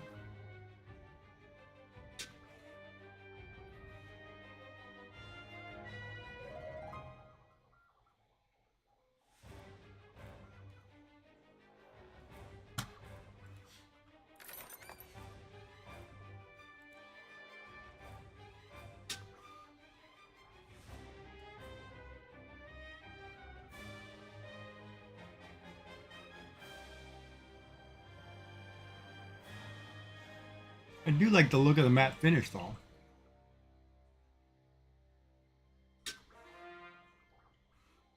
I need to run down and grab an LED lamp that I'm going to plug into this so it has an extra light.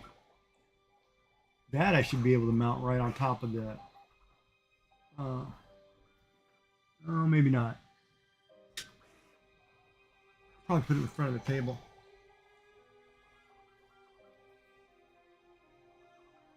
Or I'll take one of my overhead streaming lights and just turn it, rotate it.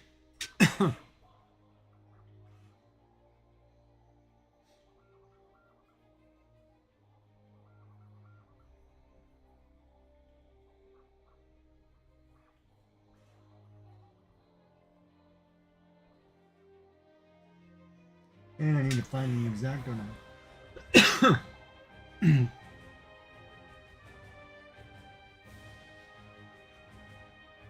But for a first print, it looks all right. Couple mistakes that I saw and a couple flaws in it I can show. And then a couple questions I need to figure out because I need to redesign. Because I measured something wrong. Or because I cut something shorter because I measured... when I extended a piece, I forgot that I had to be within a certain measurement, that it went long on the plate. So now I need to adjust for that. Which is good because I know now how much room I have on either side.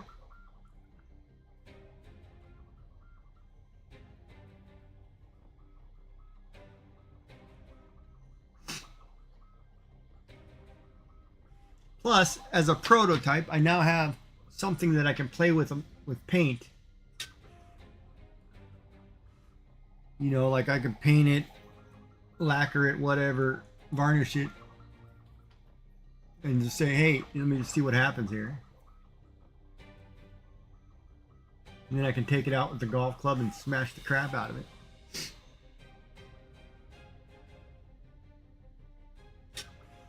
Or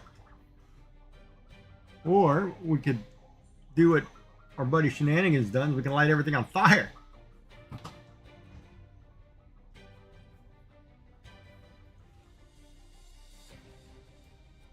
We all love fire. Yeah, I could hit it with a hammer, but that'd take the joy out of it for me. I think I'd have to go baseball bat.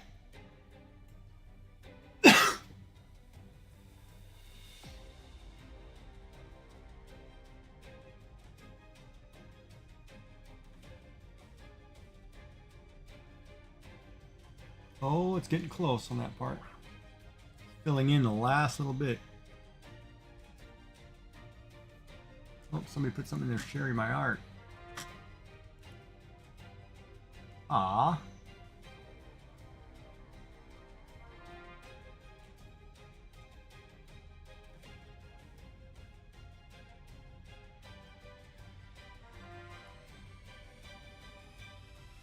Let's see what comes out.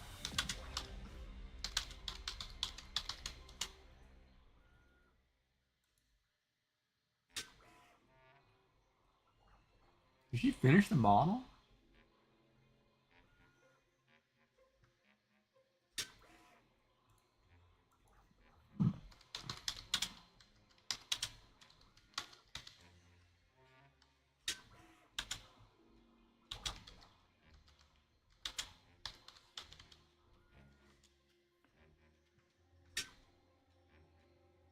Ooh, it's getting close.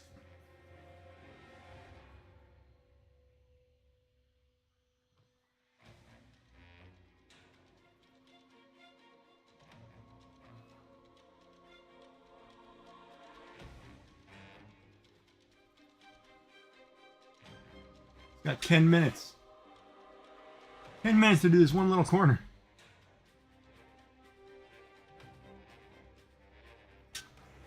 Yeah, just don't inhale it, right? Well, no, this is biodegradable, so this plastic is actually made from food waste or whatever. So technically, you're okay. Just don't inhale it.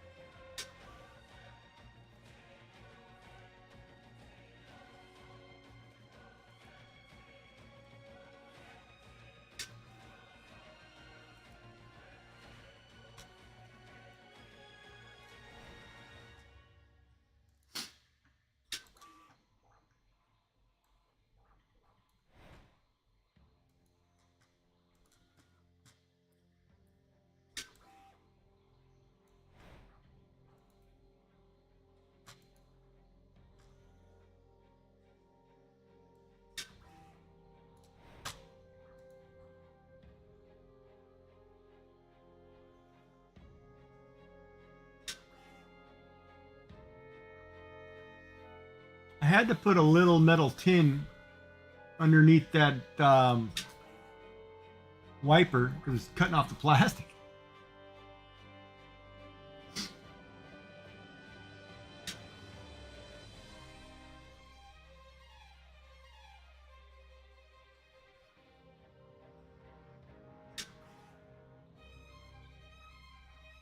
Eight minutes.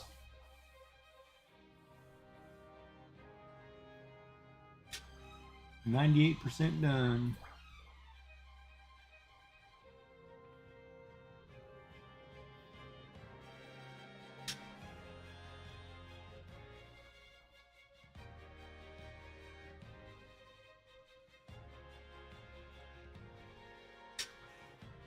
Yeah, I'm gonna test it all, and then I'm gonna see what I don't like, and then I'm gonna remodel it.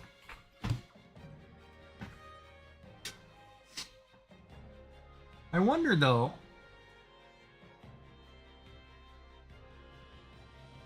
could I pull it into Blender and then change the vertices in there?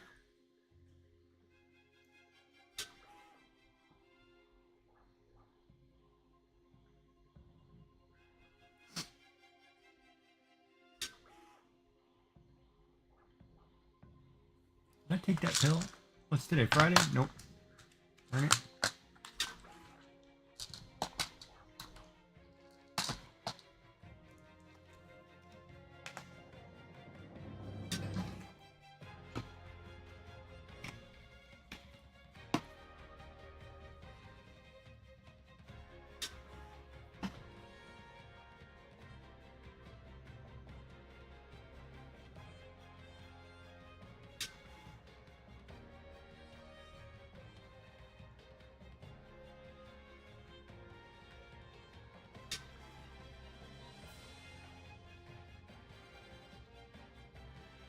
The other thing is I need something new on a Saturday stream.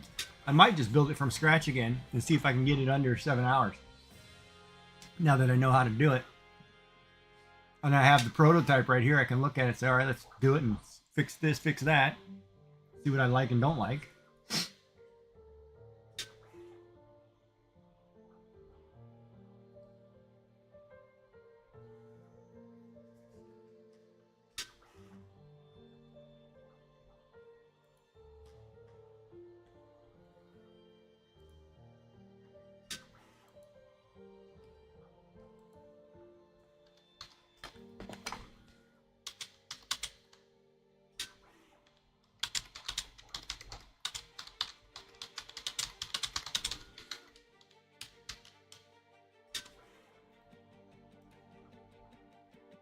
I don't know why my Steam thing moved screens on me.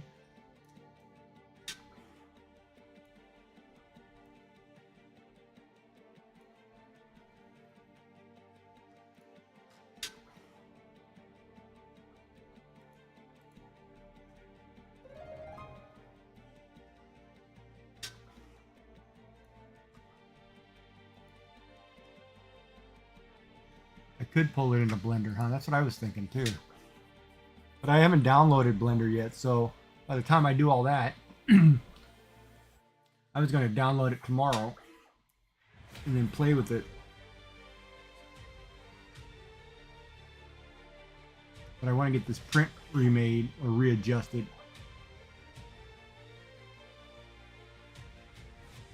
And that's that 45-degree angle that you had a question about, which you can see a line through it, which I think is a mistake, but we'll see.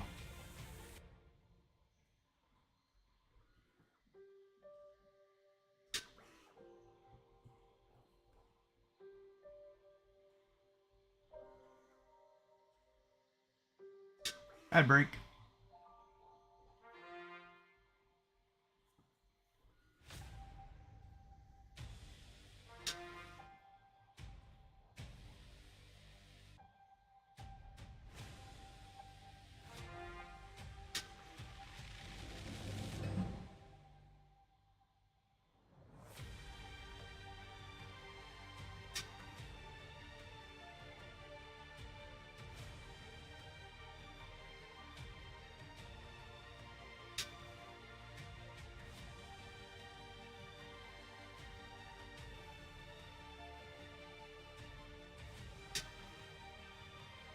Well, that's like a fur baby in itself.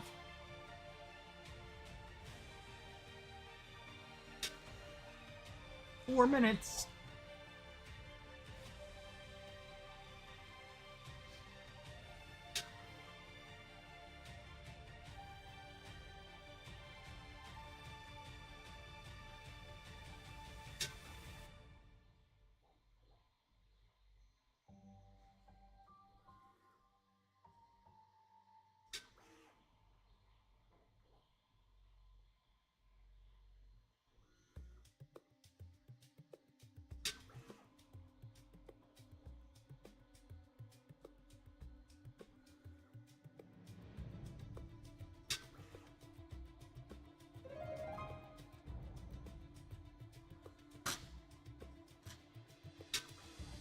Then I got to make a list of things I want to design and then start going to town.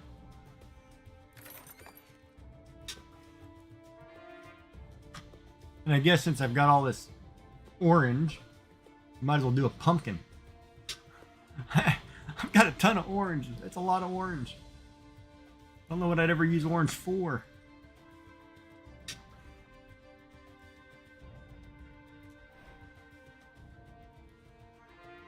I like orange, but Jesus, Murphy.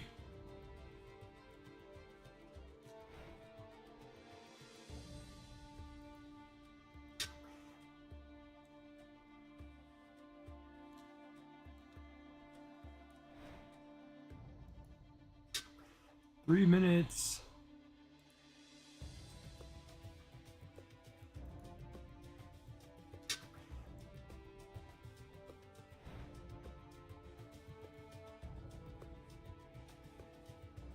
Oh, that's gonna make a point.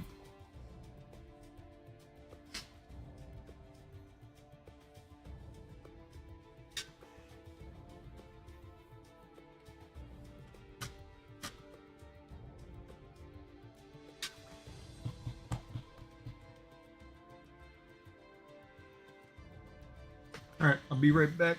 I'm gonna go get a beverage.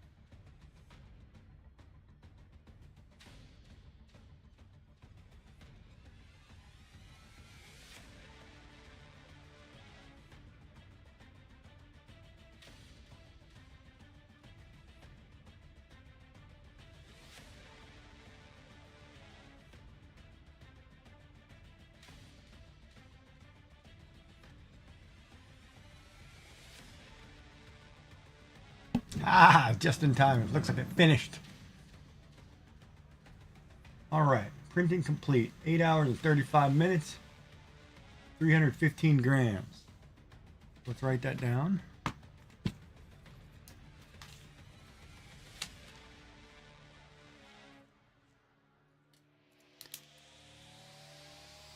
So total time, 8 hours, 35 minutes, 315 grams. All right, let me adjust this camera back and then I will set up the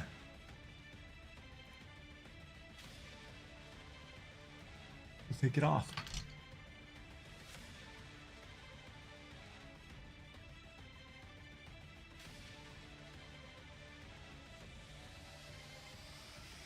Don't that in my face.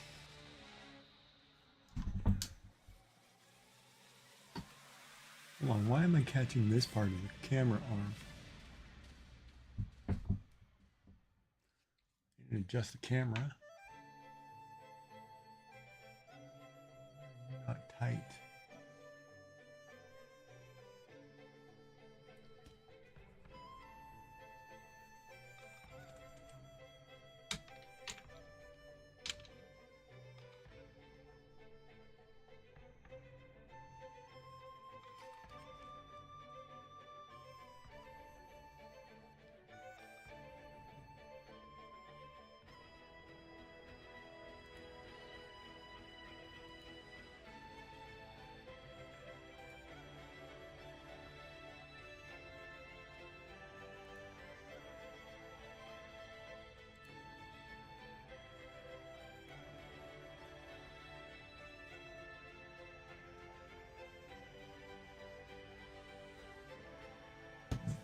All right, so we're going 300.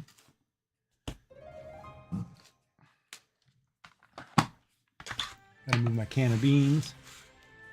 Literally, swatches.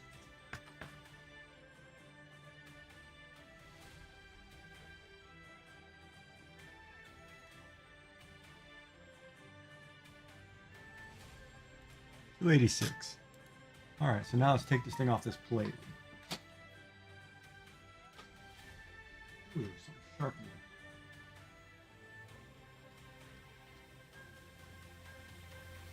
How do you get this thing off of here?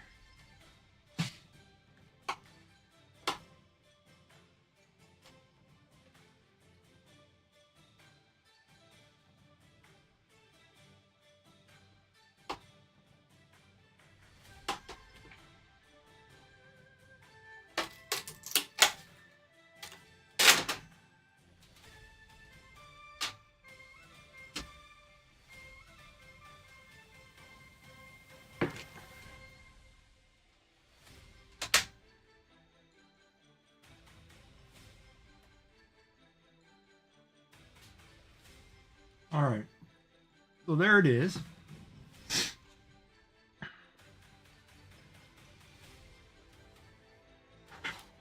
got a tree here.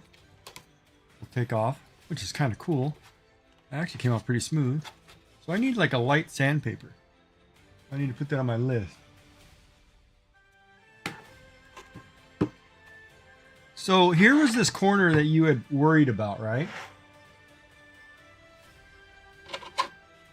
And it's got a fillable line here, but it's also got on the inside, it's got a filament mistake. I don't know if you can see that. See how it's got this sticking out? That is where this part collapsed and it shifted something. Because if you look at it, there's a thin line that goes all the way around right there. And there's also a thin line here at the join on this side.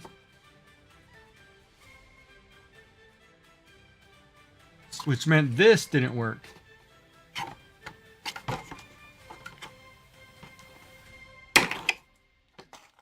So if I take that tree off right at that base join, on both sides, it did the same thing. It went all the way around the base. But other than that, it's pretty solid, little too flexible, thin in here. So that 2 millimeters is too thin. Yeah, see, you can hear it. Too thin. And I measured the pinhole wrong. Because that wasn't supposed to do that. It was supposed to be almost snug. So that's my mistake on the measurement.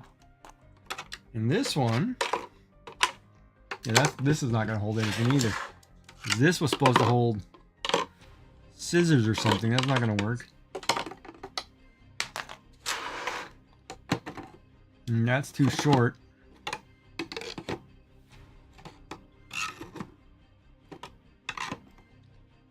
We're going to have to make some adjustments. But for my screwdriver,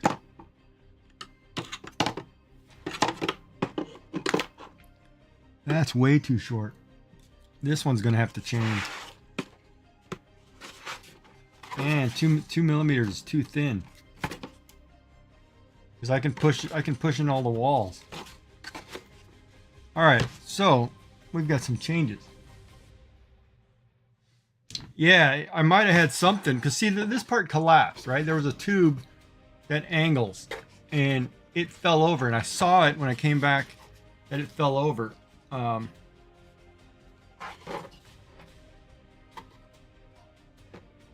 yeah, it looks like it did it at one line, but I'm wondering if I just rerun it with a thicker wall. That part's loose in there. If I rerun it with a thicker wall, because I had designed it at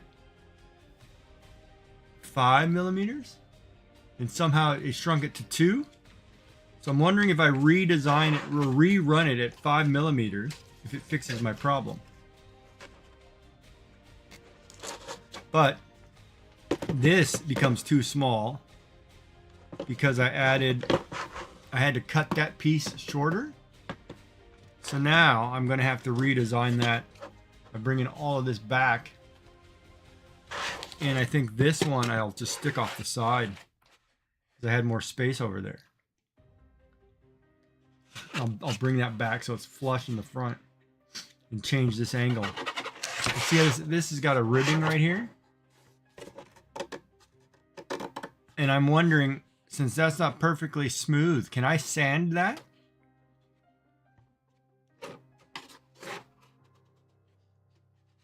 Yeah, there's a lot of design things I see that I've got to fix. You see, this one's 5 millimeters, and that one's sturdy. But the 2 millimeter walls are too thin. I can push it and I can feel it cracking. Check the alignment. What do you mean check the alignment?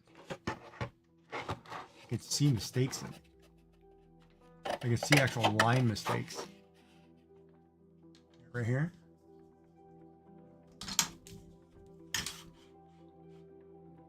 You just drop the camera down. See it right there?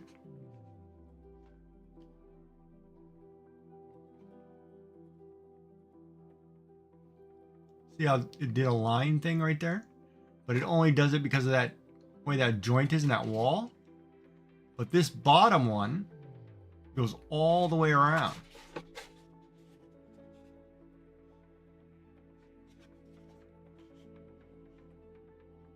See that? So that's either in the design or...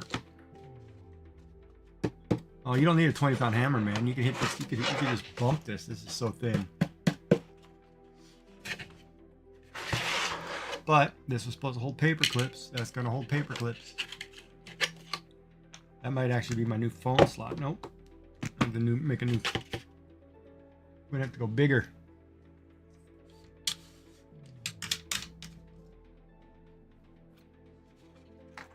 Oh no, I think you think what was a print fail? That line?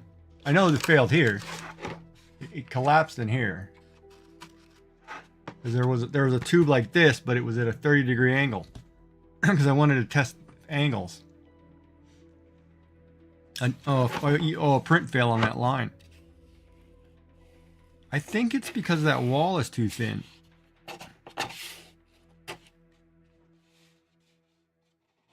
But that line goes all the way around. Except, Oh, no, it's smooth on this side. But it's not. Yeah, now it's there too.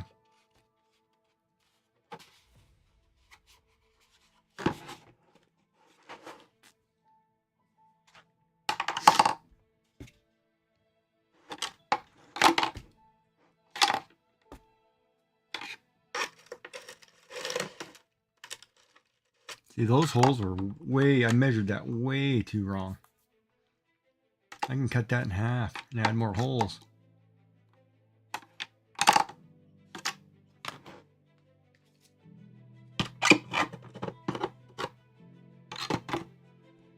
Scissors are going to be interesting.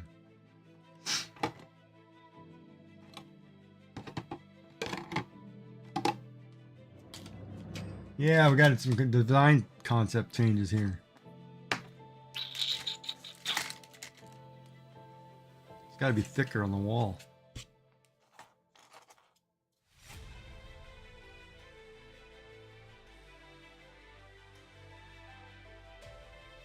But the tree supports are pretty cool.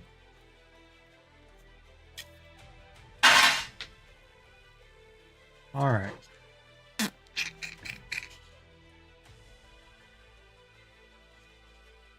But then question, I can lightly sand this, can I not?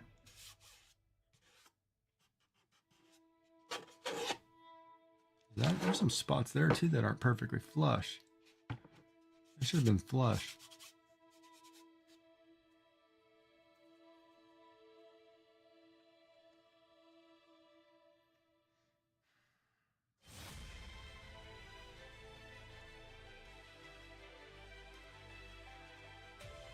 Let me pull up the print and see what happens if I change the layer.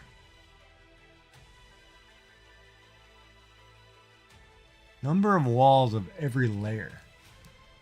What is 2? Let's go up to 4.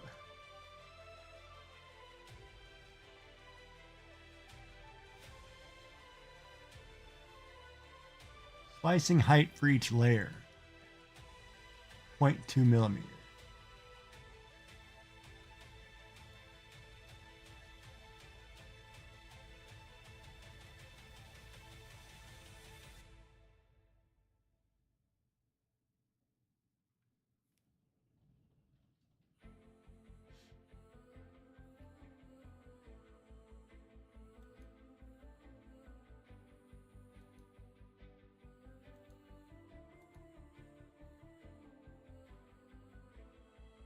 Top shell thickness.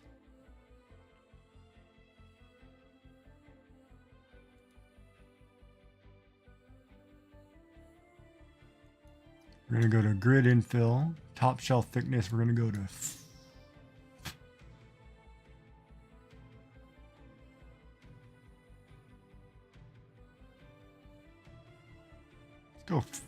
4 millimeters. It's double.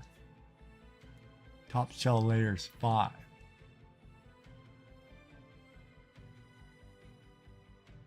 It's a good question. I don't know.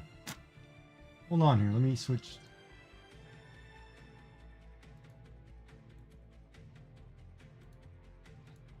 So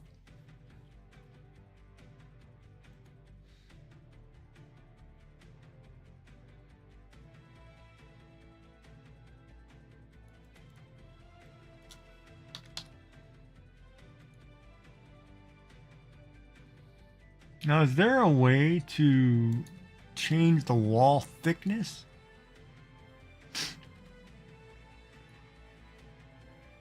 Wall loop.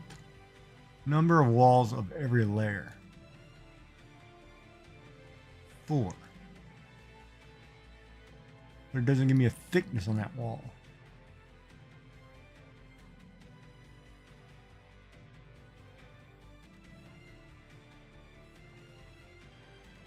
%, infill. Should I go higher on the infill? I had that collapse, so let's go 20. No, we'll just run 20%. No, we'll run 15%.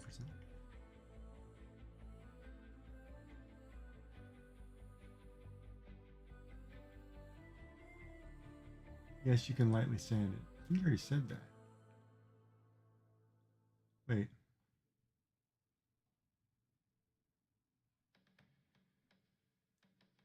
Why did that message pop up again on my screen?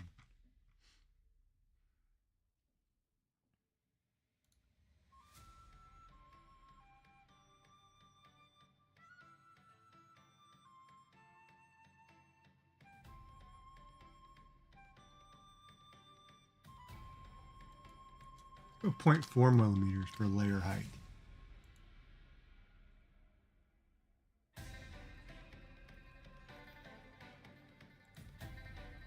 2.28. Okay. Seam position, align. What is it?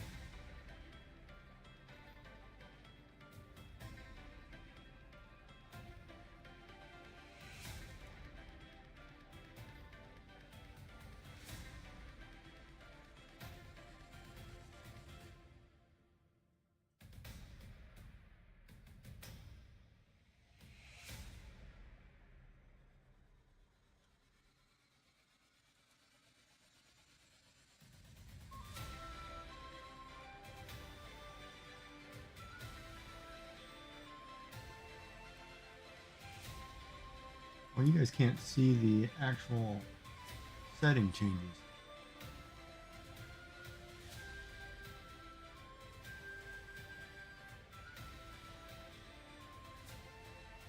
Top surface pattern, monotonic line. But I can see that.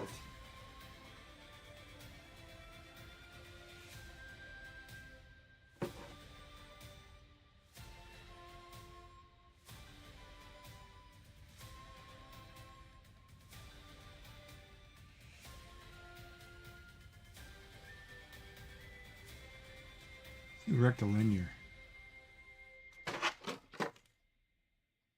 Bottom looks good. Oh, there's a spot right there that's kind of funny. It's a little bulge in the corner. Yeah, there had to be something slightly off with that side. Okay. And if I slice that again, just to look at it,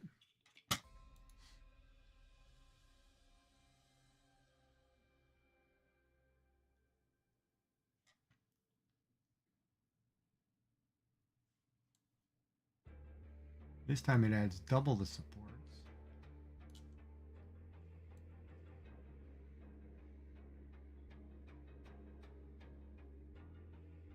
Oh, and it grids the whole inside.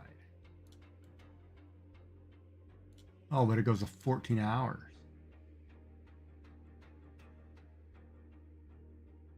Huh, so it really doesn't matter. If I grid the whole thing, it goes to 14 hours.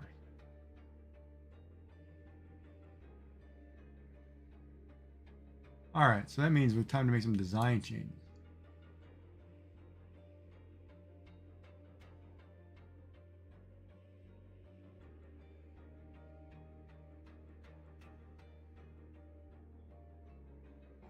Oh, I just got done 3D printing something. Welcome in.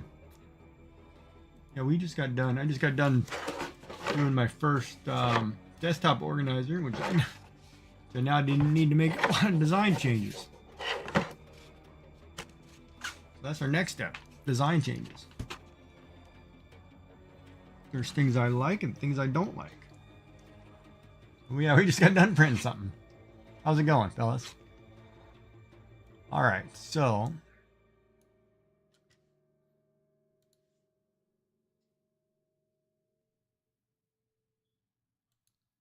we're gonna have to redesign this.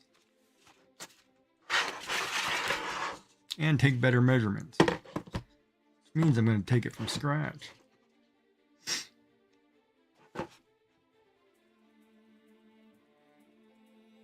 Or I could keep it, use the original design, cut it in half, delete half of it,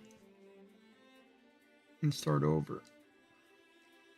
Those holes are too big. You spilled super glue? You can't clean off the super glue? Oh, I did not measure that correctly at all. Oh, I know why I put half an inch. It's a quarter of an inch. No, wait a minute. No. Half an inch? Why is my measurement so wrong?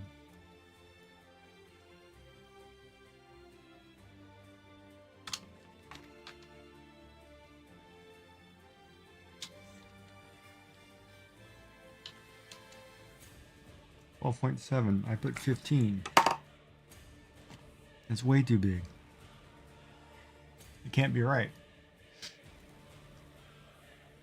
Alright, let's pull up Fusion and take a look at this. Oh. Well, I guess you're ordering a plate. You can't fix it. Oh man, that's terrible.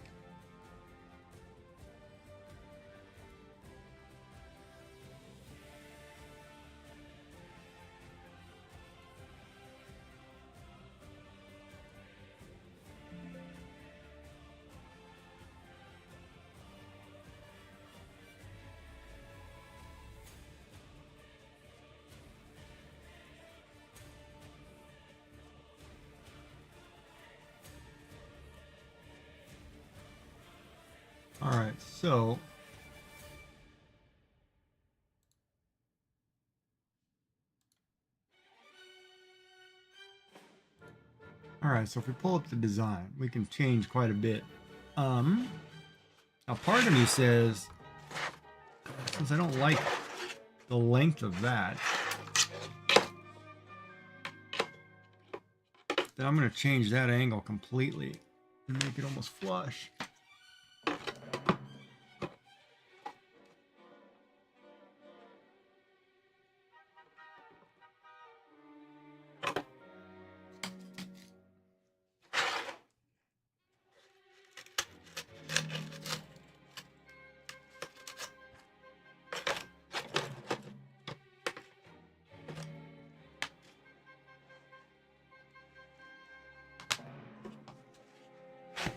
Yeah, maybe we'll just build it from scratch.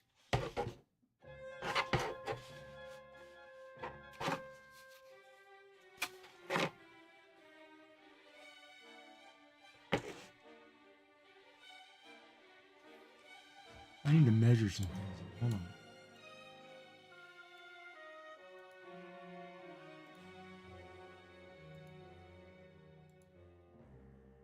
Oh, wow, that's huge. It's 25. It's only supposed to be 12. It's double. Yeah, those are way too long.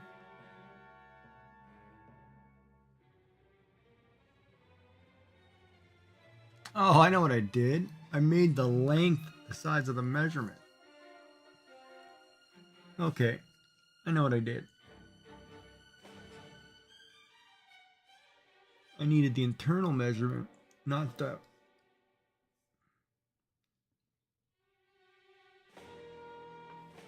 Alright, I need to find my note sheet. We're going to redo that.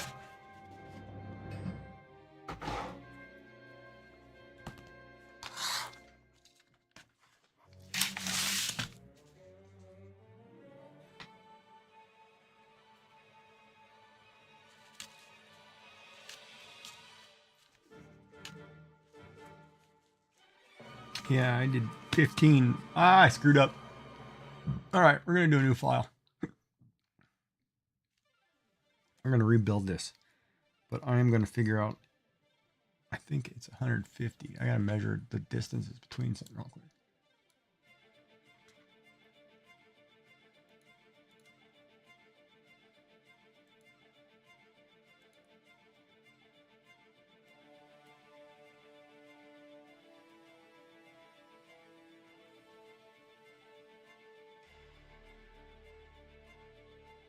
I think that's right.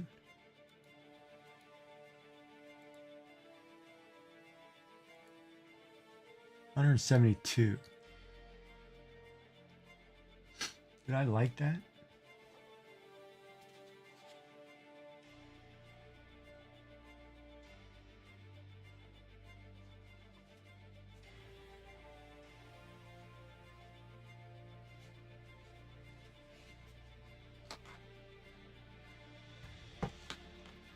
I had 150.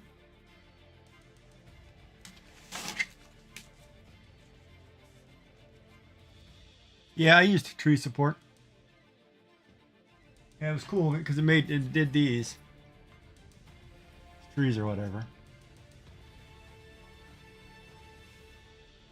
Yeah, that angle wasn't the problem. It was the internal angle. There's a cylinder that goes in the front that I had here on the inside, which collapsed due to the lack of supports because I used lightning infill and probably should have used grid. Because if I use grid, then it won't matter how thick the wall is because the wall's gonna have an extra grid.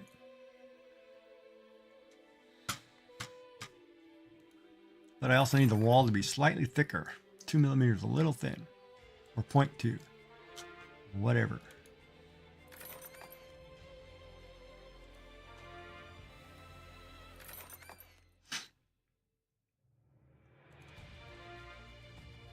We'll get there. We are going to redesign it.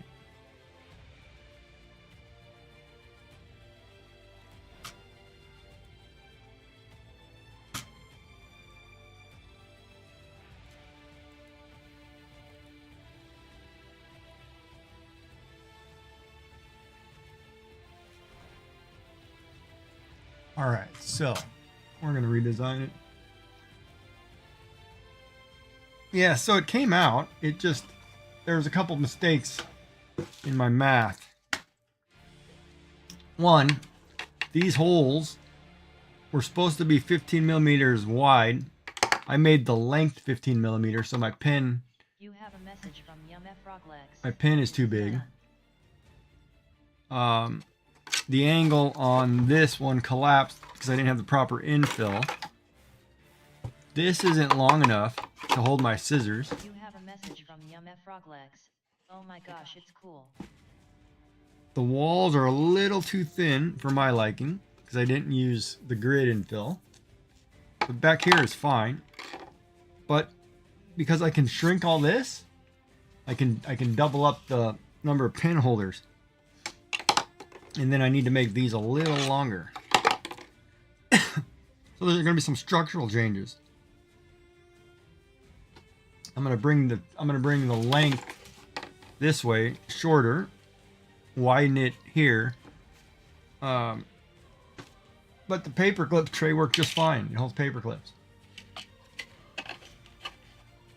Or my headphones or, you know, whatever, right?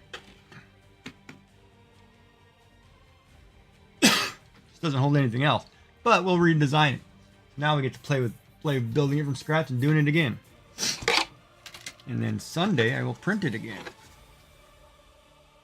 It'll probably be a lot longer though, because it'll be twice as long on the print, I think, just because of the infill. But I can almost push the wall, like I could push these walls You have a message from in. Yum F Rocklegs. Well, it still looks amazing. Yeah, for my first one it looks good.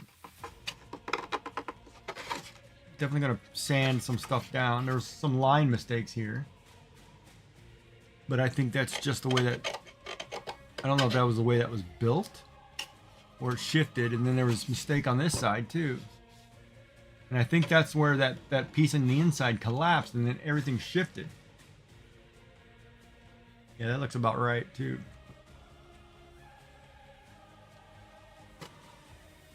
But we will remodify it, redesign it, and do it again. So prototype 1 was I guess okay. It was cool. It turned out good though. So now we'll go back into Fusion, rebuild it.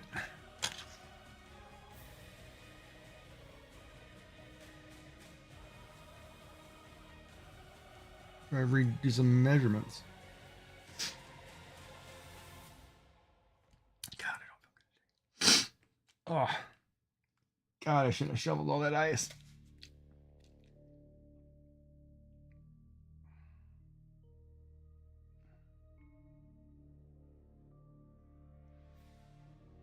But yeah, it worked.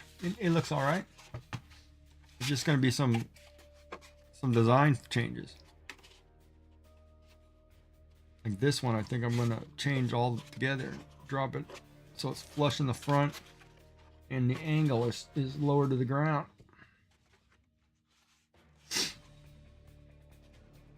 and narrower. You have a message from Yum F Froglegs. For a first attempt, it's great.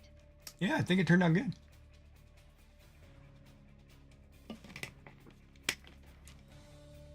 But I knew I saw the thing collapse, or I saw that it collapsed, and then I let it finish the print so I could check everything else to see what I needed to fix.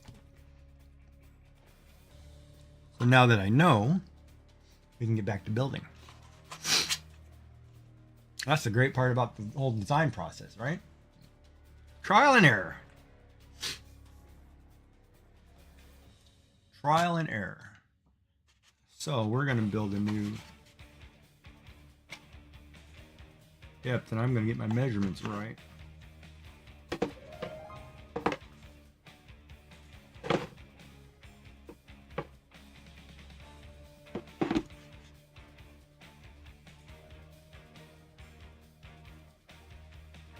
I see how much room I had on that plate. Yeah, I could have easily printed it backwards. So I got to measure a few things, get some measurements, and get printing.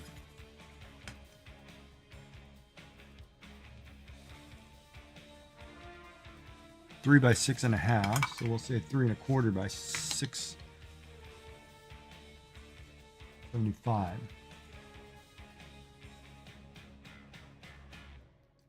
So what are they doing? A pencil.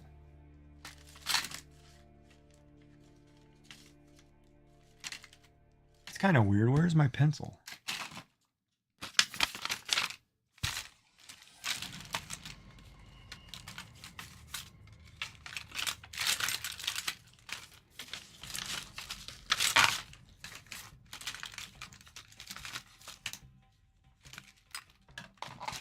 All right.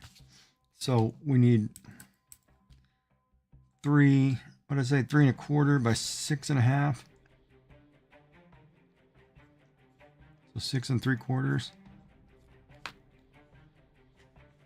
All right, let's get some calculations here. We're talking about the front piece. Angle can change too. I didn't like that angle. So 3.5. 88.9. So 88.9 is basically 90.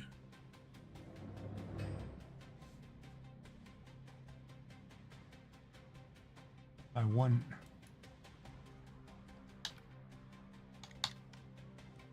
And 171.45, which will do 175. So the width is 175, and I think I measured the width at, the original width was, oh, I didn't do the length. Hold on.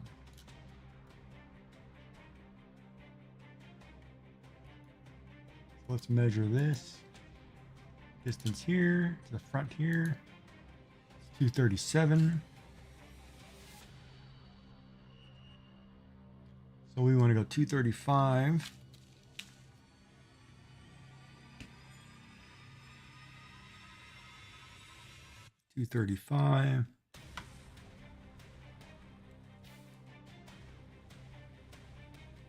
Well, I can almost do 235 squared, can't I? If I take 235 minus the 175, it leaves me 60. So that length there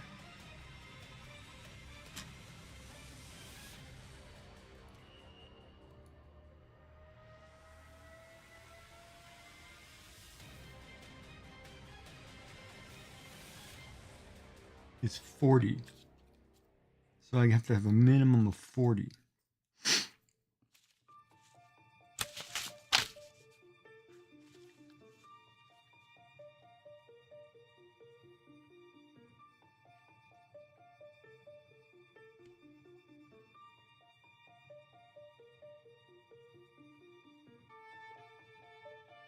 Wait a minute, how long is that?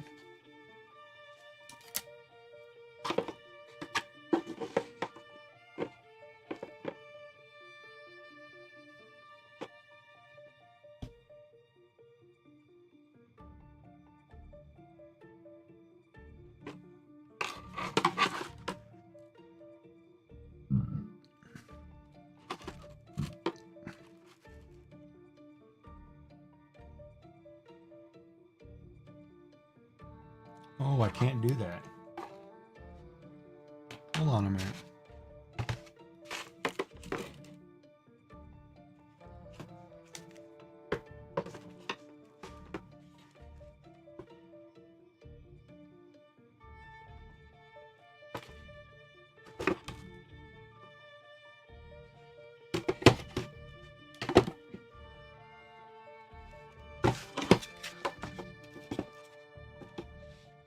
No, we'll be all right. Yeah, I can do that. All right. So we'll take 235. These are a new length. And we can go anywhere between up to 235 as a square. Oh, I gotta figure out if I like the height. The height we did. I'm just worrying about the pencil or the pen.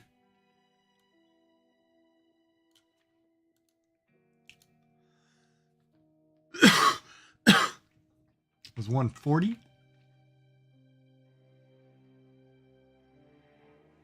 No.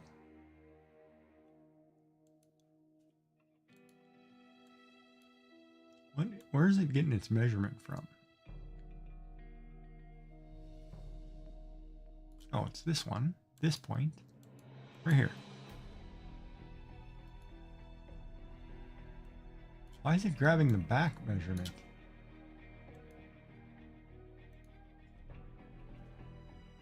Hundred and one.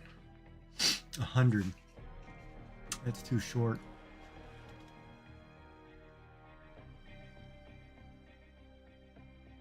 I mean, it's a good size. I go 120. I would go 120 there, maybe. If we raise that, yeah, let's raise that to about one. Well,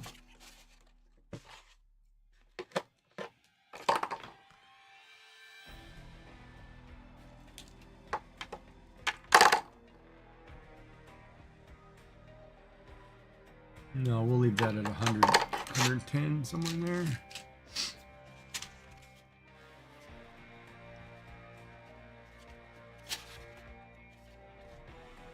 I think the walls are squishy too, just because I didn't use the infill.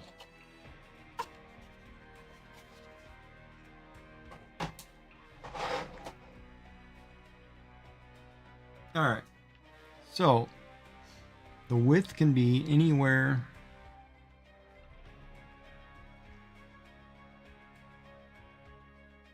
$235 squared, so we'll do 175, 25 is 200. 210 maybe. Well, on the way I gotta have 40 plus the wall, 45. 175 plus 45. Is that what I have?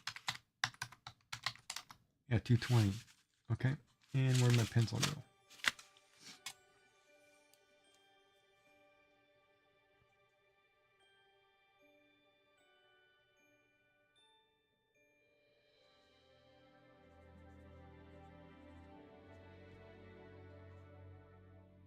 Maximum. Okay. The width is 400. I'm talking about 400. Where are you getting 400?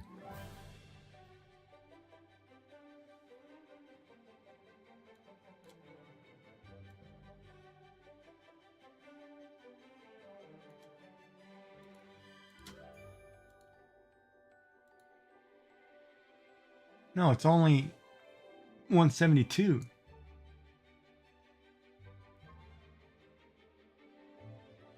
Where'd you get 400, Bob?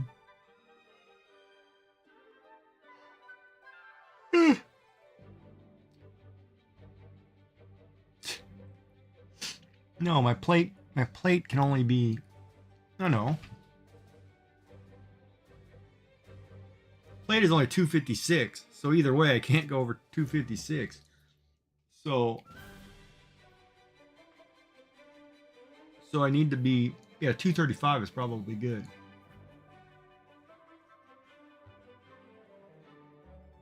400. I need a bigger machine, man. All in due time, buddy. We gotta get something that functional and works.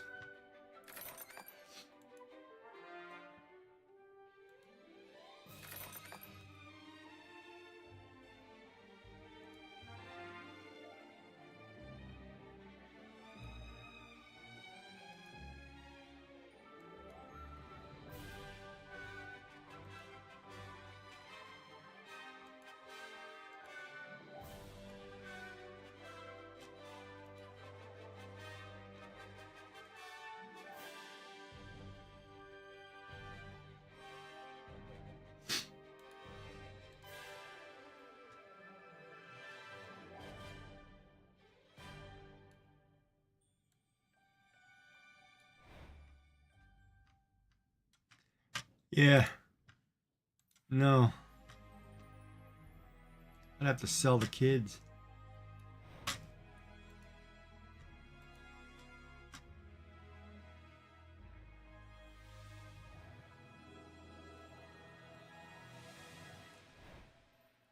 Trade them in.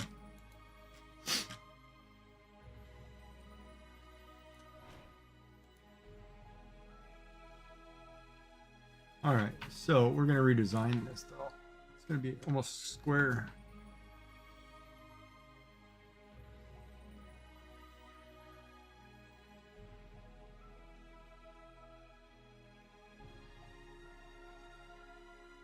God, I can't believe I miscalculated that.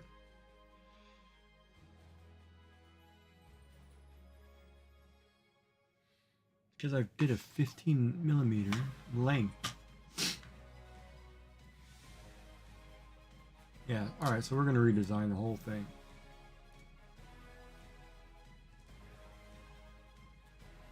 Show more of the model?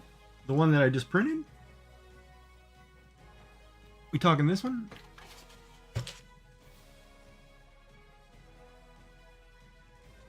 I printed, yeah.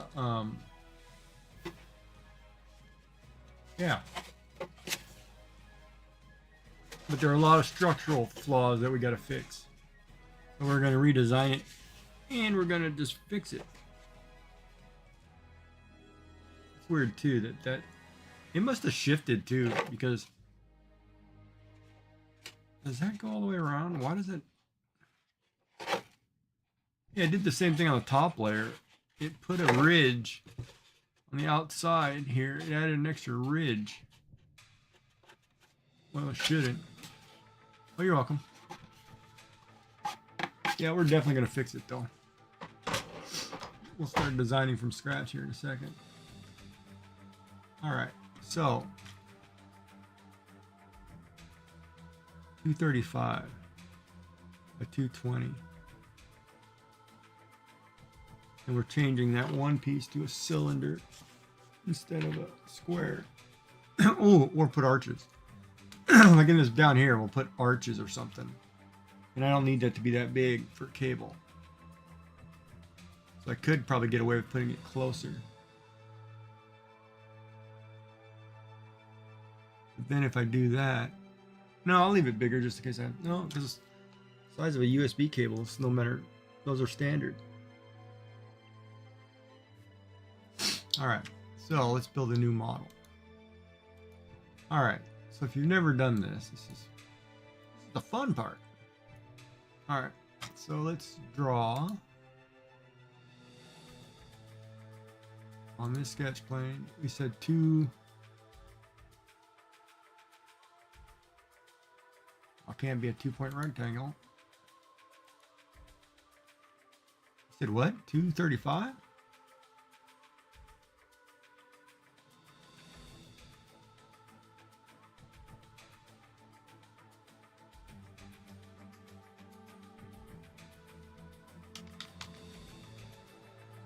$235. That's not going to be even on a line. By 220.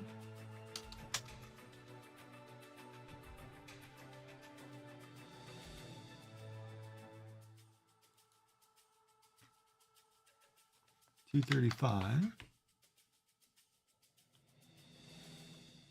me back to my point and over 220. So we have our grid. Man, it's gonna take up the whole square. So that's the distance of the space. Now if I break it into parts, yeah, I could go a little bigger, but I'm gonna leave it because I'm gonna have. Last time our model was 260 or 160, and I added a couple things and extended over. So I know I'm gonna be over. So I'm gonna leave a little bit of leeway. And now I can build components. My first piece. What did I say that was going to be? 90 by 175. All right, so we're going to draw another.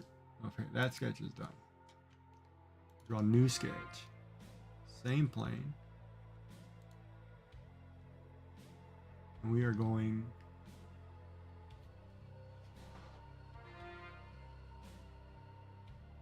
Oh, so this is where I run into the problem. I can't go.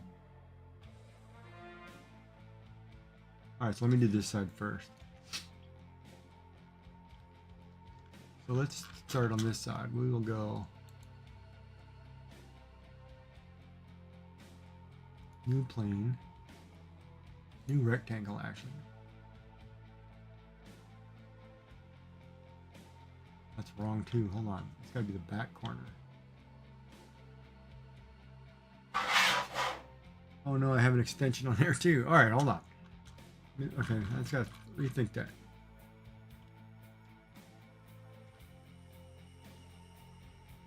Cancel that.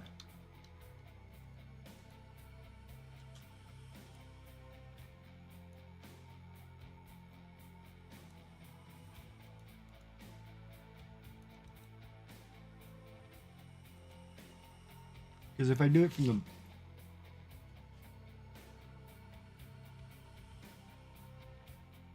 see, I did 235, but I'm going to have a piece stick out there.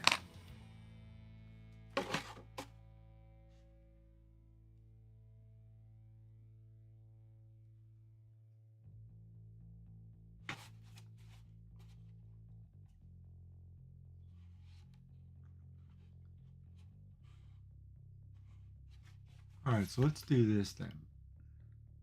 Because we know we want to be within that boundary. So let's create.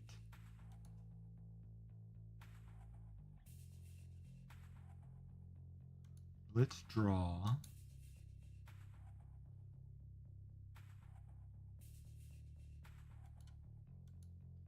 Where is it?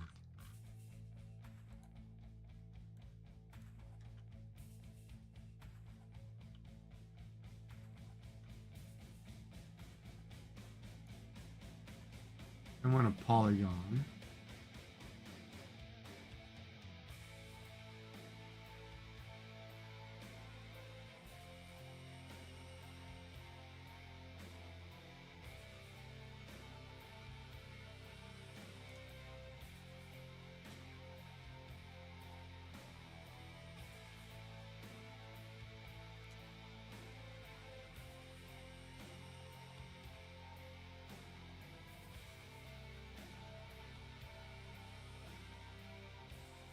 No, hold on.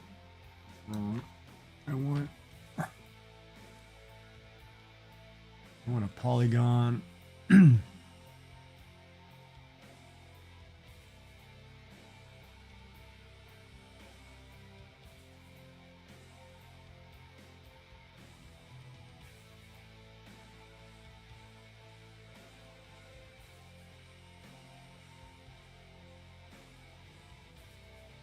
How big is this?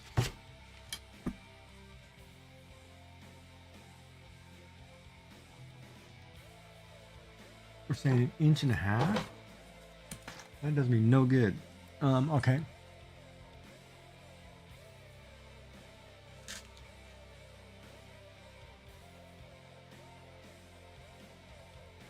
$24, $25, plus 12, 27, 28, 30.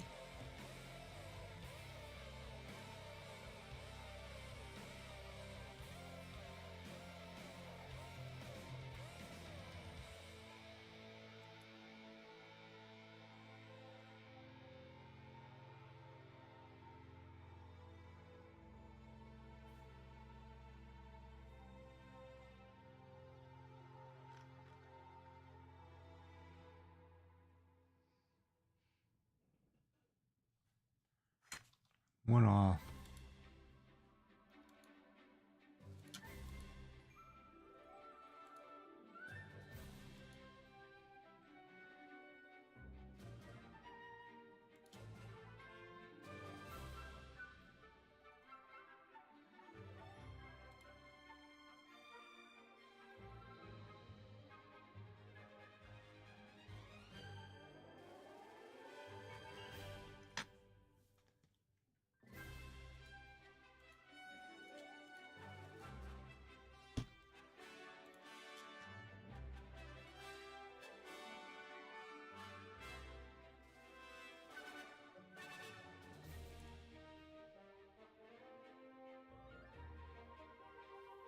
C is slightly off going left to right.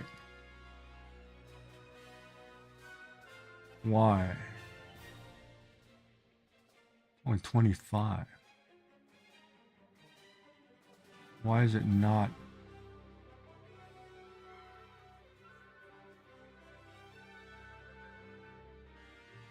Oh, I know why. Because it's too big. Maybe I should just use a circle.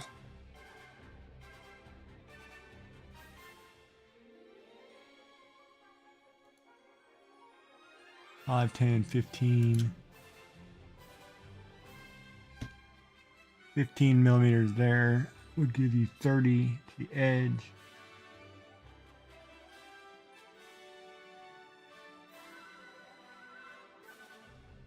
Yeah, see, it's going to drop my edge.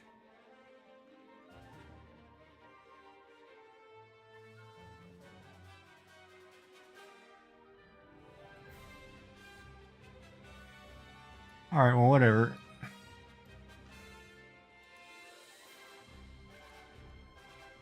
Oops.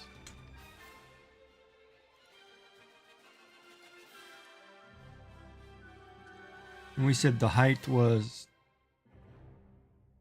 76. Did we say 3 inches? How tall did we say this thing was? Does anybody remember?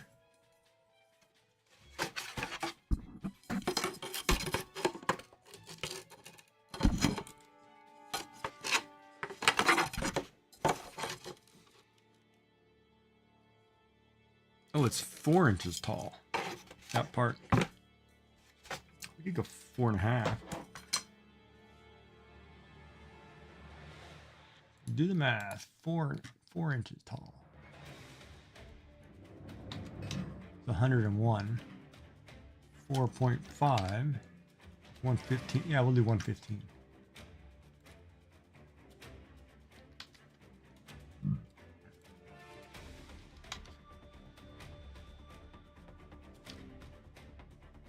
All right, so there's our first object. It's going to be our back corner. And that's the internal measurement. So in order to do that, oh, wait a minute, that's the internal measurement. If I want that to scale properly, I need to put another one outside of it.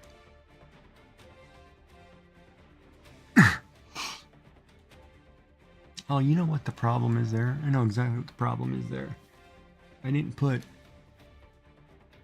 because I have to have the external measurement longer and then cone that, so that needs to move.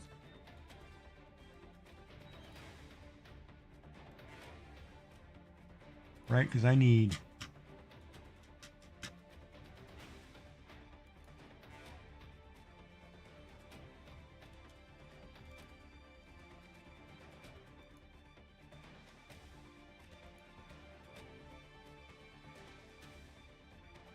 we did it at 15, so we got to do 25.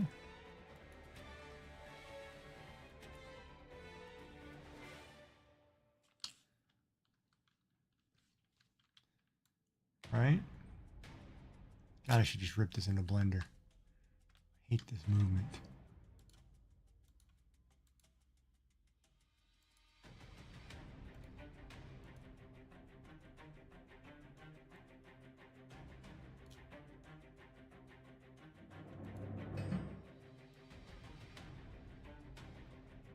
What is it doing?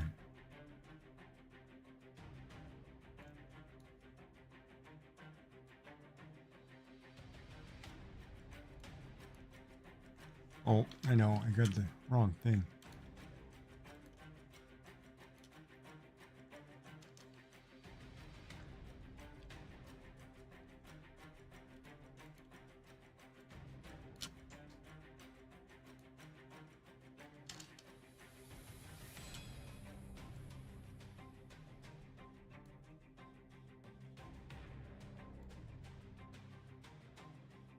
Why is it not?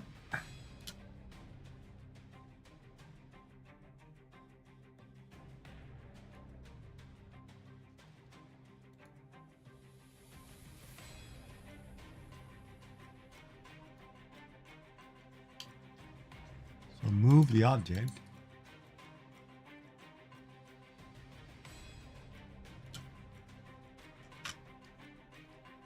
Right?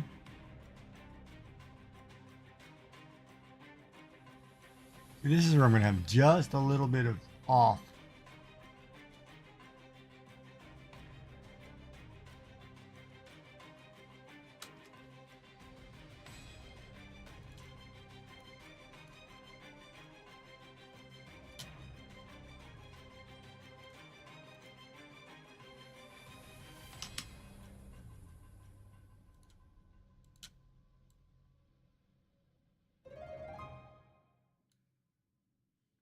And it's not lined up. Why are you not lined up?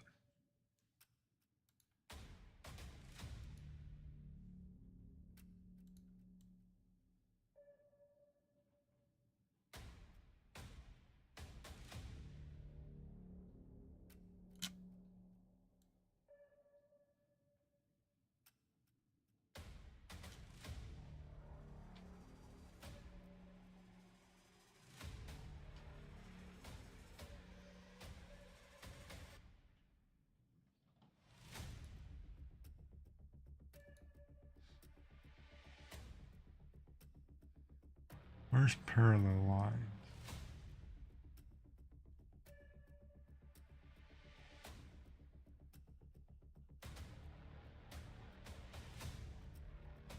I can't remember. Where's the parallel line button?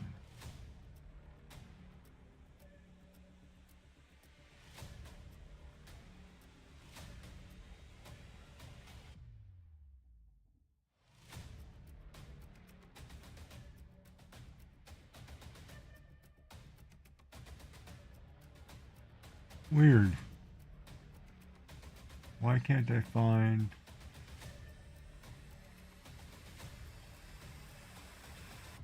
access through? No.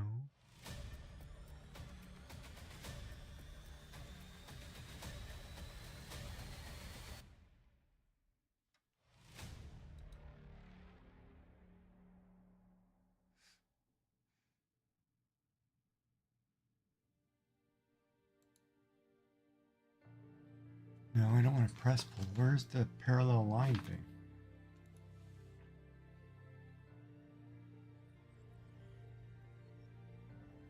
Okay, where's the parallel line button?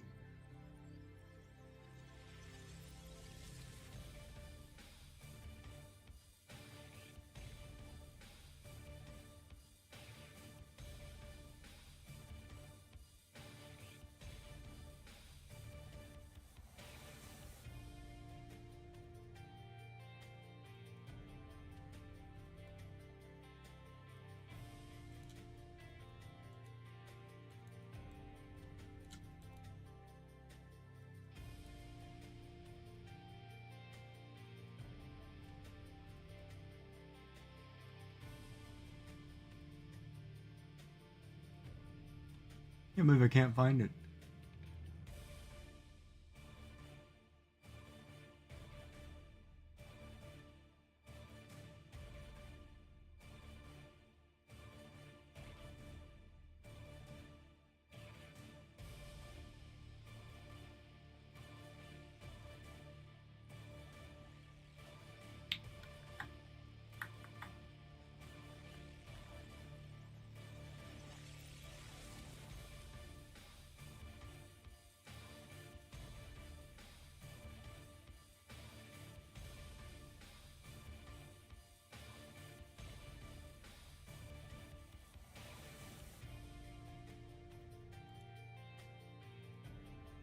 Why is it?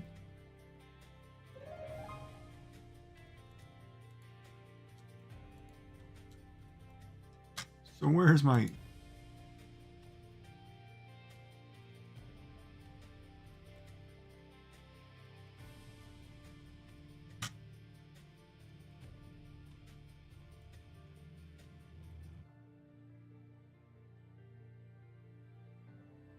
Oh boy.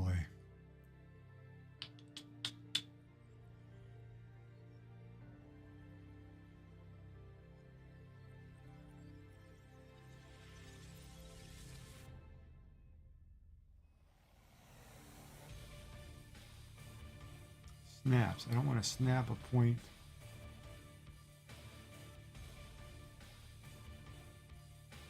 Select the point on the object to move, then select the point on the face to align.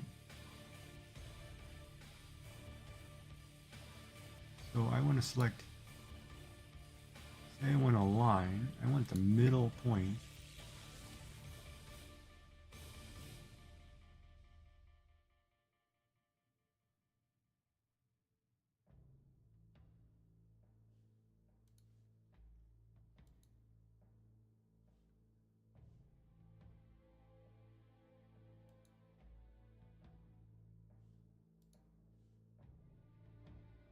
That looks centered to me.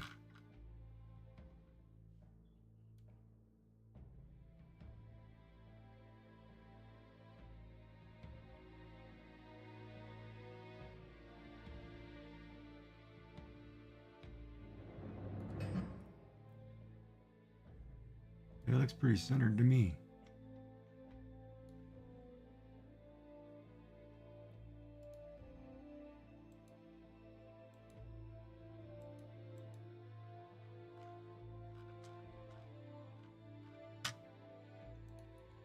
You're not going to let me extrude it with that piece down there.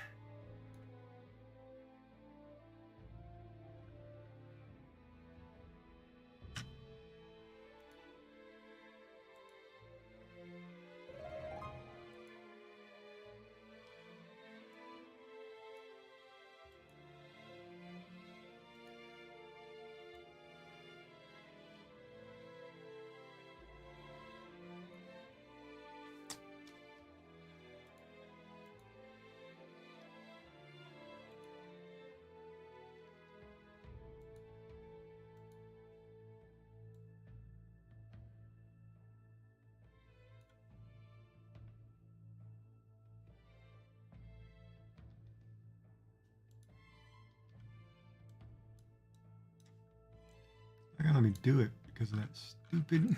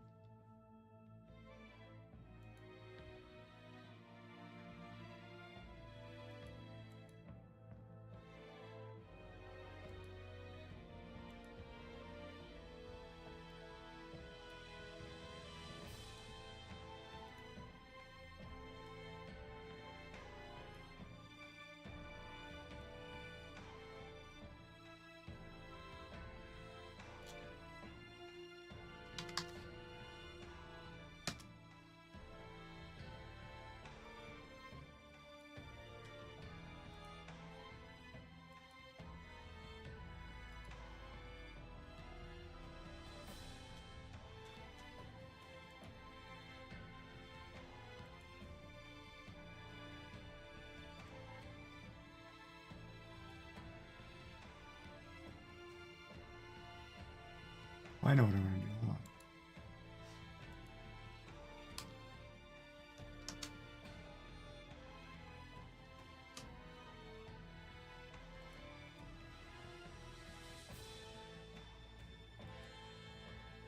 Hold on. $20 millimeters, so I want to go up. What did I say, 400? No.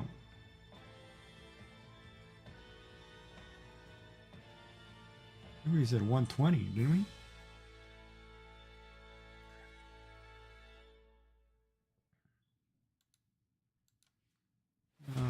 What's my measurement? 115.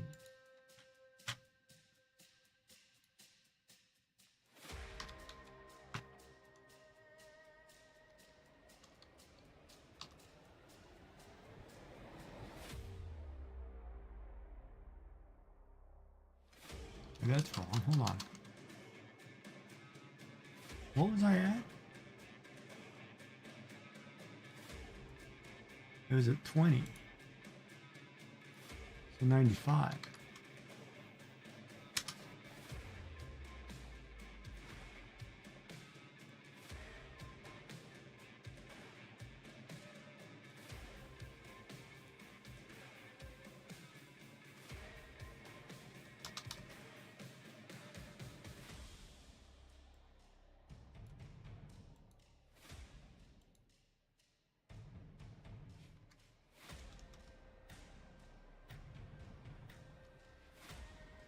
Why is it not shrinking?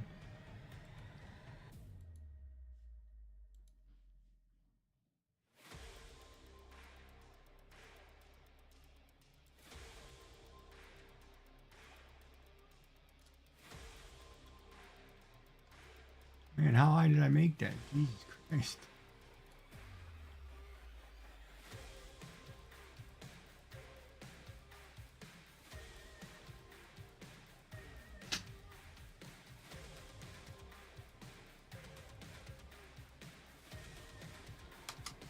All right, either way. Here's my first hexagon. Now,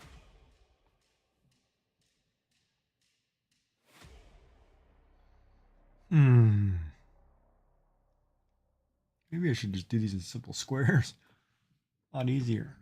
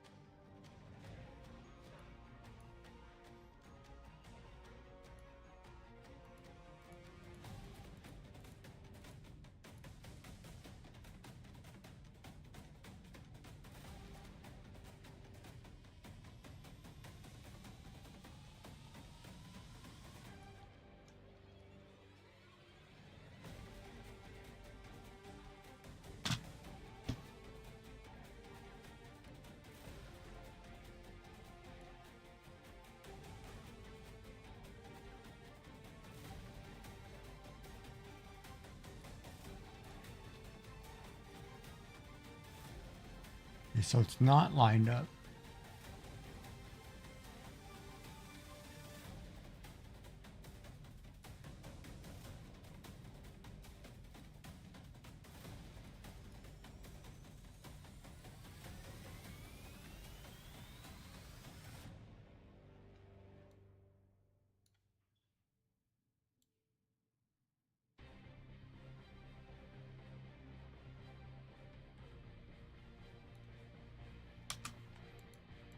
Oh.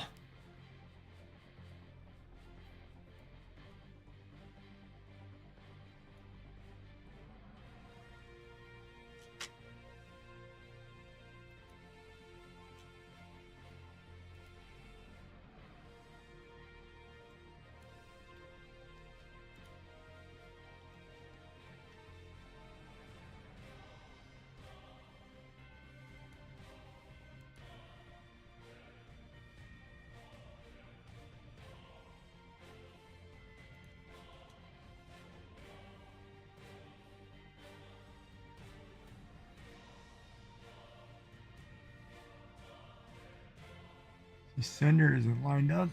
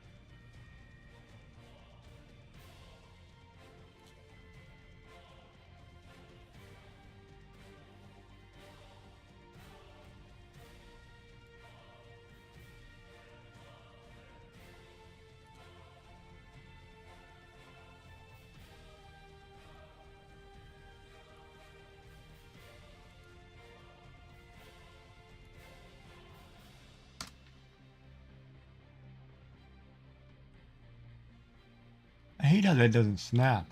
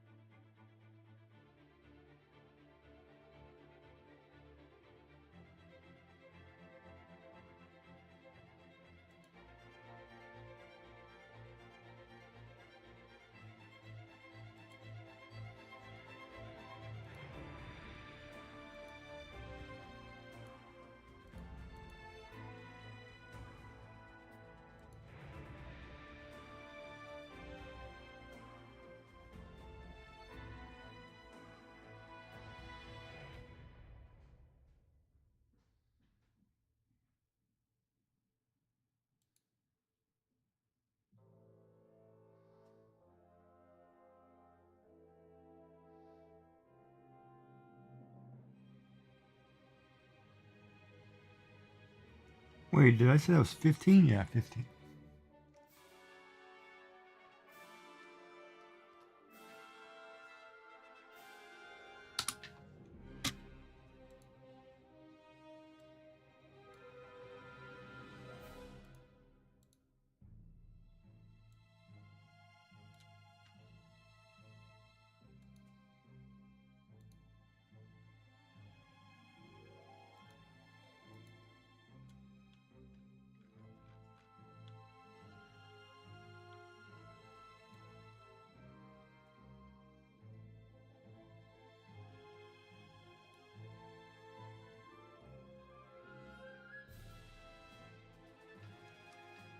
One 10 leaves 5.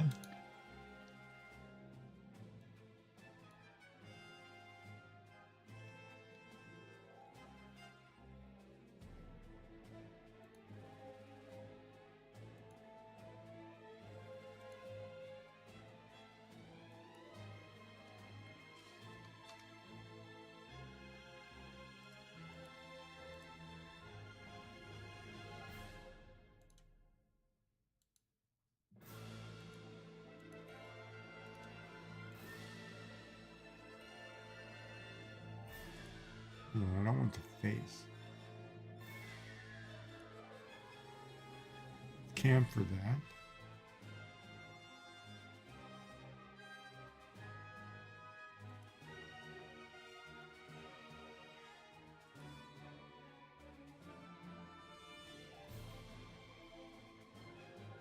Select pull down direction.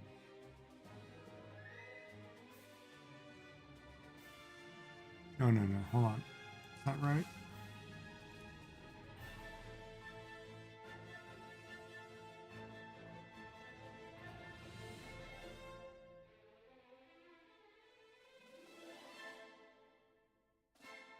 This one.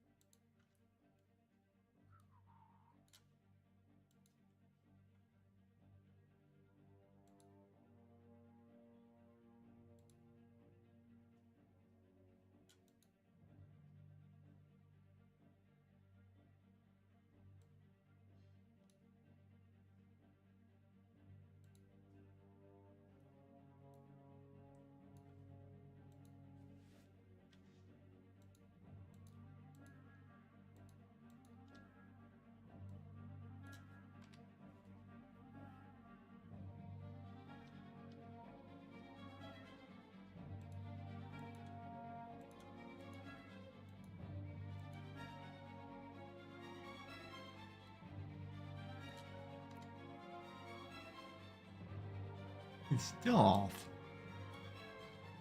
How come I can't ever get that to center? That makes me mad that you can't center that.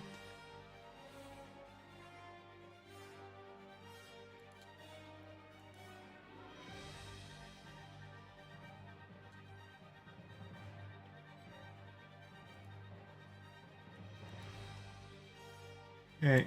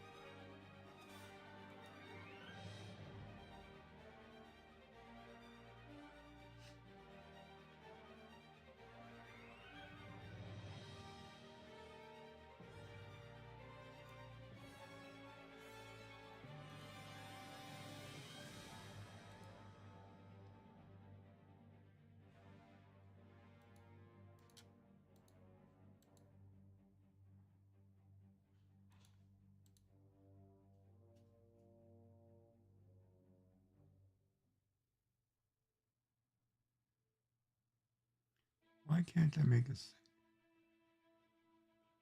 Actually, hold on. All right, I'll be right back. I gotta grab something. Be right back.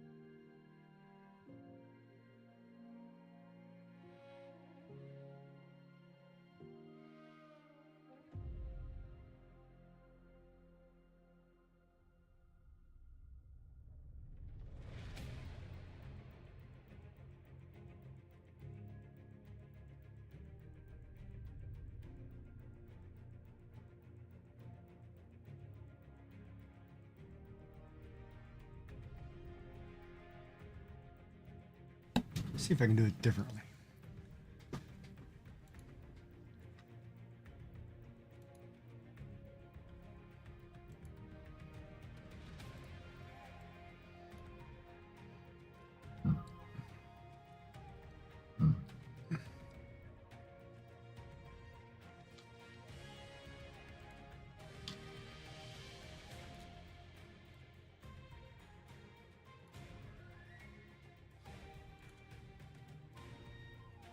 What is it doing?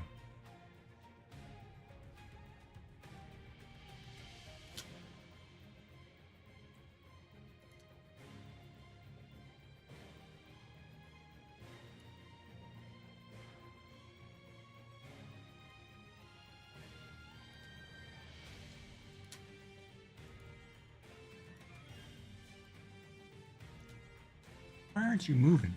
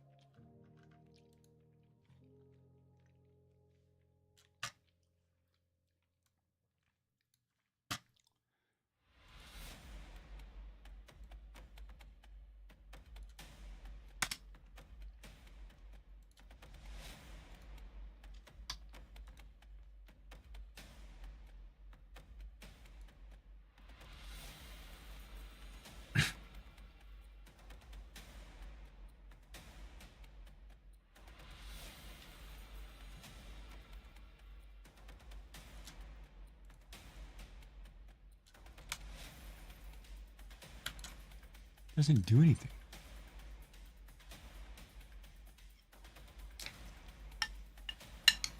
Why is it not working?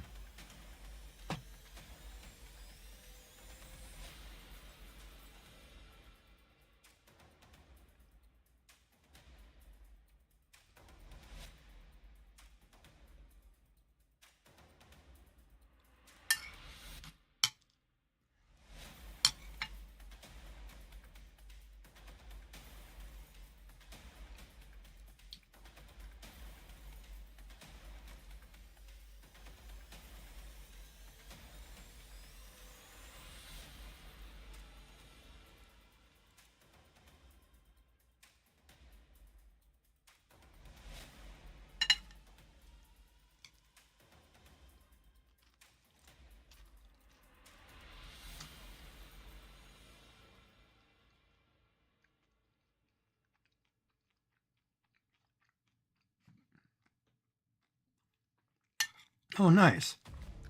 Hopefully it gets there soon. They're fun.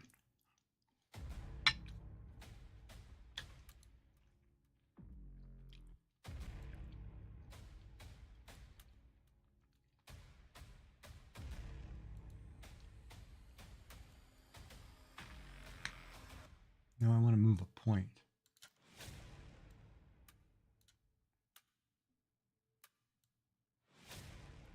Nope.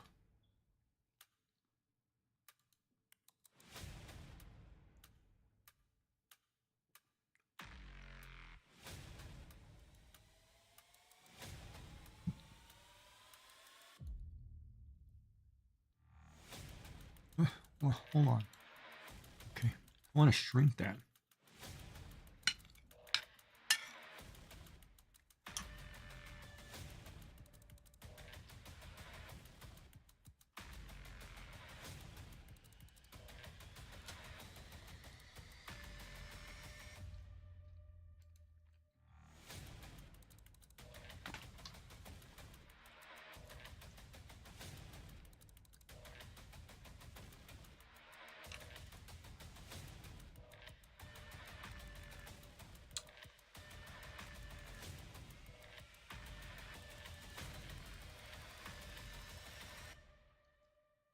Can I shrink the object?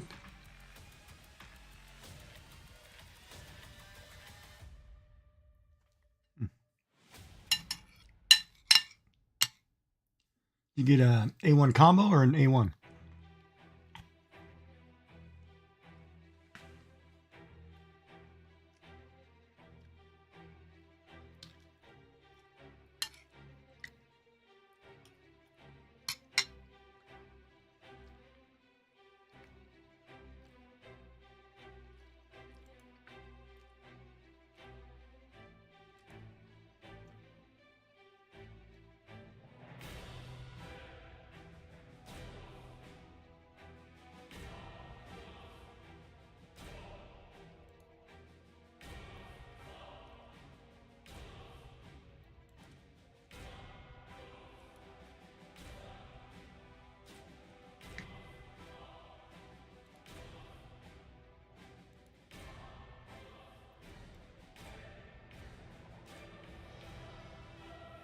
I want the same thing to be the same shape.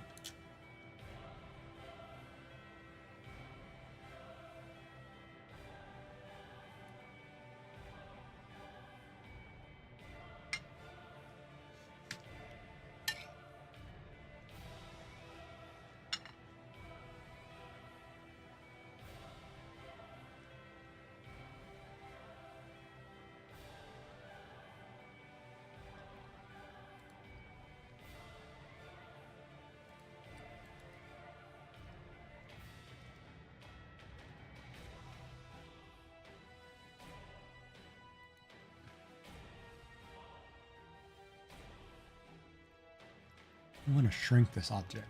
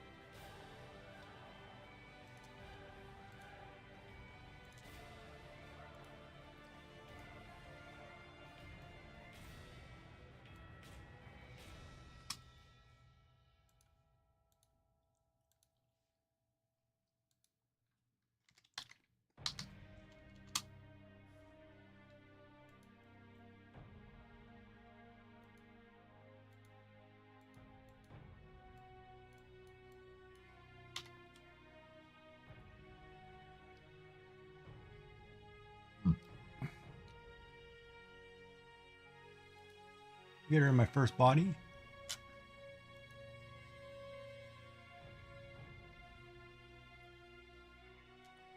Well, that's a 2.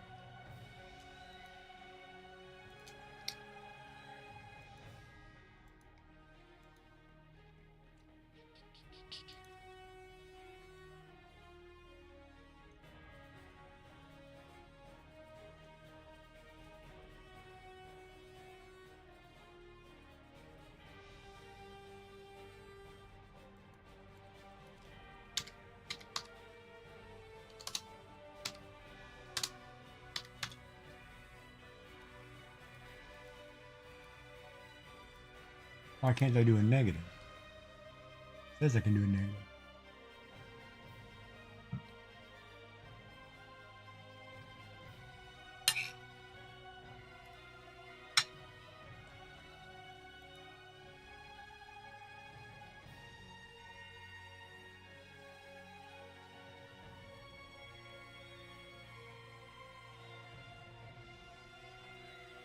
So I have to make it Wait.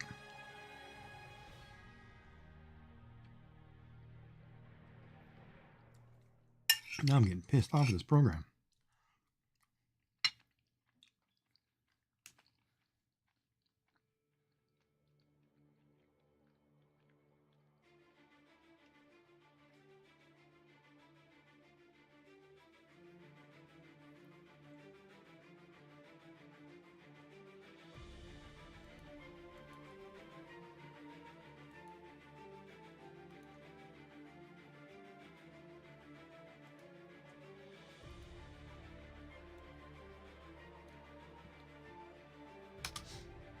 All right, so now I want to scale that down.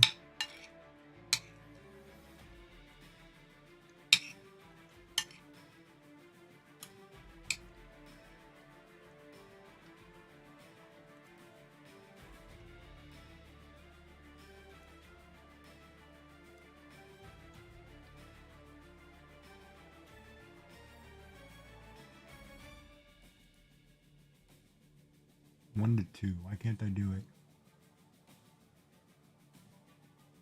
Huh.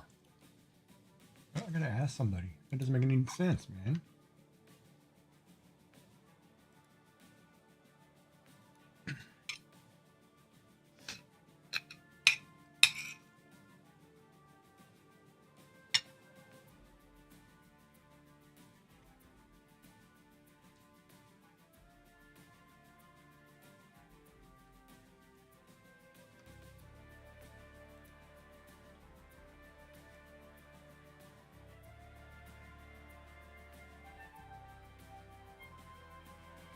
Design solids, scale components, bodies, or sketches.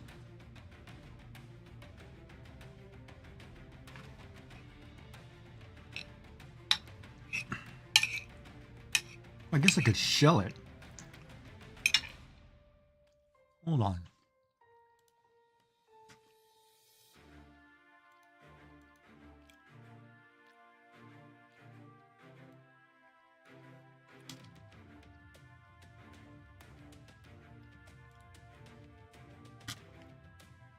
Oh, I don't want to shell it.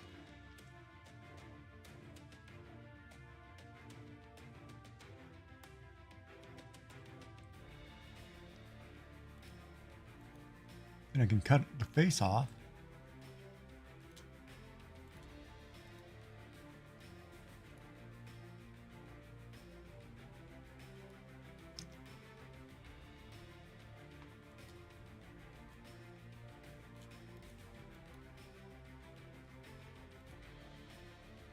What do you mean select the splitting tool? Oh no, I'm sorry.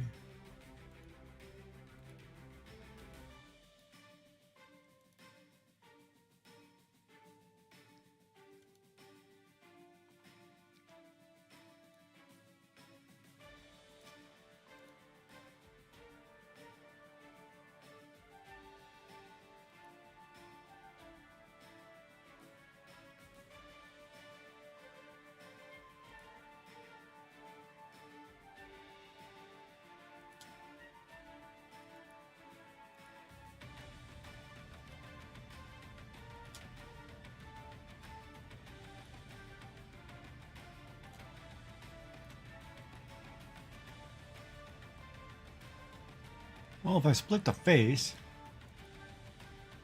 Alright, that doesn't make any sense. I want to see the inside of this.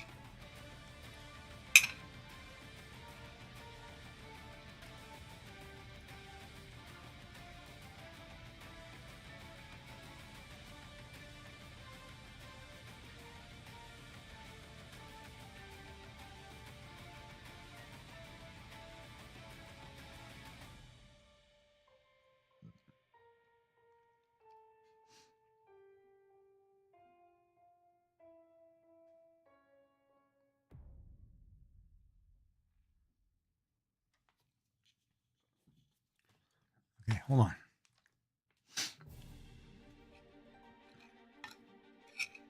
This is what I don't like about trying to figure out this program again.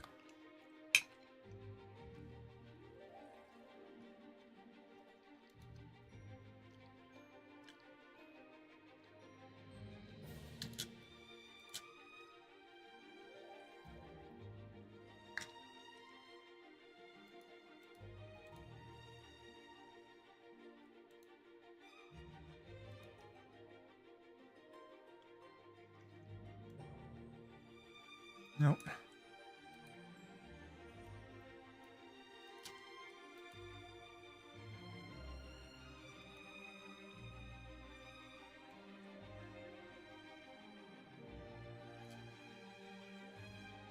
Where's the split?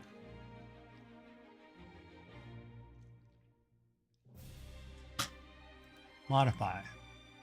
Split body.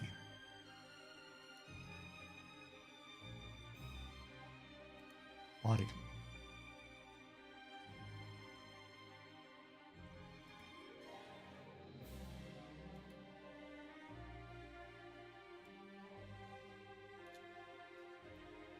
Okay.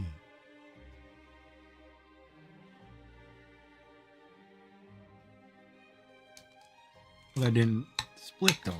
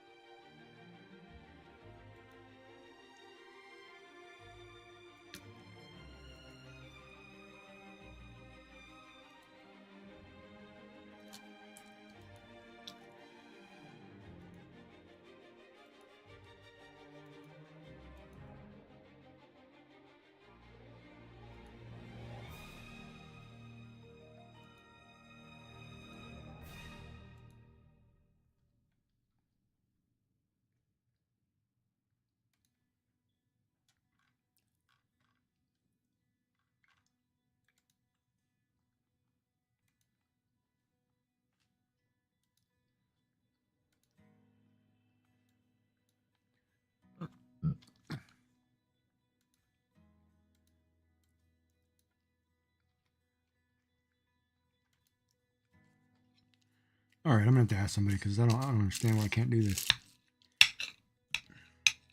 I really don't get that. It should just do it. Never seen something so complicated.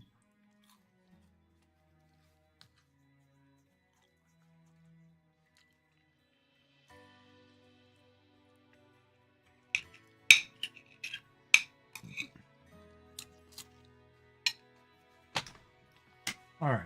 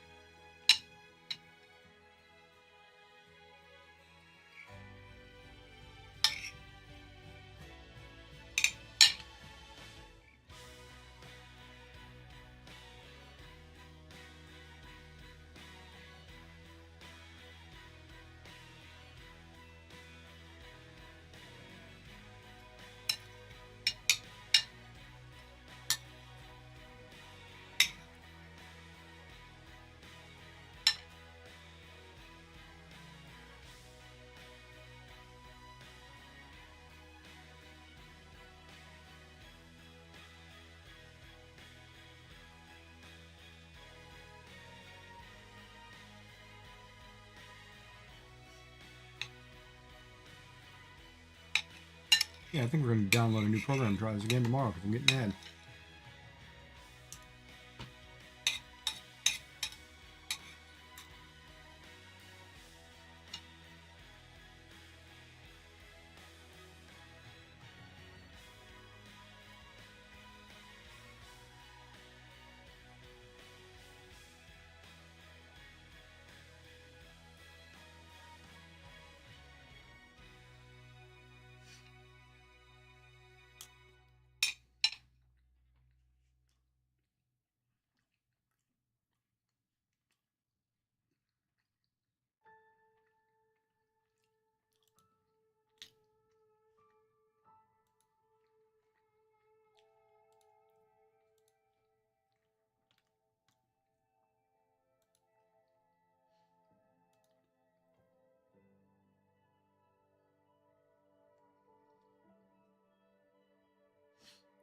Okay. Doesn't seem like it works.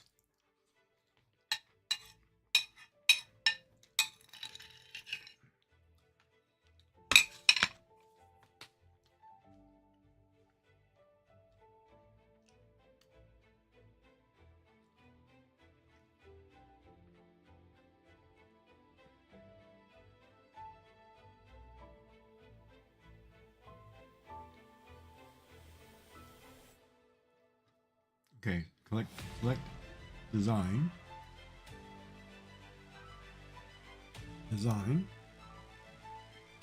modify, split body, select the body to split, select the splitting tool,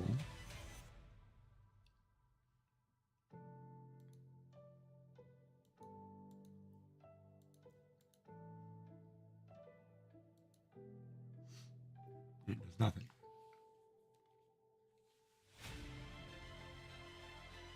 Alright, let's do it again. Modify, split body, pick the body, select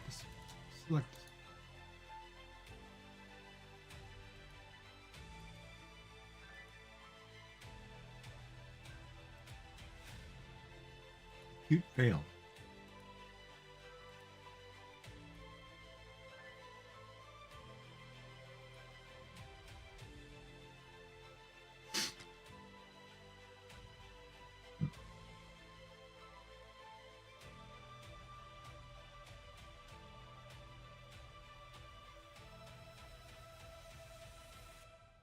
Okay, modify, split face, select the body,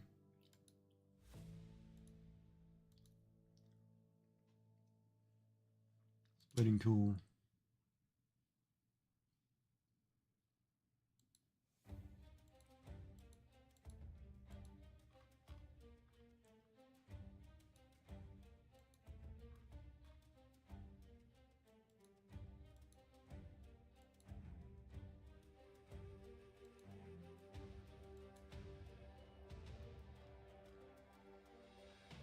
oh, let me pick the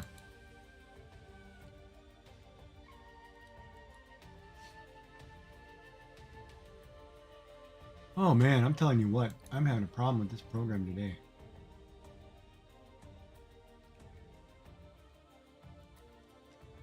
Not letting me do anything to these two cubes. Hide sketch one. Modify. Split face. Splitting tool.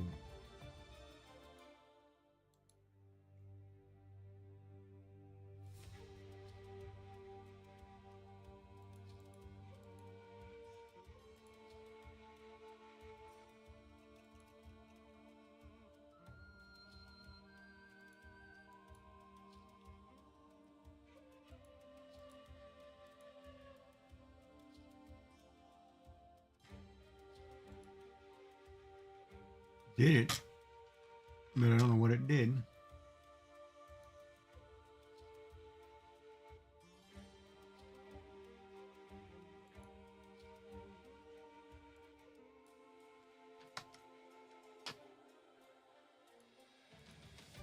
Says it did it.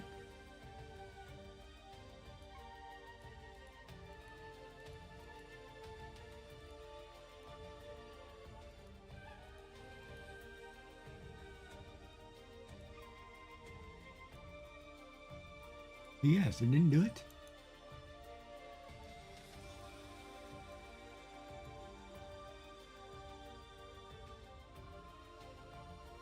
All right.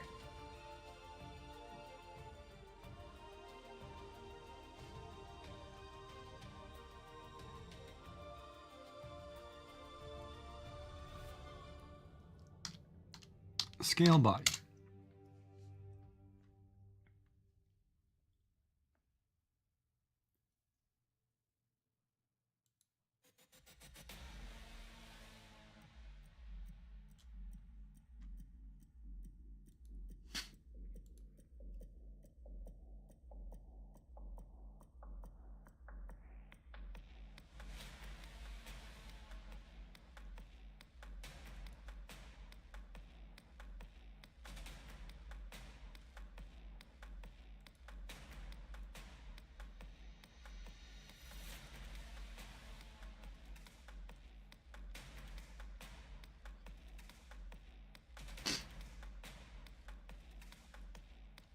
1.25.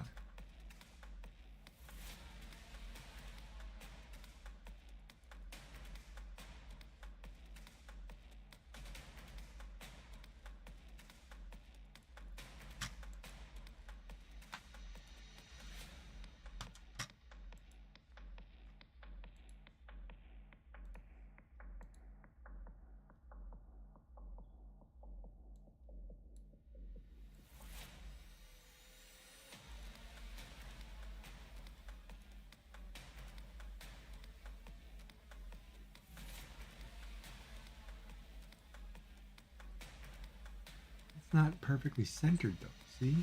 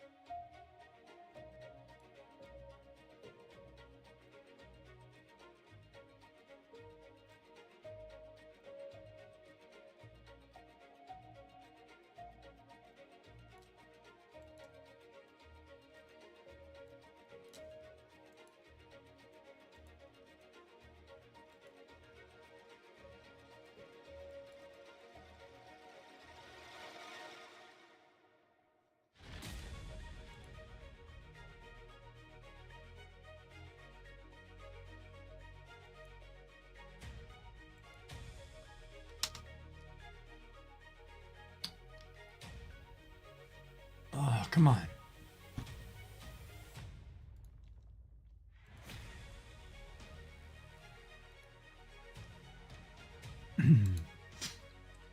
Yeah, all right, we're gonna have to figure that out. Oh man, that was good. Ate too much. I'm tired. I have to figure out how to make two objects the same, get inside one another, exactly centered.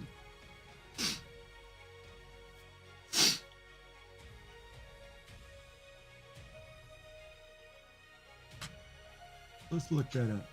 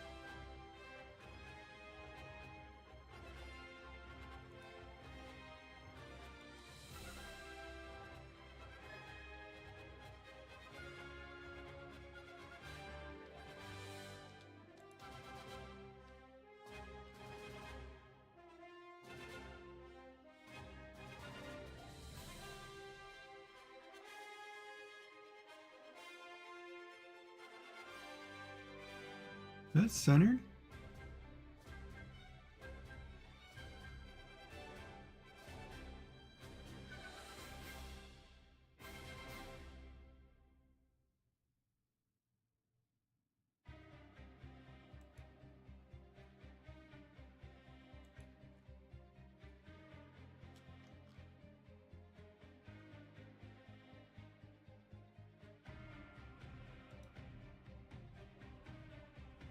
Hold on a minute. Where's...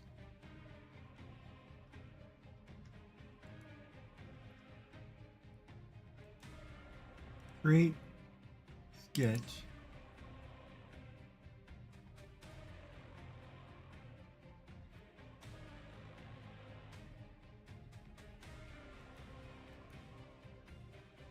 Polygon.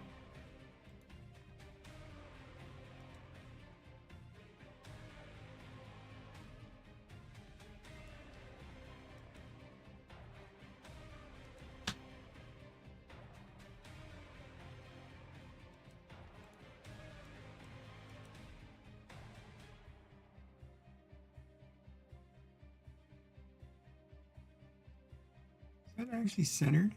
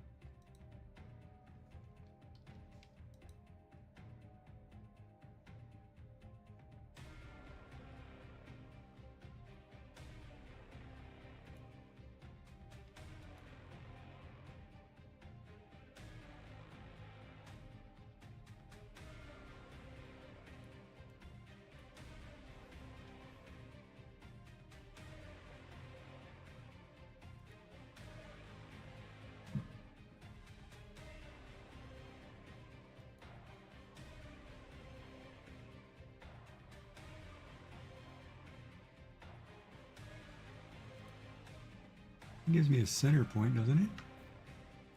So create, sketch, create.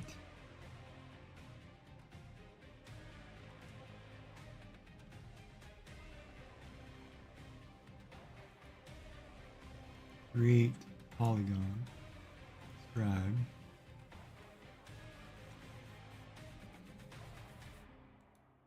Center. Can't center on that hole.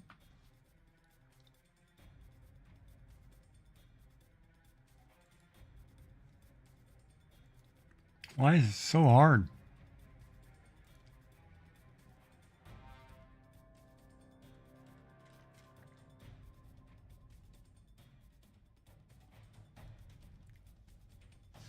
Why can't I get the center of this?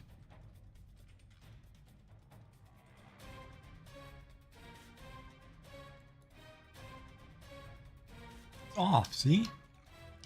Why is that so hard to do?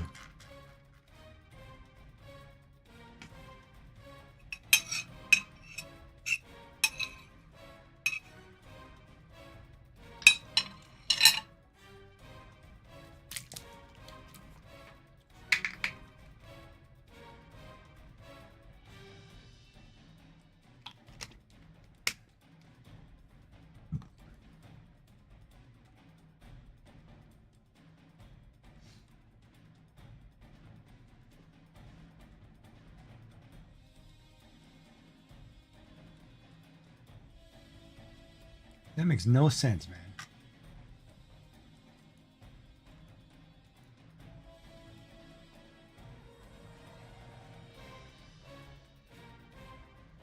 All right, let's try this again. Create. New sketch, create.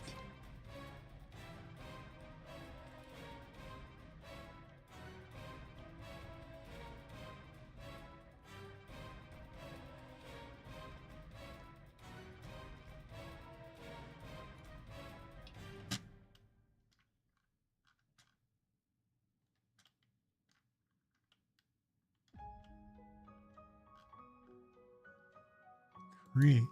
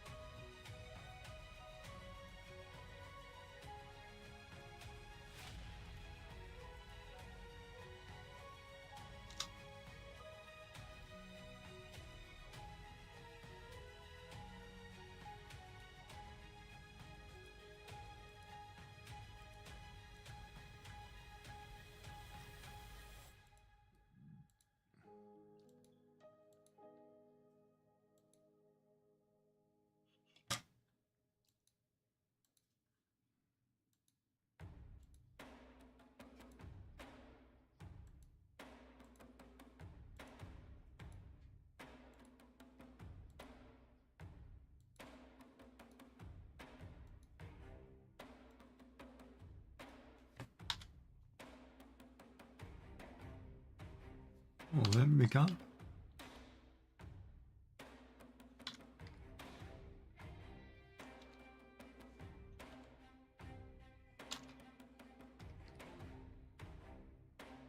That's pretty close, 4.25. It's almost.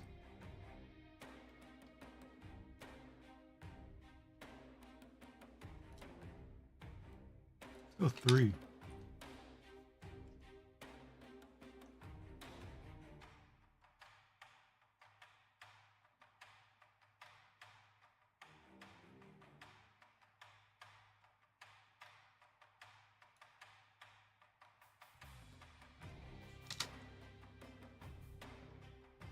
So it's 4.25.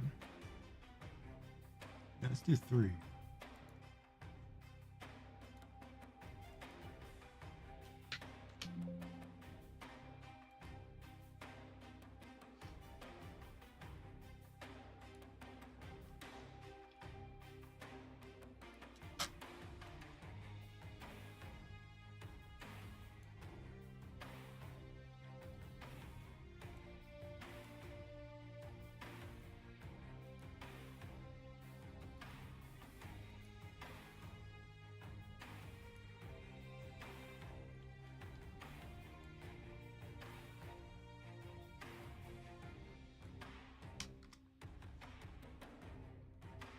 All right, so we have our first hexagon shape, polygon shape. Jeez, that took forever, man.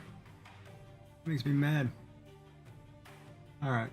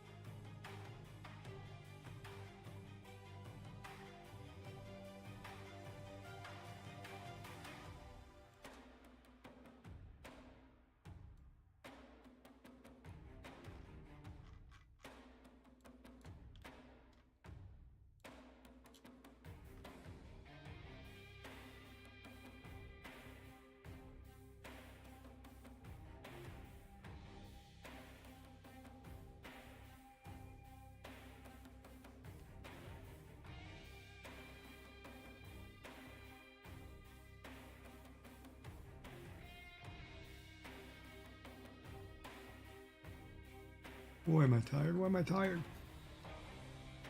Man, my stomach hurts. Wish you'd eaten all that chocolate. All right.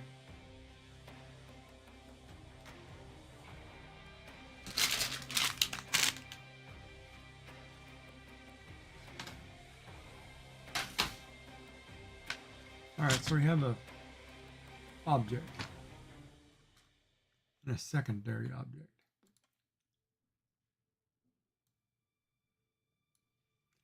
I don't like it.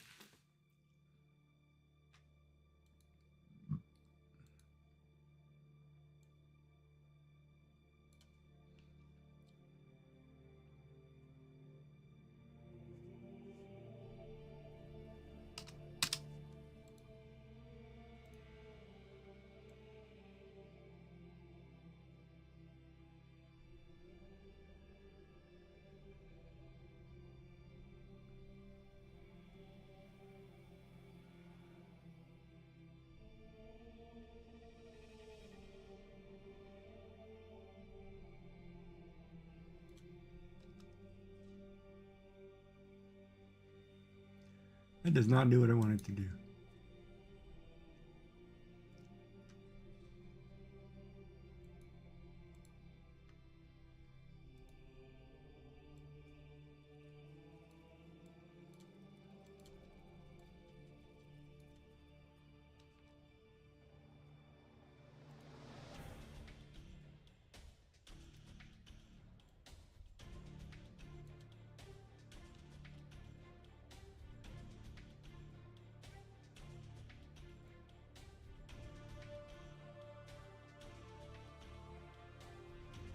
See, I don't like how it doesn't cut off. Oh, I see what it's doing.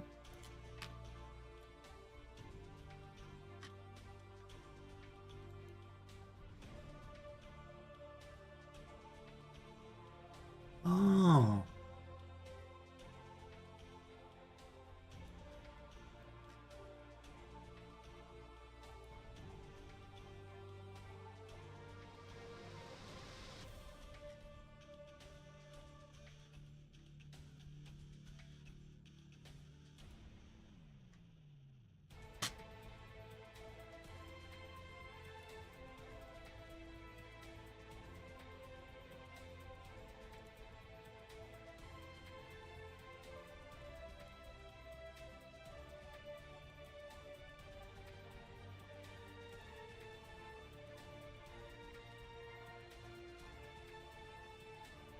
Why don't you snap to the point?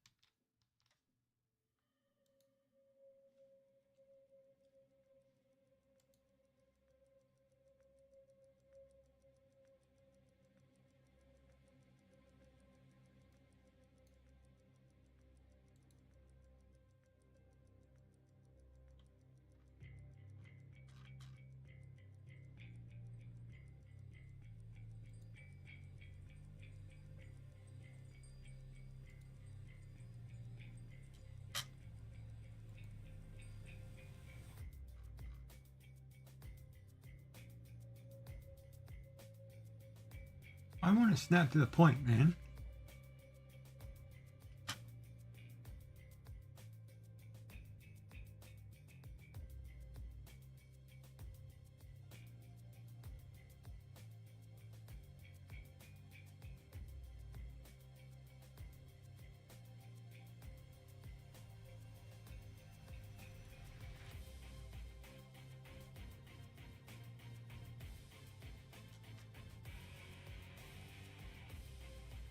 All right, I'm getting frustrated.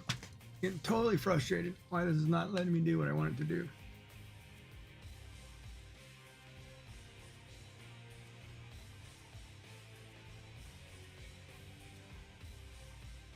Oh, God.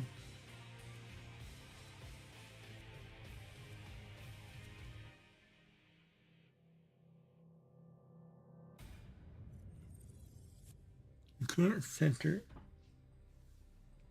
2 polygons, and I don't know why I can't scale one down.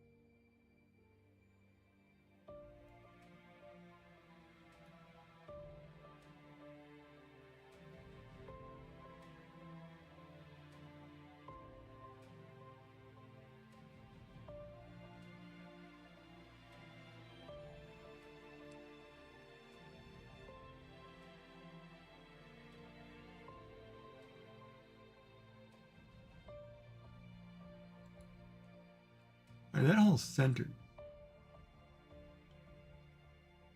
Right? So what if I...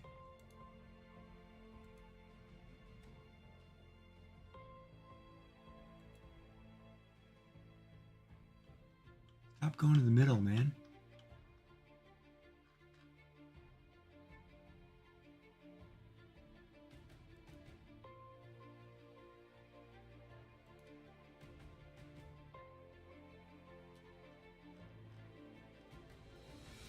Looks like it's centered.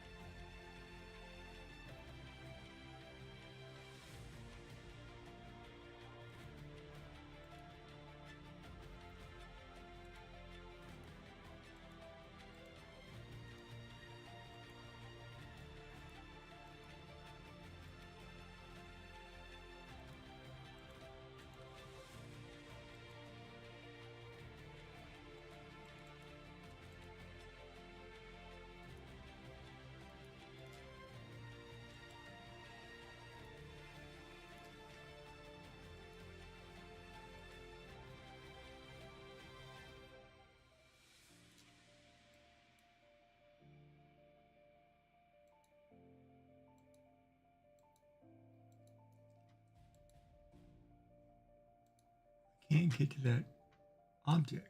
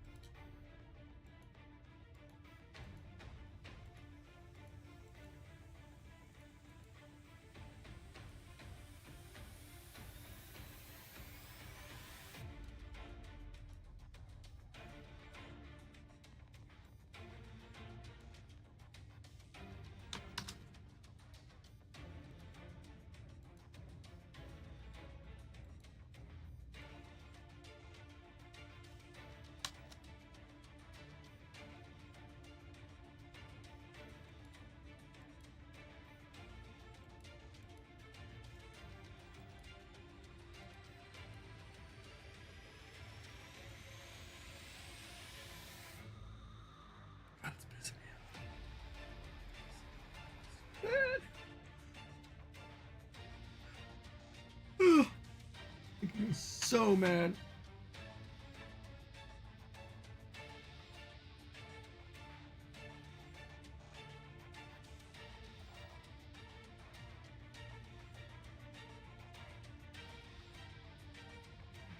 All right.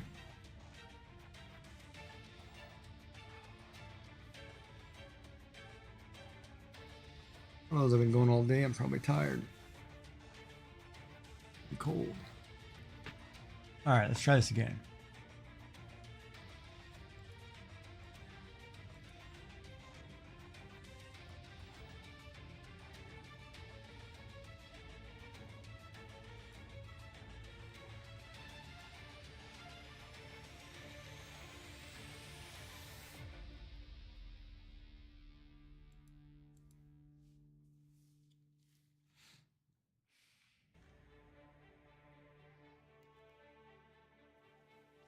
There has to be an easier way to do this.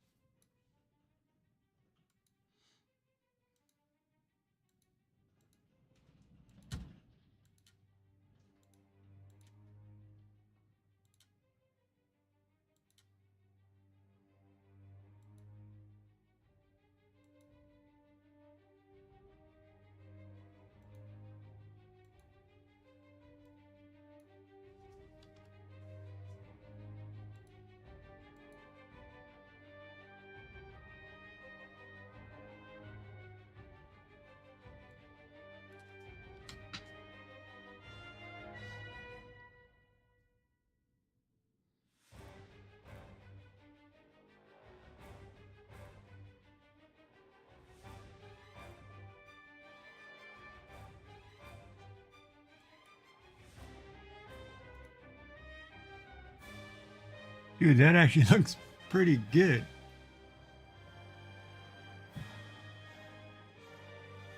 I think I got it.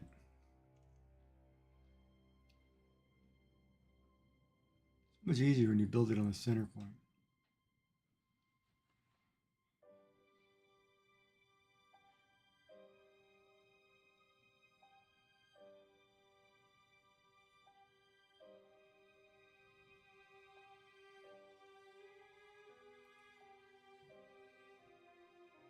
Oh, it turned out fairly good, shenanigans. Couple flaws in it, but we're rebuilding the model. I can show it to you if you want. You got a minute.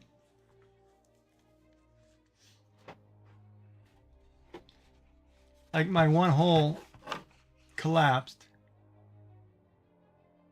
It's supposed to be one of these, but it collapsed because it was at an angle. And it did something funny here. See where it made this outer line?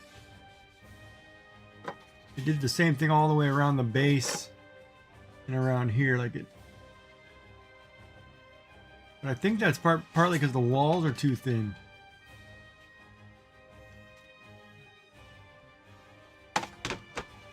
And my measurements were off. But other than that, it turned out pretty good. Now I'm trying to build a new model, trying to figure out how to do it easier. And it's not easier. I'm having a hard time with objects.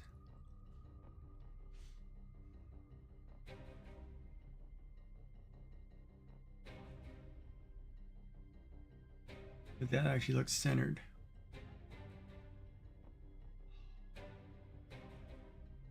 I'm getting frustrated, probably because I'm tired too, but we're rebuilding it. Trying to make a better model.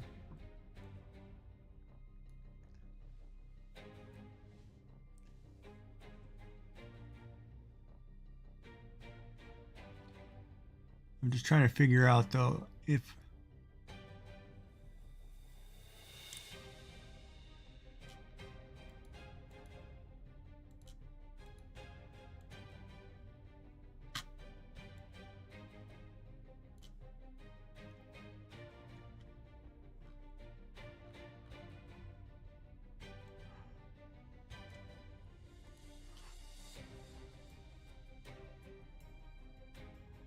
make a copy of this.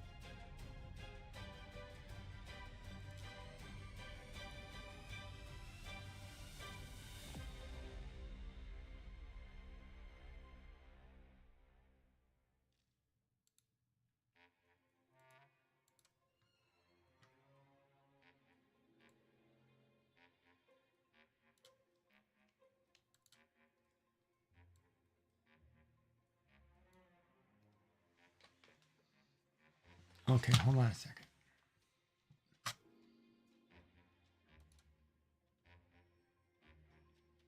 I want to make that longer and bigger.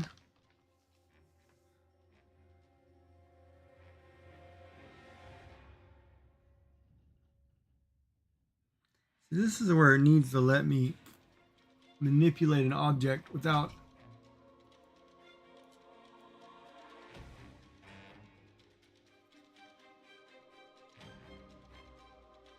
say for example I want to make this twice as long. The whole thing. There's two bodies.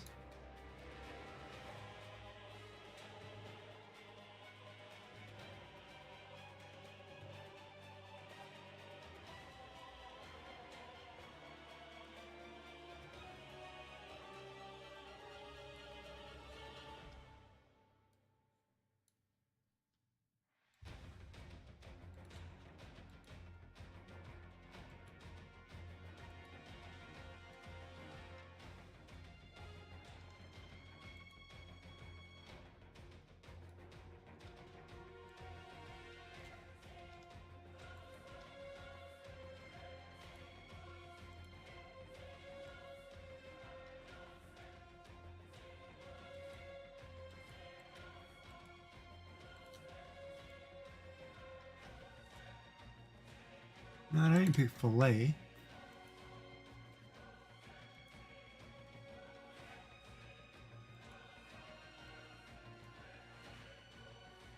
Why is it picking fillet? Oh, I know why.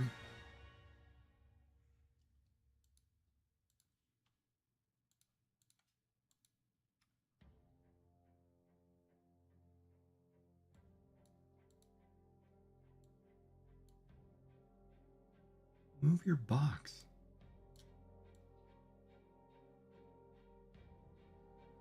That's not what I want to do either.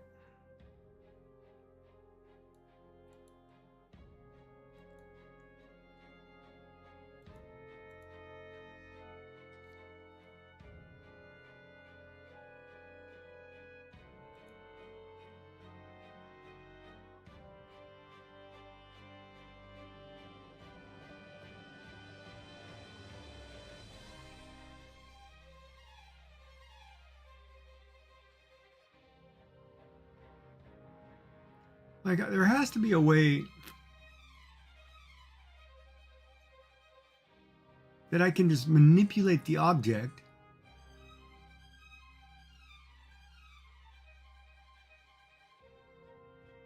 without having to go through all the details of cutting it in squares.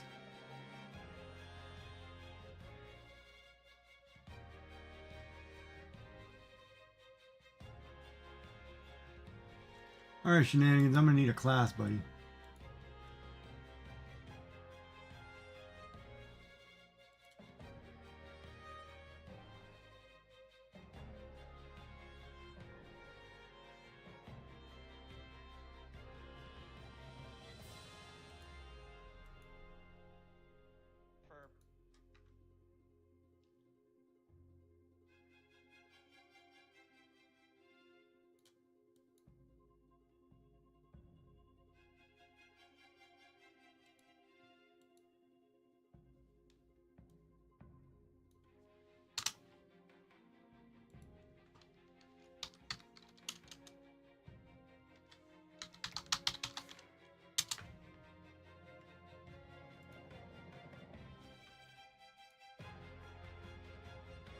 This is where I get totally mad with this program, because the other one I can manipulate objects a lot faster. This one will not let me manipulate the object.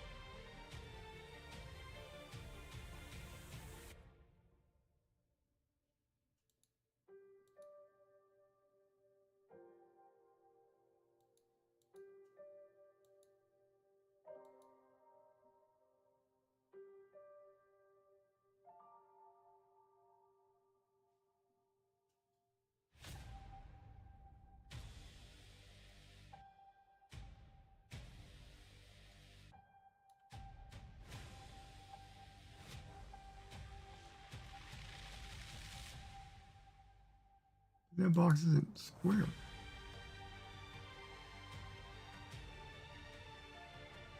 Rounded box.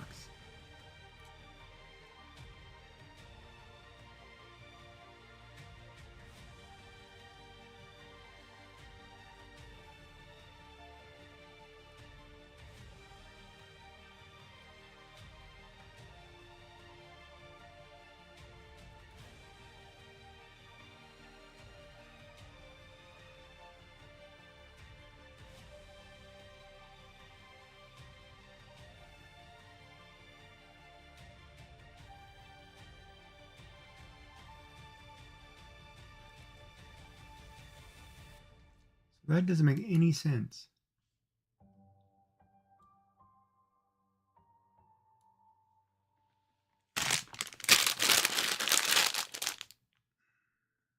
Man, my stomach hurts.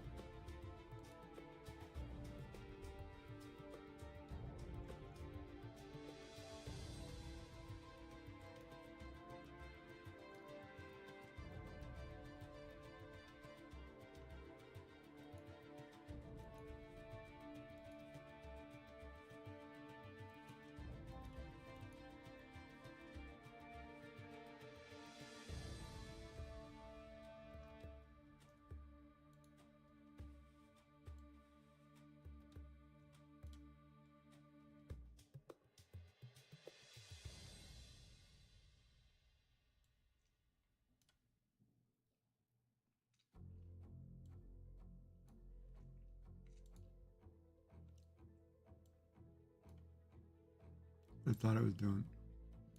I didn't want it to do.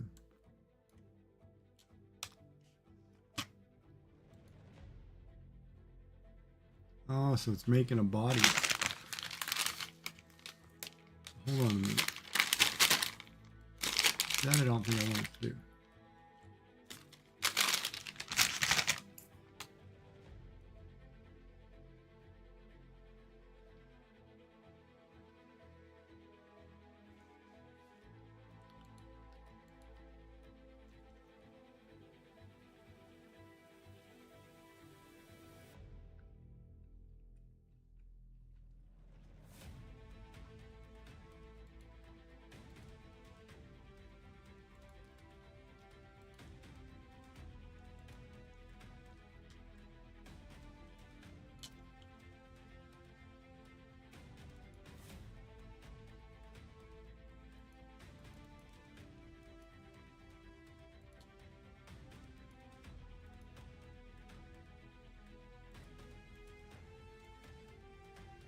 It's only the center.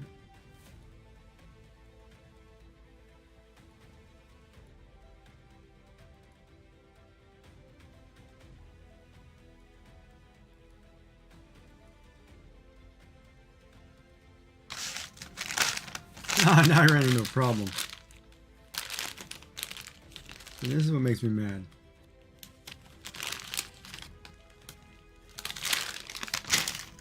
So we gotta do these in steps, and if you don't do them in the correct steps, it won't let you continue doing things.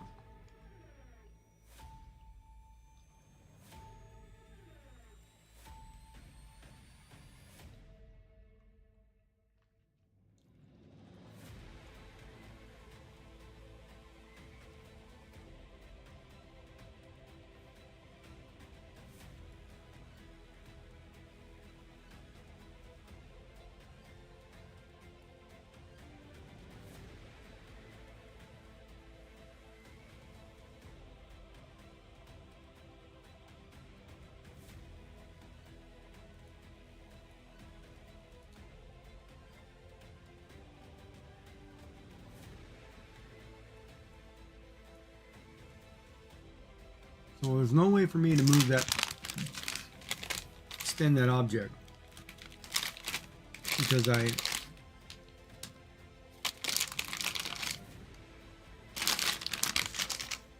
I put a face on it.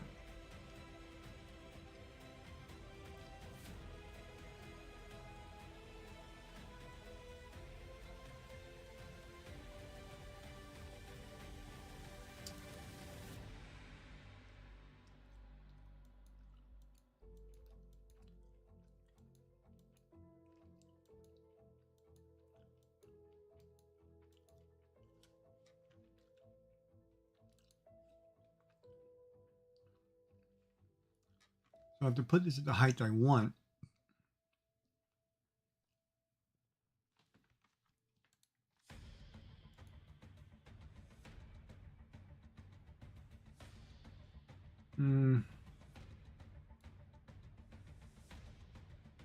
So what did I write down?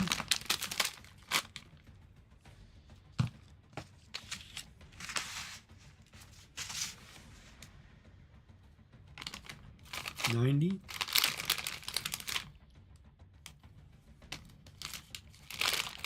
So 90 is the. Hold on, what did I write down? 3.5? Or I said 4.25. 115.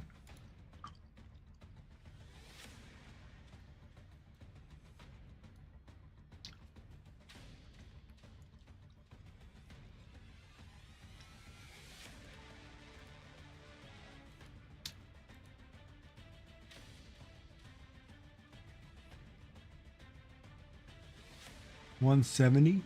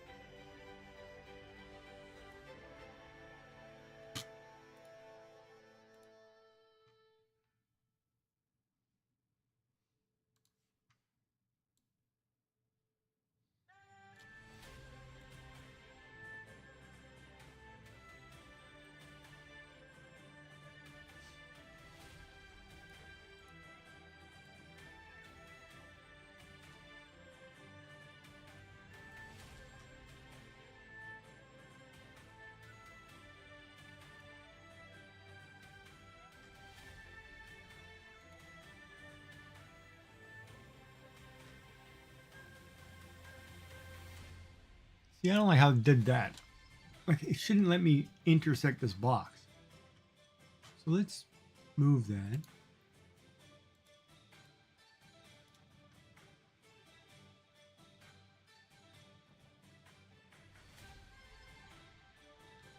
And see, there's no way to move that box and join it with the other one.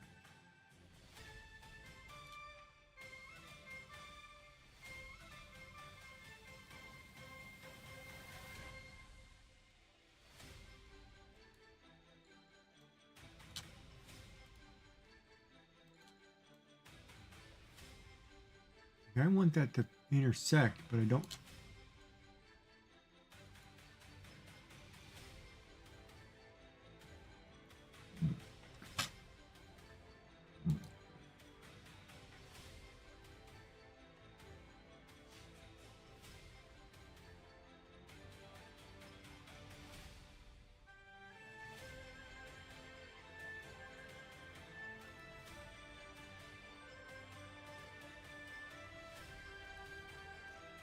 What if I move the other one?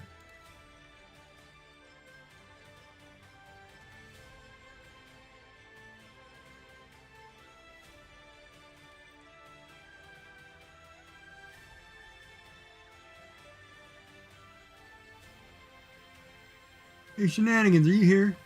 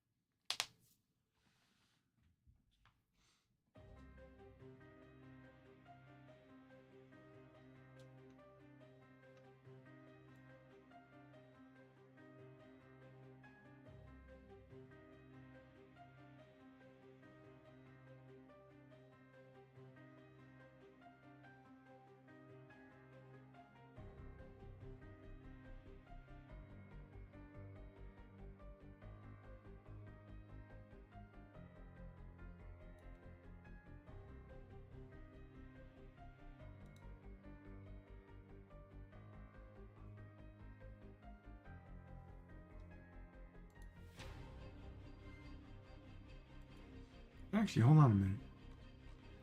I'd be able to do it by doing this. We'll extrude this. Some crazy number up here. Now we'll combine the two objects.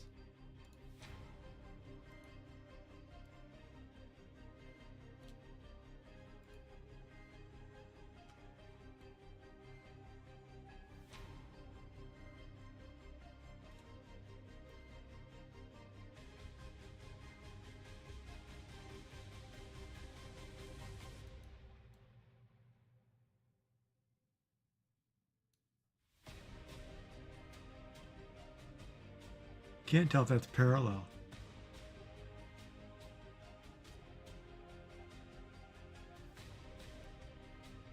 Now this looks kind of even.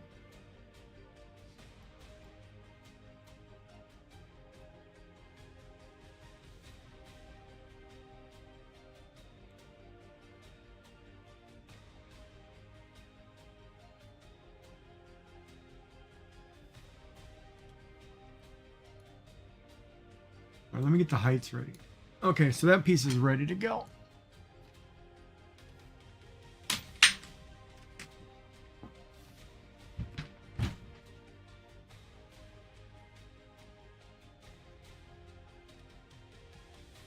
Actually, can I build a... I wonder if I can build a shape with the thing.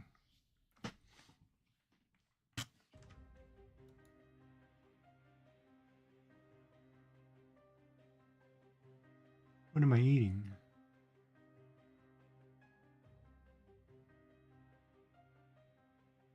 K2 plus.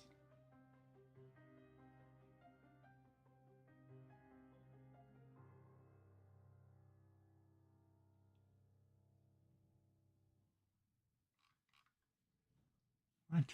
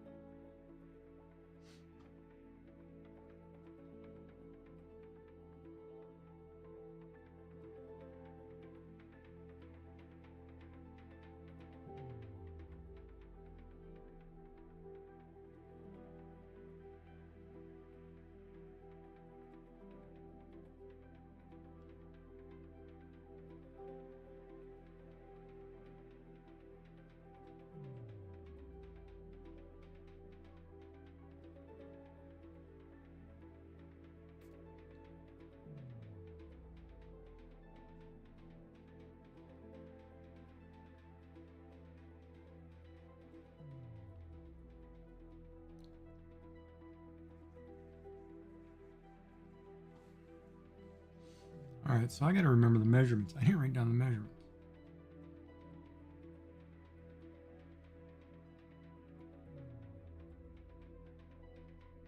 Did I not give it height?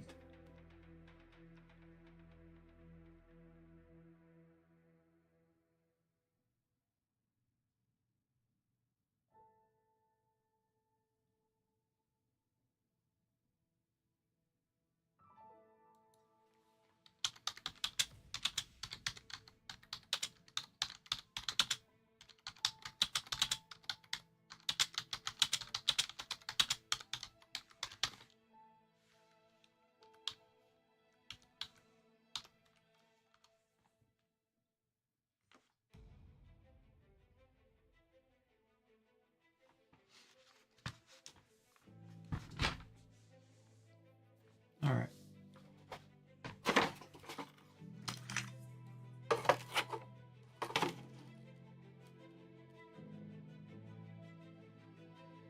All right, we did 3.5.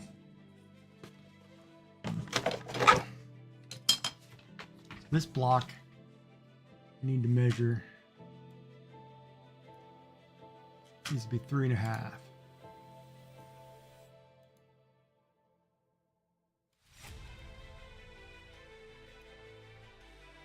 $250. 3.5 is. Oh, wait a minute. No, it's 100 millimeters. 2.5 is 90 or 89. 90s. Okay, we can use 100. Right? 100 millimeters. Oh boy, I hate doing the math here.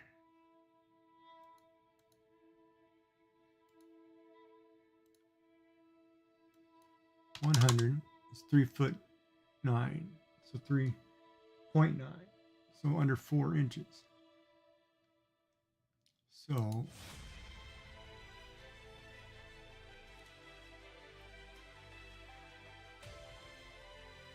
we said it was 3.5. 3.5 is 89, so 100. A little taller. Yeah, let's do it 100 because that's easy for me to remember. 10 on the bottom.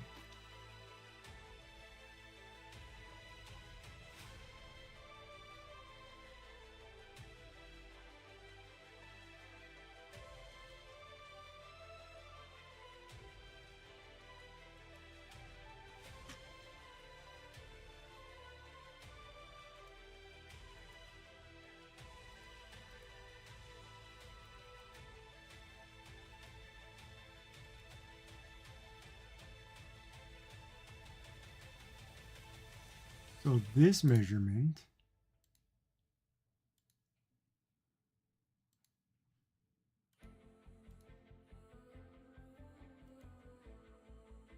is 100 and What is it? 166? Oh, that's pretty tall. What is 166? What is 60?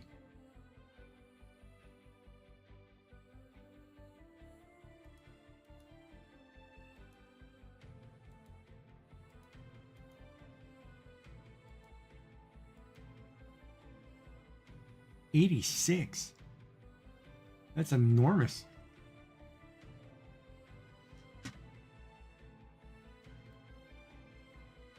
$86 millimeters. How big is that?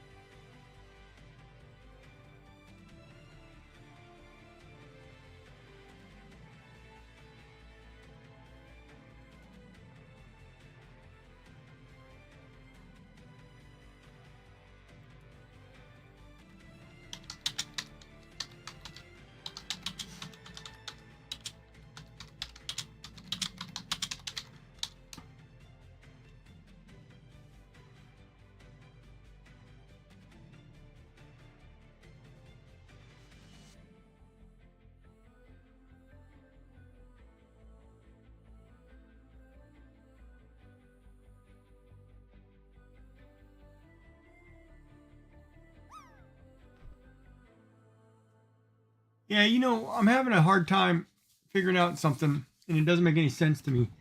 Like when you combine objects, why doesn't it take the object and put it together without you having to then cut a section out of it?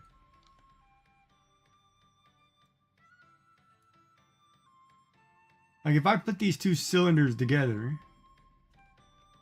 well, I don't know if you can still hear me, but like if I put these two together and I have a gap down here at the bottom, it should cut this one off without going through. Does that make sense? Instead of what I'm doing. But I got to measure this block correctly because I'm not.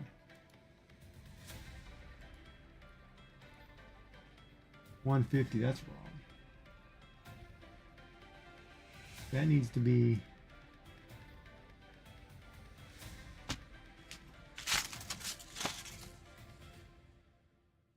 What did I write down?